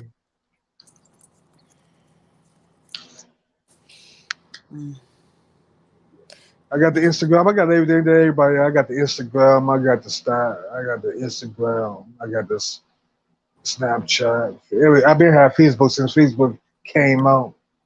So. Yeah, social media took over the world, didn't it? I got black before what shit before Black Planet before Facebook was what Black Planet High even before I had I don't know. MySpace. Oh I man, don't know nothing about no Black Planet. Never heard you of don't that. know nothing about Black Planet? Yeah, you old enough to know that. Yeah, you just didn't mess with it. I messed with it too. So I found out I How said you Black know Planet. how old I am? Somehow I'm old enough. Well, you're about 20. You're about 28, 29 years old, man. Wait. Sounds nice. Huh? I said 28, 29 sounds nice. It sounds nice, but you're about 30 something, but it's cool.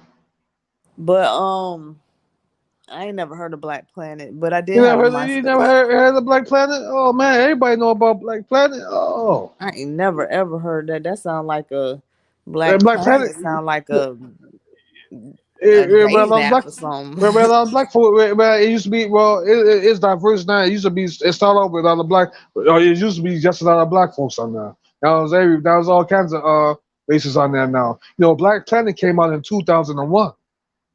No, I ain't never heard of that. Yeah, it came out in Sound like a dating app or something. I mean, yeah, put people hook up. Yeah, people hook up on there, but you can, what I'm saying, people do their little business. People got businesses and stuff on there for they brand and stuff. There's all types of stuff you can do on there now, like any platform now. Oh. I don't know Black Planet. But she got what? You got Instagram?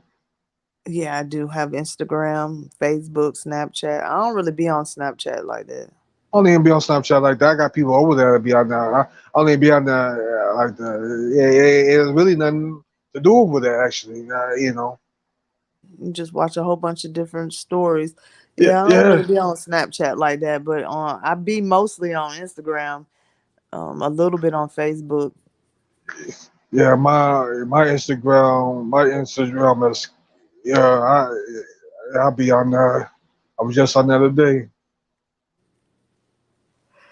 Oh, me too. What's your Instagram name? You got your first name, last name, or is it something else on there? Uh, Let me think. It is my Instagram. I believe is I am Miss Anderson. I am Miss Anderson. Is all what is all together? No, I think it's I am with a line. What you call a little line? Underscore. I mean you know the little line that be on the bottom, like a dash. You know, like You mean between. underscore? Yeah, You mean underscore. yeah. You said underscore. What is it? What you got to count to? How you got it? Or small kids? Because people do they stuff different It's probably race. all lowercase. I am underscore Miss dot Anderson. Anderson. I am Miss Anderson. Dex got a text message and dipped, didn't it? Yeah, yeah. I put mine's is in a MC. Mine's just because I had two Instagrams, but I say, you know what, I just need to just stick to one. you know, You'll be on no on Instagram. I'll be on there. I got I got too much time on my hands. I know. Why it But, seem like the basketball off season be a long ass time. maybe that's why they be having all these basketball games on because I be, you know, that's why they trying to have a like what basketball all around. I'll make this global now. You talking about with the FIBA game? Yeah, the fever games and all that. Yeah, make this all around thing. And then that whole in tournament, the in season tournament. What's Yeah, the that? NC. That's extra games too, ain't it? Uh, the NC. I guess you know what they say is gonna count towards your regular season. It's gonna count towards the regular season. So I guess it's gonna make the players even play harder. Say Yeah, but no, is it going to be the same amount of games or is it extra games? it's gonna be the Like you know same. how what they play like 80 some games? Is it 80 some games? 82? You got 82 games. You know what I'm saying? You make the playoffs. Then that's gonna be. Of course it's gonna But with be the in season tournament, are they going to have more than 82 games? in season tournament. You know what? It said that everything is gonna count towards your regular season record, except for the championship trophy. They get a whole trophy? Yeah, the NC they get a trophy, but that's not gonna count towards that. That's not gonna count towards NBA. Because So the NBA. basically, it's almost like it's a tournament within a division. Yeah. That's what that is. So Like so it's not so right. you might win, you might get a trophy for your group or your division, but it's not the whole NBA. The whole NBA is the championship at the end of the season. But in the middle of the season, you can win a tournament for your division and say you're the best team in your division. You can win that championship trophy in that tournament, but it's not cool. Of course, it's not gonna count towards the NBA Well, trophy. I don't see nothing wrong with that. That's pretty. People was complaining about the in season games, but I don't see nothing wrong with that. Saying No, that you no, might no, not no. be NBA champs, but you might be a champ of your division. It is in like the division, ain't it? Yeah. So you might be the best in your division, but not. the whole league. If you was to lose, like if you don't win the NBA championship, but you win the in-season tournament championship, whatever, because you're good within your group, but just not overall the best. Right, basically, yeah. So, That ain't that bad. Give you more. I guess they just trying to make games more interesting. not interesting, but more what you call it? Not the When same. you Not the same way. Not the same way. That try to get. I guess they're trying to get more fans to be invested in the games. Not just waiting for the. You know what I'm saying? They're waiting for the whole. but You know make what it I'm saying? more. They're trying to make it more like dang, what's the word I'm trying to say? More I challenging, said not global. challenging, but more I was gonna. competition like. Also, they're just trying to make it more global. I mean, I know. Waving them was on here the other day. They didn't like it. I mean, some people don't like it. You know what I'm saying? I was like, you know what? They're doing it for business. It's a business. I mean, you know, it has to expand. You know. They just want to make games more challenging because you got to think um in the beginning of the season or the middle of the season, I mean, players don't play as hard as they do until it gets close to the end. All right. So ain't know what it's another thing. Jessica, I think it's another reason why I think they're trying to stop low management. So that's why I try to get these guys some to play for. So they can stop the low management process during But I feel the like season. You know. if they want to do a tournament, it has to have a little bit more meaning to the team or a championship at the end. As like I thought I would say that instead of it being no, I wouldn't do it like that because I was just gonna say maybe the winner gets like a better draft pick instead of with like the lottery and stuff like that. Like if you Yeah, a winner, you can get your like a better opportunity at like a first round pick or top 5 pick or something. Does that make sense to you or what I'm saying? yeah, it counts towards the season. Regular, it makes these guys play harder. So I mean, these guys play But harder. all they winning is some money, which is cool and all, but they already got a whole bunch of money.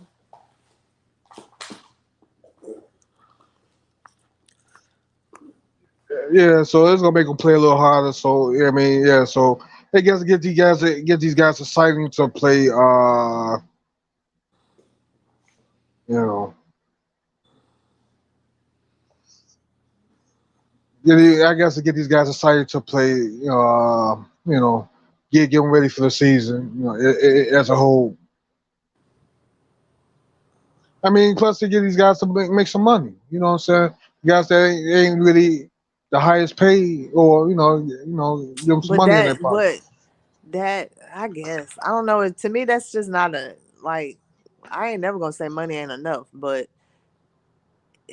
as far as like being meaningful towards basketball, I feel Yeah, like that it needs to have more meaning to it to be more valuable than just throwing some money.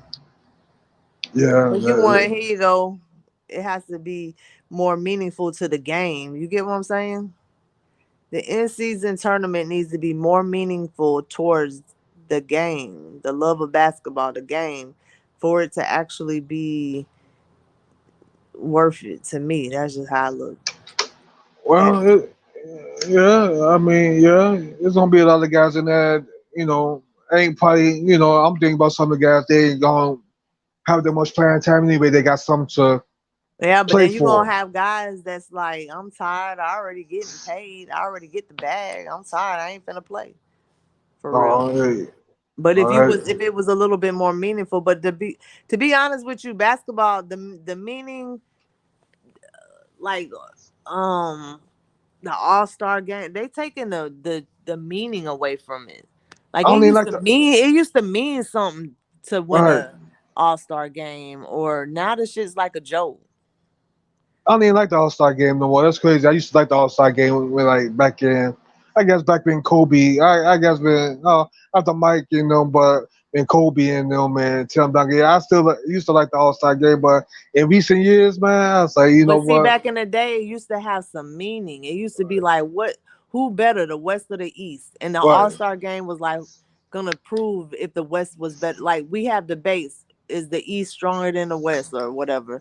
And when you have the All-Star game, that will prove a point. Who better, the East or the? It has some meaning to it. Now it's like, let's just play a scrimmage game and play around and have fun like it's a joke. There's nothing wrong with change as long as it has some meaning to it. It's gotta be meaningful. Yeah, that's true. Well, I think the games. I think Dex was breaking it down the other day. Was saying that yeah, these games going to count towards the regular season games, so it is going to make these guys play hard for that, just for that purpose. But as far as the trophy goes in the tournament, that's not going to count towards the regular season. So these games is going to matter, even for like the Charlotte. And we gonna say Charlotte for this matter. They're gonna be playing in this in season tournament also. So Lamelo, say if they lose, let's say for instance they lose 7 games, that's gonna count towards the regular season when they start. Make their ass drop in the standings, huh? They're gonna drop real quick. But see, in the rest of them games doing that in the regular season, they're gonna have to make up for that. That goes for all the teams. Like let's say for instance for San Antonio, or I think it's gonna be 15 teams in the. I think it's gonna be 15 teams that's gonna be taking place in this. So let's say those 15 teams. So shit, if they ain't matter, if say if you go 2-7, shit, that's gonna be hey, that's gonna be your regular season start now, especially after that's all over with. Well, yeah. Well, that's good that they did it like that, though, at least, because you got, as long as you keep the meaning, keep to the meaning of the game. There's nothing wrong with changing stuff. Yeah, I believe that they're trying to get some of these guys paid too. Some of the guys that's not really making that much money ain't making no LeBron or Steph Curry type of money, or Shit, all them shit. they getting paid, even if it's just 1 million. Hell, that's Honest still got so a many nice little millions. bag. And the Steph got so many 200-some million. Draymond Green got 100-some million. They don't That's a give a lot shit of about. money. They won't even take the serious. Say that's what shit. They 263 million just to play basketball. Man, shit, 200-some million, bro. I ain't gonna lie though. I thought I was gonna go pro when I was younger though. I didn't have the scholarship though. I had the talent, man. I was going, man. I say, bro, if I let me get, I don't know if I would be making what these guys would be making now, but damn, boy, if I can make in my first 50 million contract, I'm about to invest that money for my man. I've been investing back then. Just to play a game. 50. If you get 50 million, if you can get 50 million better, you got it made. Shit. Must be nice, huh? Just to play a sport, you get paid 80 million. You get paid 80 to you can get 80 to 300-some million. Just to play basketball. Well, and then they be sitting out half of the time anyways. Talking about they don't. Well, to me that's cheating. To me that's cheating the fans though. Low. See that's why I say back in the day, Michael Jordan don't say we ain't believing on low management and stuff like that. We ain't believing all that. You know what I'm saying? I wonder who started it. Who started it? I think that started with I don't know, Kawhi maybe. I mean, maybe before Kawhi.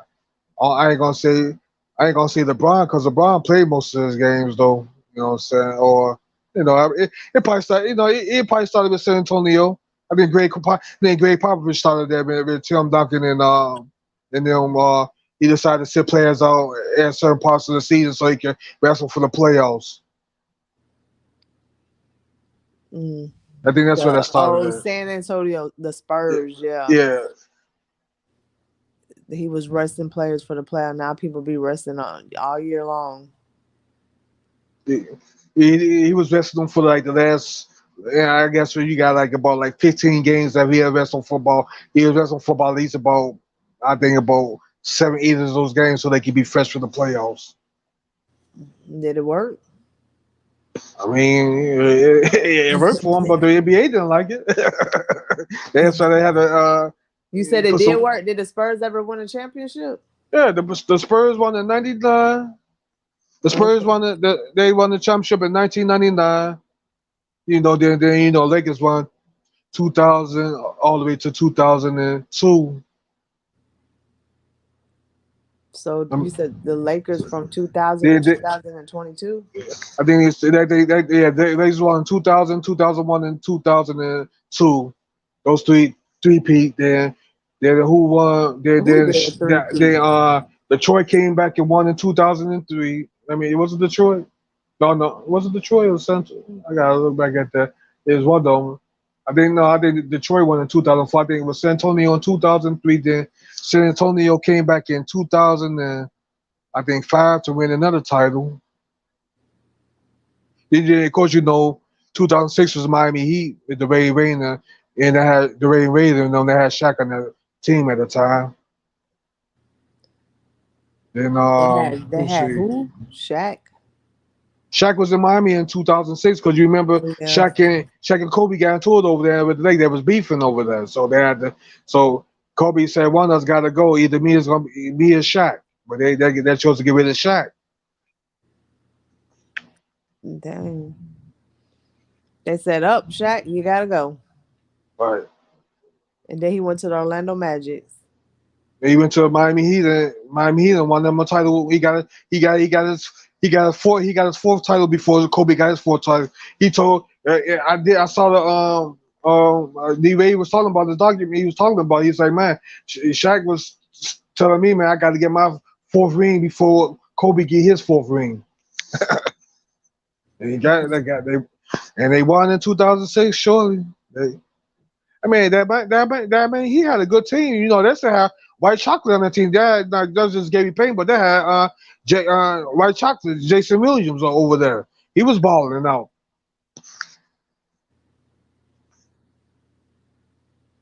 Yeah. Well, it is 3:12 in the morning, and I'm about to. You off for the weekend. You gotta go to work. Man, I'm off. I am off tomorrow. I know you all. Yeah, I know you off for the weekend. And I'm off on Monday. You got Monday off? Oh, paid day off. I know you ain't gonna know what to do with yourself. Sit in the house and freaking relax. That's what I'm gonna do. But no, I got Monday off too, a paid day off, nicely earned. Took Monday off. Paid day. I was just paid for a PTO, paid time off. Took a PTO on Monday just to sit around and do nothing. Oh, I can watch the game. That'll be nice. I wonder what time the game coming on. Yeah, I think Flight not gonna be he gonna put it back on here. So it'd be nice if he do. I think he gonna put it. He gonna be live with it. I hope it don't be like real late though. I hate when they be having them. It probably is because it's Vegas too. It's Vegas. It's Vegas. The game probably ain't gonna come on to. Well, I don't know, but if it's a late game. If they do like a 9:00 game there, that means it's gonna be like 12:00 here. No, I think they said the game's gonna be about what? I think it's about 8:30 anyway. Yeah, about 8:30 anyway. Yeah, so if it's 8:30 in Vegas, that means over here in Florida it's gonna be like how many hours they ahead? 4, 3? Yeah, Vegas. Well, Vegas is what? Yeah. I don't know. It was because I'm in Eastern Central Time, so. That means the game gonna be probably 10:30 over here. Yeah, that's about right. 9:30 for you. Yo, Eastern See, that's time. why I don't like that because I be having to go to bed. I got to get up and go to work, and the game come on so Well, late. they shoot. You talk about that Monday. Yeah, you talk about Yeah, the Monday Monday. night. I You need to talk about be Monday night. So what you got to be at work? What's your schedule? 7. Got to be at 7 in the morning, something like that. 8 in the morning. I got to get up at like 6. I hate when the game be late like You that. got one of them 8 to 4 schedules, probably, huh?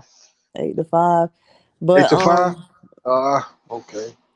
yeah, and then the game don't go off until like 12 o'clock, 1 o'clock in the morning. 1 o'clock in the morning. Yeah, so yeah, well, that's just only. Well, I wonder how many teams played the ball because I know them the only teams we done. I know them like the only 2 teams that's playing. I thought it was like 4 teams playing, but I gotta Are look you talking into about that. all day on Monday? I'm talking about Monday. I know. I thought we know about the 2 teams. I thought it was these 4 teams playing all together. I don't know. No, that can't Like be the you only talking game about on. other countries? Yeah. Yeah, but Only I don't really care to watch all the other countries. I just want to watch the USA team. the U.S. team. Yeah, man. I just hope they win. I hope they win though. 'Cause I hope they don't get beat down. They got beat down by some G Leagues. I bet you G League, man. I bet you they bragging about like, yeah, man, we beat them guys down, yo. Yeah, Yeah, too. they had a scrimmage and they lost to a G League team. They're gonna make us look bad. They're gonna make USA look bad. Uh, hey, watch out for these, man. I don't underestimate these overseas guys. You know, saying back then I played against the overseas guys. Man, them guys could play. Underestimate them guys. Because as soon as you take it easy on them, I think they can't play. That's when they bust your ass. Well, they had a fight on tonight. Yeah, they was talking about the fight, man. I didn't know nothing about the fight. It was what Nate Diaz. I don't know, Yeah, I ain't somebody. know nothing about it either. I forgot all about it because I damn sure would have been watching Um, it. I wonder what time the fight had came on. Did Dex say what? I forgot about time he said because I know I'm into I've been shopping. I'm in shopping like crazy. That's extra stuff. I give me You some went water. shopping. That was earlier though. Yeah, that was about. I did my shopping. That was around about that was about 8 o'clock. That was about 8 o'clock last night. I shot. Going shopping? What you was shopping? School clothes shopping? I got. You know what? I'm like. I got Mariano's not too far from that. About like 4 blocks away. Then I got what I'm saying, at Jules, Walgreens and Jules. That's like 8 blocks away. Oh yeah, you in Chicago. I keep Yeah, in Chicago, 8 blocks away. I'm in a good little spot. You know. You was born and raised in Chicago? Born and raised. Been here all my life. I mean, I've been out to Chicago. I've been out the city a few times. Trying to get out the East Coast. Trying Oh to yeah, get. you did just say earlier you was trying to move to Vegas, wasn't it? I said I like to. I know you gotta have money to move. Yeah, I know you gotta have bread to move down there. I like to. It look like it's live. The nightlife down there. It's always something to do. I know a couple of people that stay in Vegas too, though. But some of my people stay right off the strip. I said, how does that work out? Stay right off the strip. I was like, man, I'll be in the casino too much. Yeah, you gotta be careful with that. Knowing me, I ain't gonna be in the casino at all. But I'll probably play a couple of games. If I lose, then guess what? I'm gonna sit down and have me some food and drink for the rest of the night. you know. I feel you because I don't be doing all that gambling like that. It's times when I get lucky. I come in there. I go. I remember I've been to a place like Horseshoes. I go in there, win about $200 cash out and call it a night. You know what I'm saying? That has got to be a bad feeling to lose all your money from gambling. And you know what's the crazy thing about it though? I go in there with $20 and win 200. I said, man, I can't. Well, I just that's a came good up. feeling. I know that's a good feeling, but if you go in there with a couple of hundred and you leave out there with nothing, that's got to be a hurtful feeling. Yeah, I see that happen to people over there too. People lose a gang of money up at that, but you know. Let me clean this stuff up before I get ready to go night night. Put this food and stuff up. I remember I had a friend of mine that went up in there. He went in there. He went in there with like 20. He won $700 on playing poker. I said, bro. I said, get off the table. I said, your hand is hot, but your shit about to go cold. I said, get off the table. But this man ended up giving all the money back. I said, and then I just tell you get off the table. I'm like, man, See, that's the problem. You gotta be He able said, to he said, know he said, know man, I'm when to trying to go for stop. 1,000, man. I said, bro, you just won 700 though. That's 100 good enough. Fuck it, Because I feel cash like out. them people at the casinos, they'll find a way to try to get you to lose. If you don't want too much of their money, they're gonna figure something out and they're gonna be like, oh no, we gotta get this money back. What they're gonna do is they're gonna tell you can't come for a couple of weeks, then come back. That's all they're gonna do. Really? They tell you can't come back for a couple Uh, of weeks? just say, but seriously, you good. Let's say you had a high hand. Let's say you played the game. Let's say you went up in there and won about 100,000 off their ass. Even though probably They got gonna millions kick in you that. out. They're gonna be like, oh, They you they gotta know. they're gonna probably kick. They're gonna like they can't kick you out like that. They're gonna tell you like, man, say you just come back at at the time. I mean, if I want 100,000, I ain't gonna come back for a minute. Shit, I know, because right? 100,000, you might not see me for the rest of the hell. I might not even come back for the rest of the year. Shit. I feel you on that. I need Well, shit, but they not gonna be on you next time though. You come in and they gonna remember your face though. Like, yeah, you know what I'm saying? They gonna remember your face. Be like, yeah, watch out for that guy. yeah. Or They're watch gonna out for that gal. they're gonna start playing tricks and shit. They're gonna put They you on got the they got table with somebody they're gonna try to I be feeling like sometimes some people be knowing how to do certain things that make you lose. it's like it's like when you go to the casino. It's like when you go up in there. It's like if you find out what machines that come in and you start getting hit to it, they just try to get you for that too. But it ain't your fault. But yeah, you just figure out how to play their game, their own game Yeah. against them. That's all. And they get mad. They're taking all the casino money, they get mad, they be you get out my room. I mean, hell, well, casino got a lot of money. Yeah, that's how much money casinos be having. Casinos be having about millions upon millions of dollars in the casino. So shit, they 800,000 ain't gonna hurt them, or like a couple of million ain't gonna hurt them. Shit. It probably won't hurt them, but they be acting like it. They be acting like it's gonna hurt them. You know what I'm saying? When you see a black man like myself coming in and hit your ass off for a black woman coming in and hit your ass off with a couple of some shit. Like time to go. All right. Well, I'm about to call it a night. Flight Sports TV will probably be live in action tomorrow and Monday Yeah. for the USA team game. We'll see what they're gonna do. Oh man, We're it's gonna gonna be. see if they know what they're doing. If they gonna make are they gonna represent for USA or they gonna make us look bad? We're gonna find out. But you have a good night because I'm about to. Yeah, I got your Instagram. I'll put my Instagram in the chat. But yeah, okay. I'll talk to you again soon. Okay. All right. Good night. All right, good night. Hey, Dexter, you still here? You gone?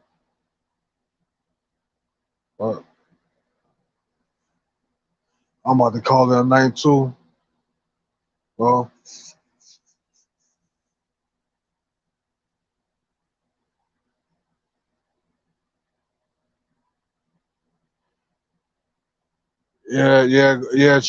Chuck Moore. Yeah, the third shift minimum, the third shift do be nice though. I ain't gonna lie to you, bro.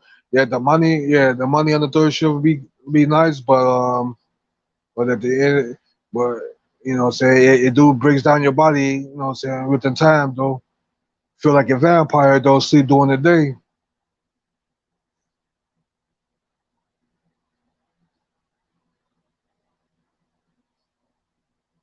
Yeah. All right, y'all. All right, y'all have a good night. And I'm out. Shout out to Flight Sports TV. Hit that like button. I'm out.